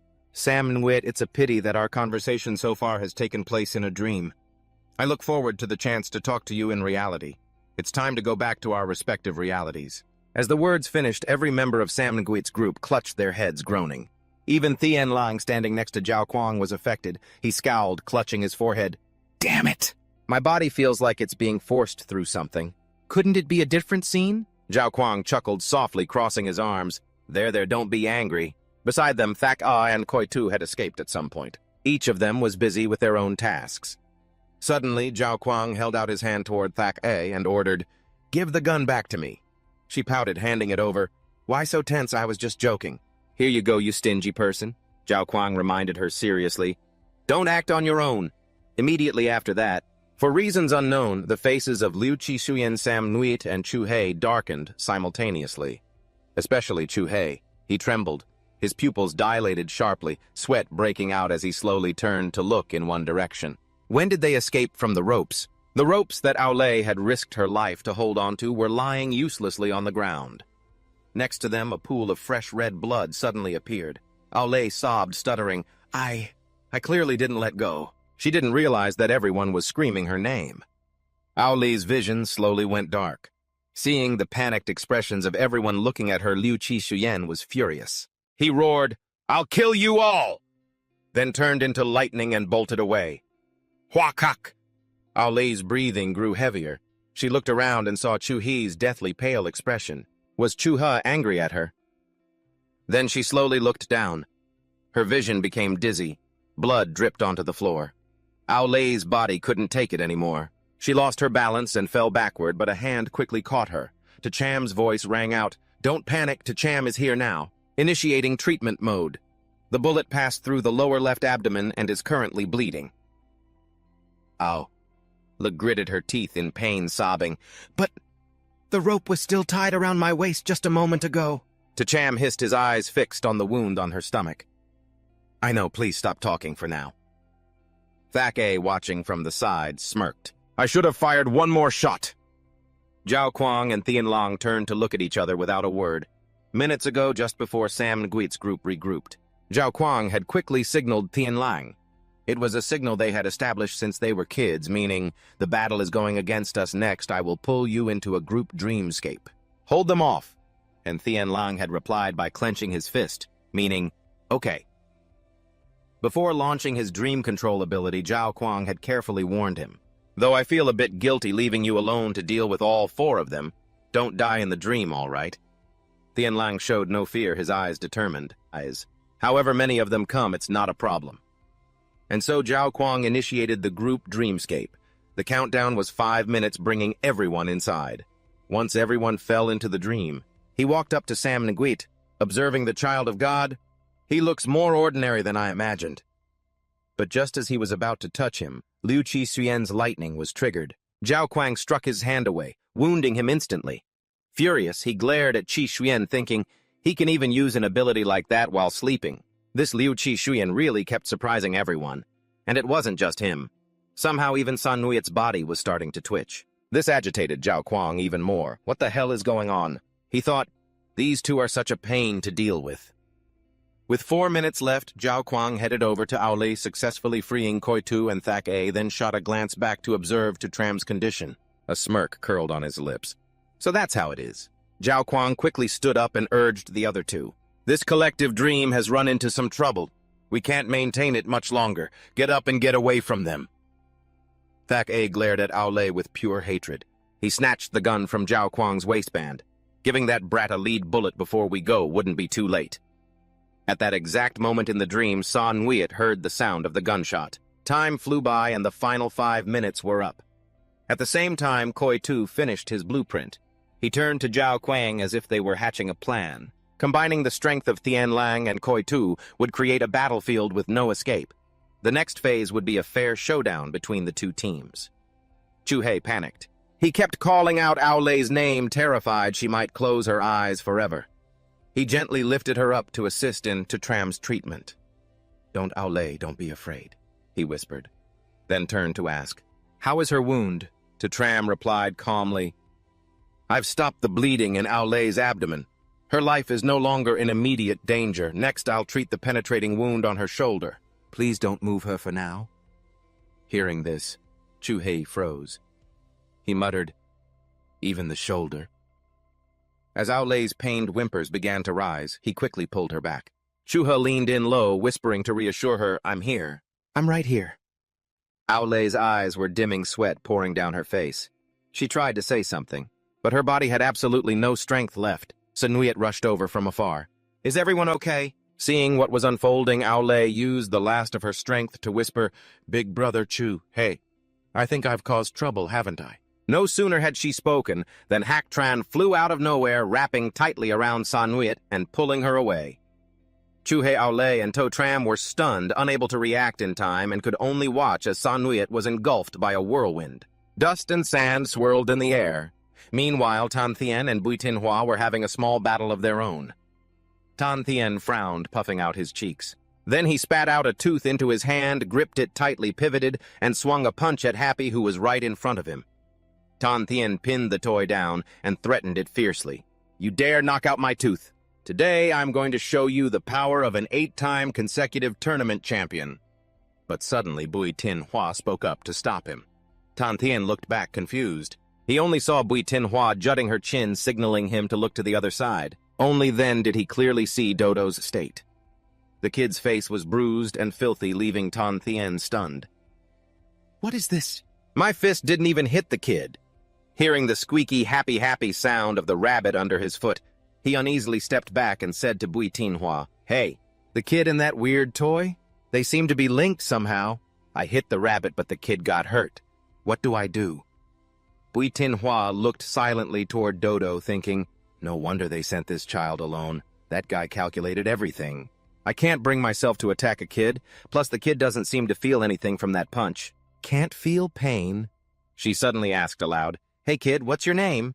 Hearing Bui Tinhua ask that, the image of her fight with Mai flashed through Dodo's mind. The boy flinched, curling up and clutching Happy's arm tightly. Seeing the boy trembling, Bui Tinhua laughed.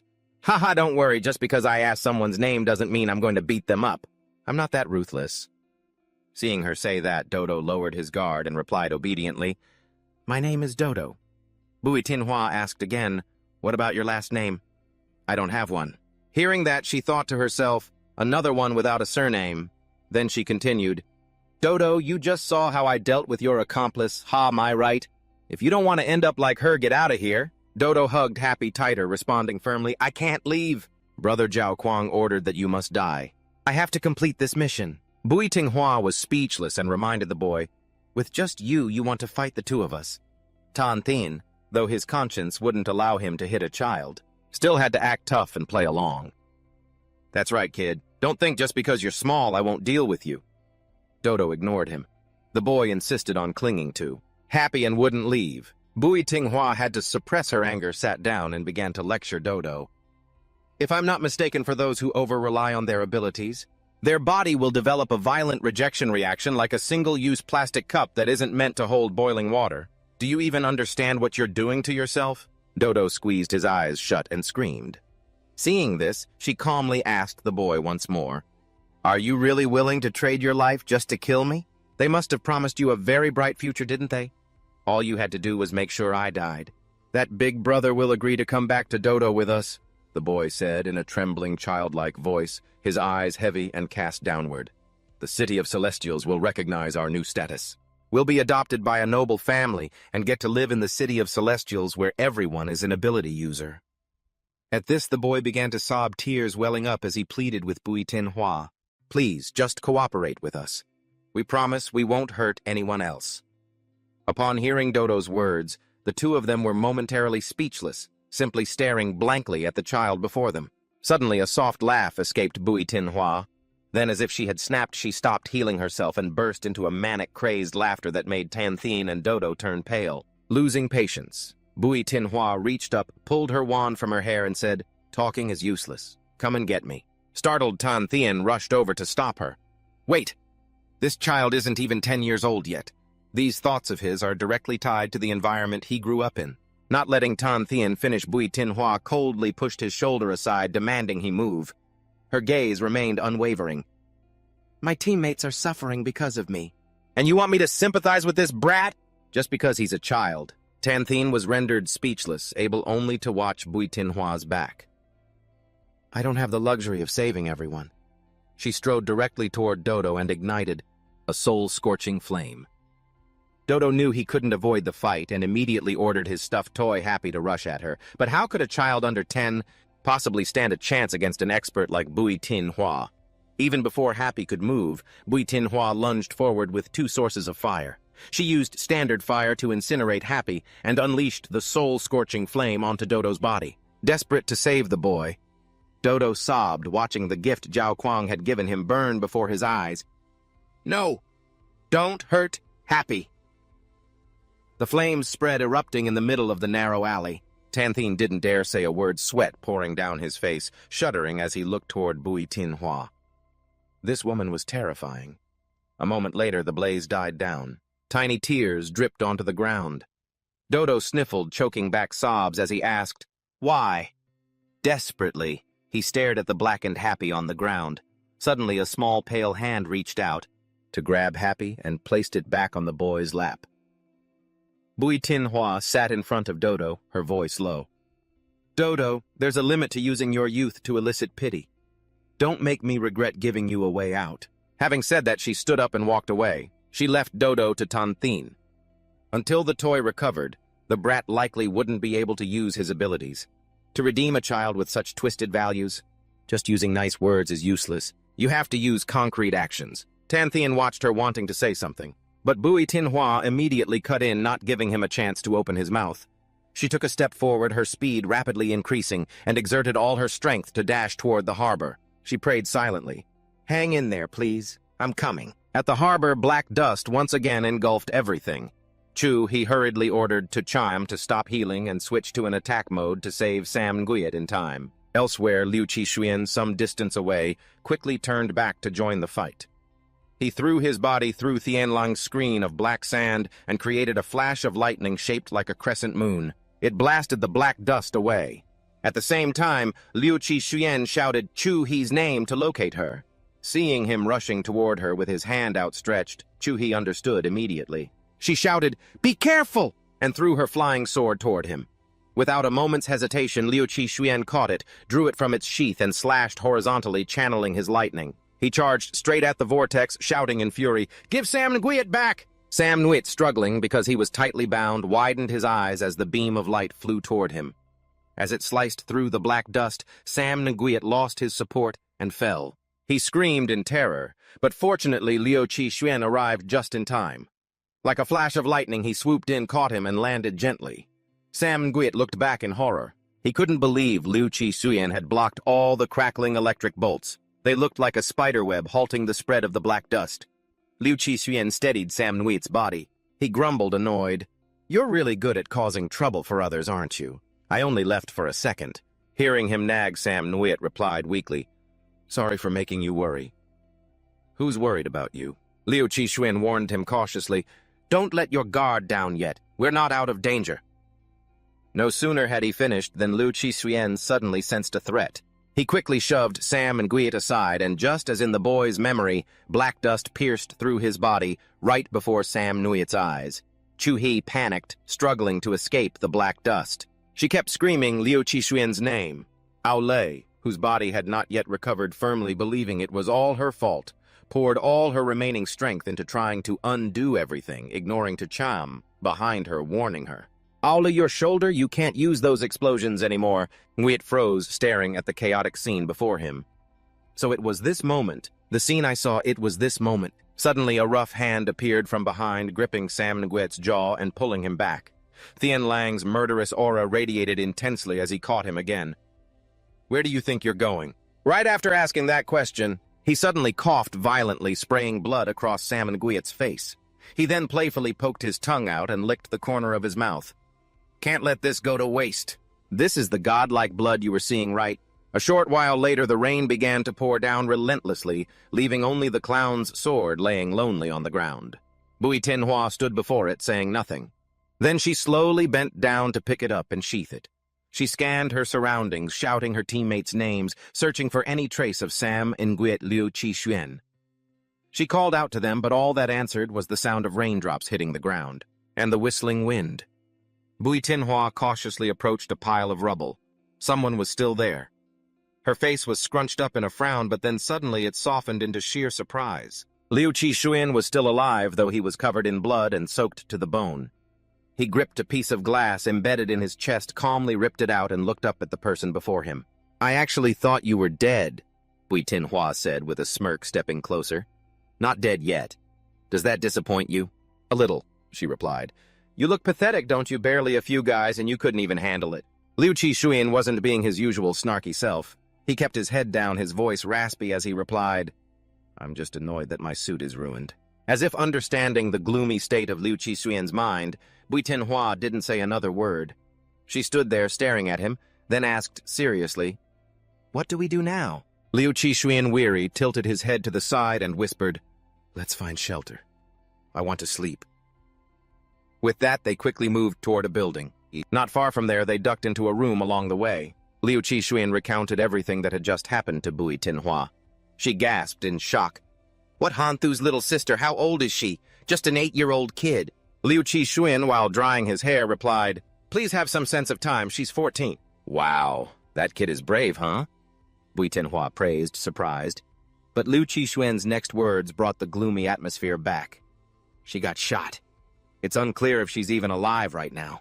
Everything suddenly fell silent again. Only the sound of the wind and the crackling of electricity on Liu Qixuan's body could be heard. He continued. And inside that floating building, Sam Nguyet the clown and Uncle Toe's life work to Trang are all there. Things turned even more ominous.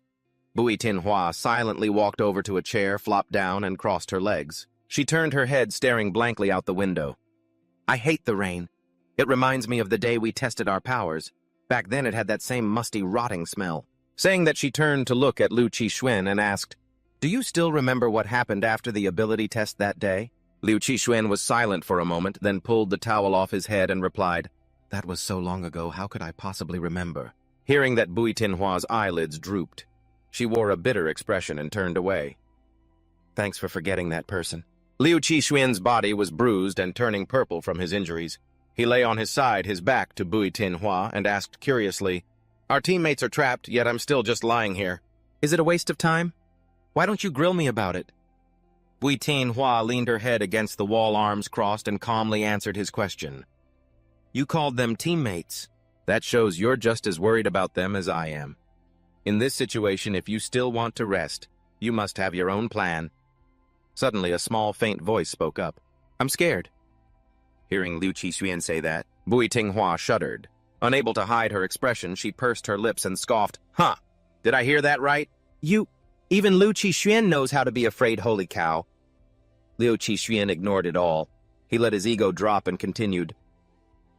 I'm afraid of losing control of myself. A long time ago, one day on the way home with my butler, Liu Qixuan was tired and had fallen asleep in the car. The butler was talking to my father while gently stroking my hair, tenderly gazing at my doll-like face. But at that very moment, he noticed something strange. Electricity suddenly began crackling all around me. As soon as I opened my eyes, a bolt of lightning struck down from the sky, hitting our car, causing it to explode on the spot. I hurried out of the car and ran toward the butler, wanting to help, but he was so terrified that in his eyes he unintentionally saw me as a monster. The butler's face was deathly pale, reflecting the flickering red glare of the fire. He shouted in a panic, "Don't come near me! Don't come near me, I beg you, young master." That moment forged a massive, deep-seated fear inside me. The one who controls their power is a true ability user.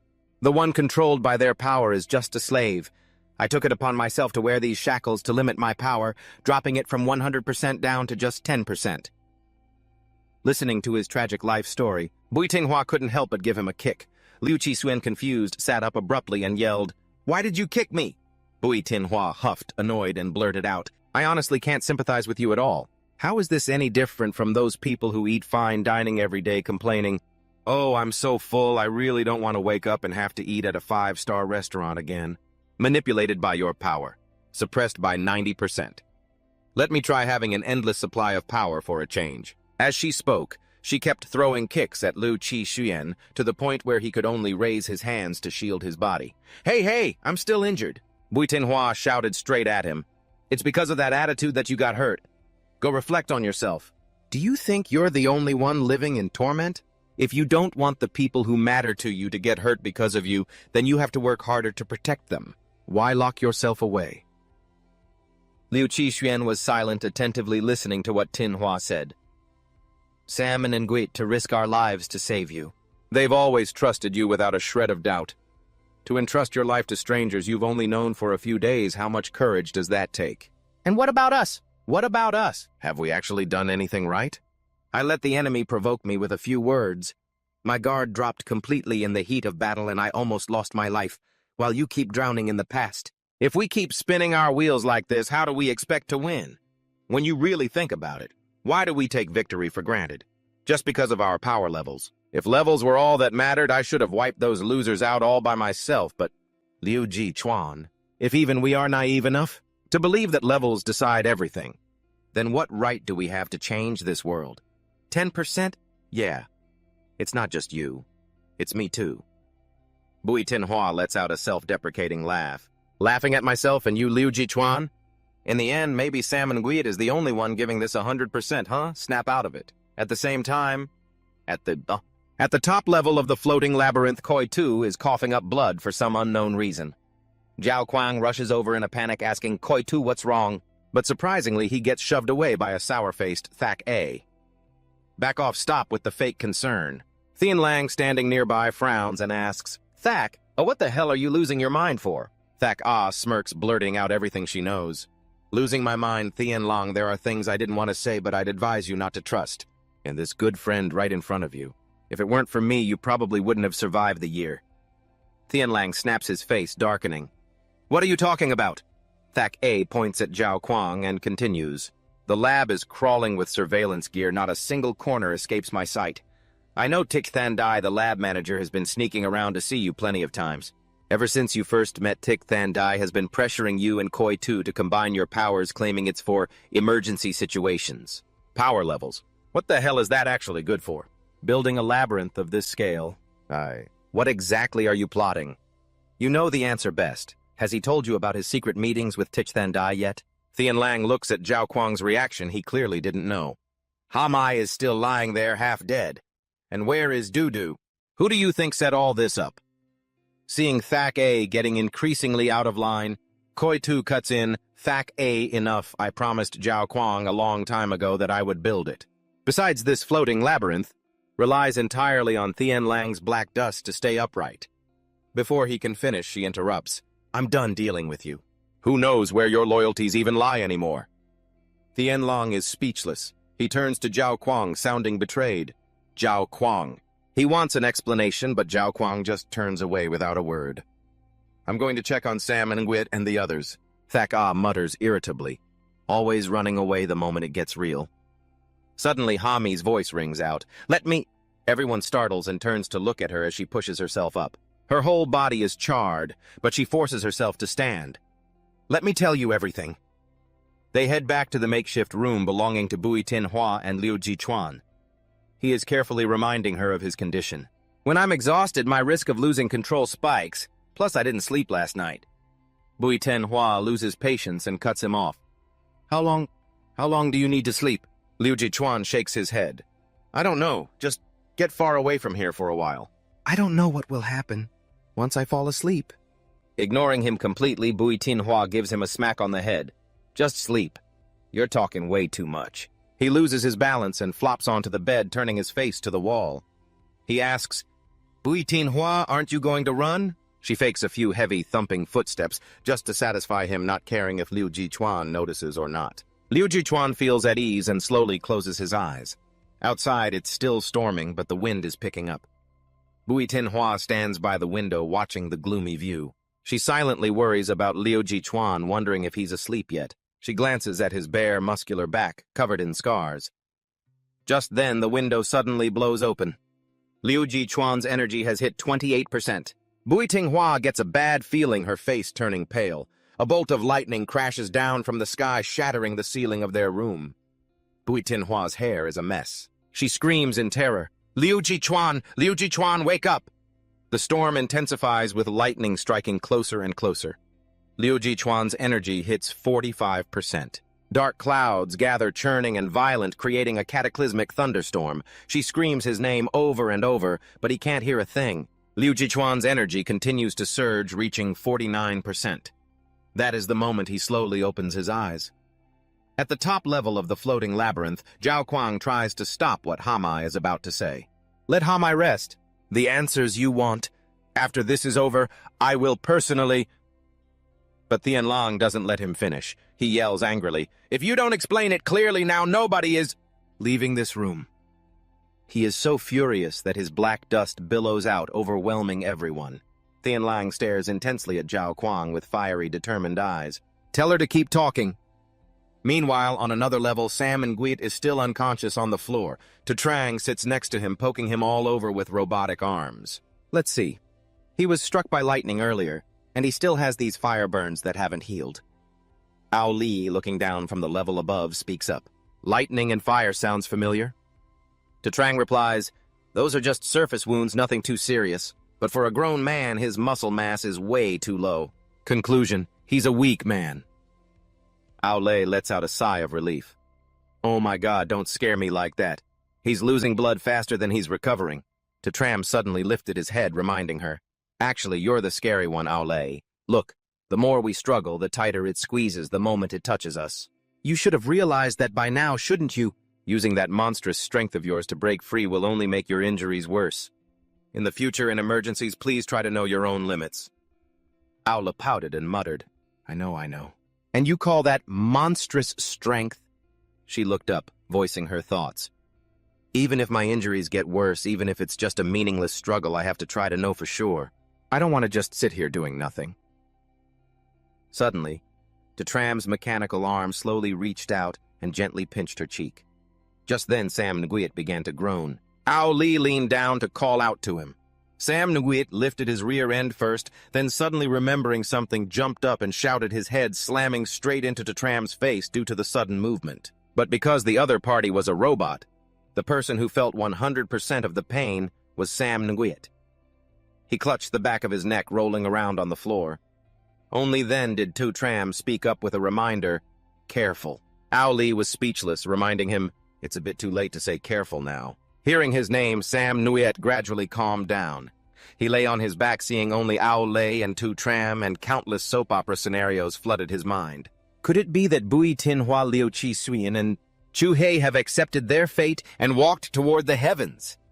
Thinking of that scene, Sam Nguyen's tears poured down like rain. He covered his face, sobbing uncontrollably. Are there only 3 of us left? Seeing him spiral into his own drama and wail like that? Ao Li and Tram couldn't say a word, their expressionless eyes looking down at the crybaby making a scene on the floor. A moment later, she asked, Are you not going to scan him? My mistake. Tram quickly admitted, I forgot that the brain is also a part to check for human integrity. Hearing that, Ao Li immediately grumbled, Why do you keep skipping over the important stuff? A few minutes later, Sam Nguyen finally stabilized. He sniffled, sitting still for Tram to treat his wounds. Are everyone else really still alive? But I saw with my own eyes that Liu Qi... Xuyen was blown away to the factory area. Tram quickly analyzed the situation for Sam and Guit. At that time, the enemy's ability flow was almost entirely focused on creating the floating construction and binding the four of us.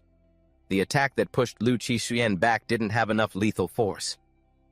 Aolei nodded, adding, "That's right, Brother Sam and Guit, don't worry. Tram's analysis skills are very impressive. If he said so, then it must be fine.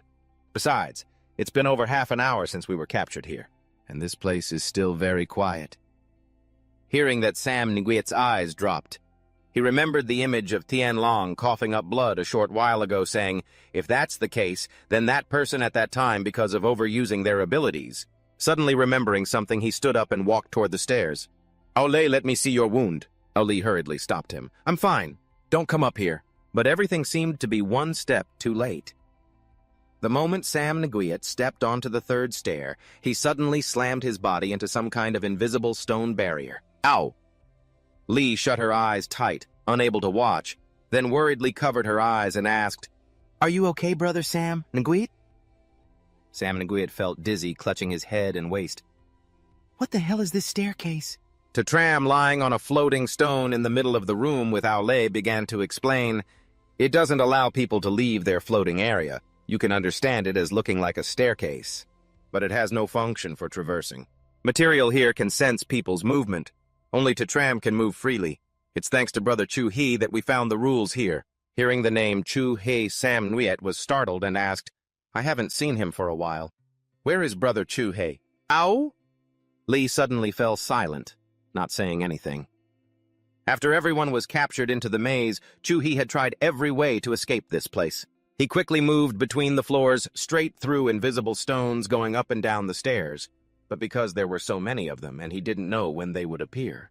Chu He had been hit by explosions several times, drenched in sweat, breathing heavily, his stamina gradually dropping. He looked around worriedly, judging the situation. This building was completely different from the previous management area. The current situation is like being inside a monster's belly. Thinking about not being able to escape from here, Chu He angrily punctured the ground.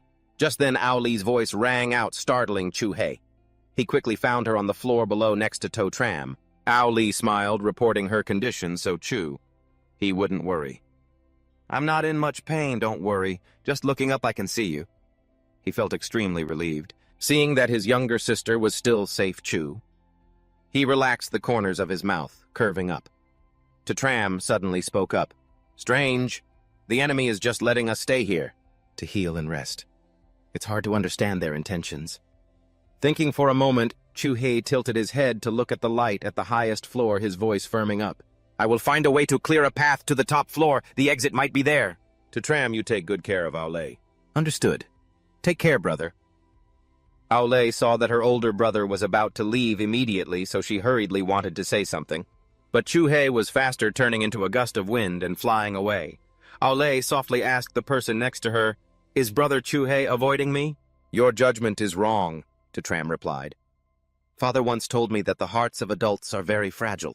They cannot shed tears in front of others, nor can they reveal a trace of remorse or regret." But Tram thought that a simple, sincere apology would be enough. People are always so clumsy when it comes to expressing their feelings.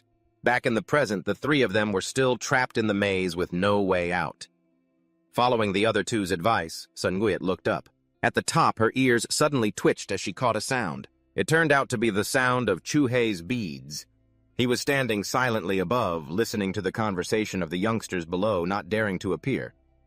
Tram asked him, "Brother, why are you able to use healing powers?" Continued from above. "Why are you able to use healing powers?" "There are many types of energy cores within my body. You can use energy cores." Suddenly, Sa Nuyet deliberately asked, "Chu He, how long has it been?" Tram quickly replied, 20 minutes already, we should probably head back." Then suddenly his robotic arm reached up, grabbed Chu He's wrist and pulled him down. Tram sat on a rock and asked naively, "What were you doing up there? Come on out." Chu He's face went blank, his pupils flickering as he looked down at Sa Nuyet and Aula below. Sa Nuyet smiled, looking straight into Chu He's eyes. "Chu He, I finally have the chance to talk to you. We've met before, haven't we? Even though it's very hazy, I always have this feeling that it was a very happy time." Chu He smiled and replied, "You guys are late." Sun also gently replied, "It's okay." Suddenly, a sharp pain struck. Sun lost her balance and collapsed to the ground. The panicked voices of everyone around her slowly faded into the background. Her entire body went numb. Sweat poured down like rain. An image of Hak choking someone suddenly flashed in her mind. He turned his head, glaring angrily straight at Sun. "Who gave you permission to spy? Get back to where you belong." "Don't be so conceited. These people didn't come here for you. A loser like you doesn't deserve to have teammates." As soon as the words left his lips, Hak vanished. She quickly replied to everyone, "I'm fine. Maybe it was just that dream bothering me earlier. My head just hurts a little." Tram offered to check on her, but Sun refused. She went quiet. Then she propped herself up and slowly stood speaking. "There are a few things I want to say to everyone here. If I don't say it now, I'm afraid I won't have the courage to say it later. I am not at all the image that everyone expects of great power, of endless energy, or the ambition to save all living beings. I don't have that at all. The reason I'm standing here is because I was forced to because of destiny, but once I'm here, I will absolutely not run away from the fight. I will strive thousands and tens of thousands of times until I become the godchild that everyone expects." Scene change. At the highest level of the floating maze, Hamai continued where she left off earlier, saying to everyone, "The superior new generation is fundamentally a delusion that will never come true." Thak A pouted and scoffed. "Do you even need to say that? Anyone who believes in it is just a fool." Just as she finished speaking, Haktran suddenly lunged at Thak A. She smirked and nimbly dodged to the side. "Oh my, look at my memory. It just so happens there's one right here." But her smile vanished instantly after Thian Lang's threatening words. "Next time, I will definitely aim straight for your head." Hamai nodded and continued.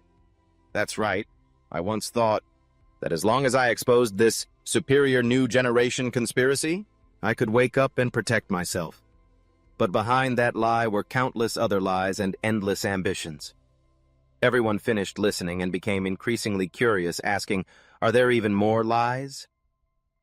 "Ah." I paused for a moment and whispered, "Do you all remember Hakui?" Continued from above. Hamai whispered, "Do you all remember Hakui?" She began to recount the past, the second year after Zhao Kuang and Thian Lang successfully underwent mutation. A young boy named Hakui appeared in the laboratory. Perhaps because our names were only one word apart, I took care of him like my own younger brother.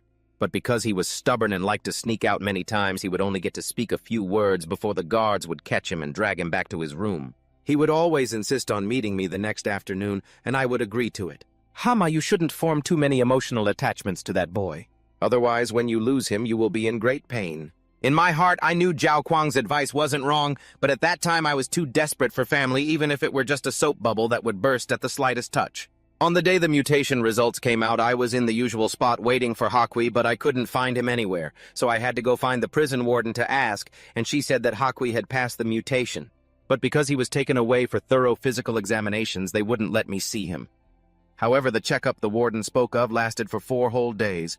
Then suddenly, one day, when I was in the canteen, Hakui suddenly appeared looking healthy and sound. I was overjoyed to see him safe, but the boy suddenly said he had come to say goodbye. At first I thought that meant he was running away, but he said he was going to change the world to become the master of this world. He said he could see everything. The bodies inside all the gifted people were already decaying. They couldn't endure it whether they were black ring mutants or naturally gifted. But Hakui was different. His body was very special. Hakui's face at that moment became increasingly sinister. A sense of ambition gradually appeared in the depths of his eyes. He said he was the only truly perfect gifted human, having both the healthy, long-living body of a black ring and the ability to control powers. This was evolution. Fear began to spread in my heart. I hadn't even had time to think carefully about the meaning of his words. And when he dropped another bombshell, "Sister Zhao Kuang is just like me. You need to be careful." Hearing that, I was completely shocked. I turned around and saw Tichthan die with his eyes fixed on him, and I wanted to stop Hakui from leaving, but the kid wouldn't listen. He said we couldn't waste any more time here, and that once he changed the world outside, he would come back for me. But that plan never came to be.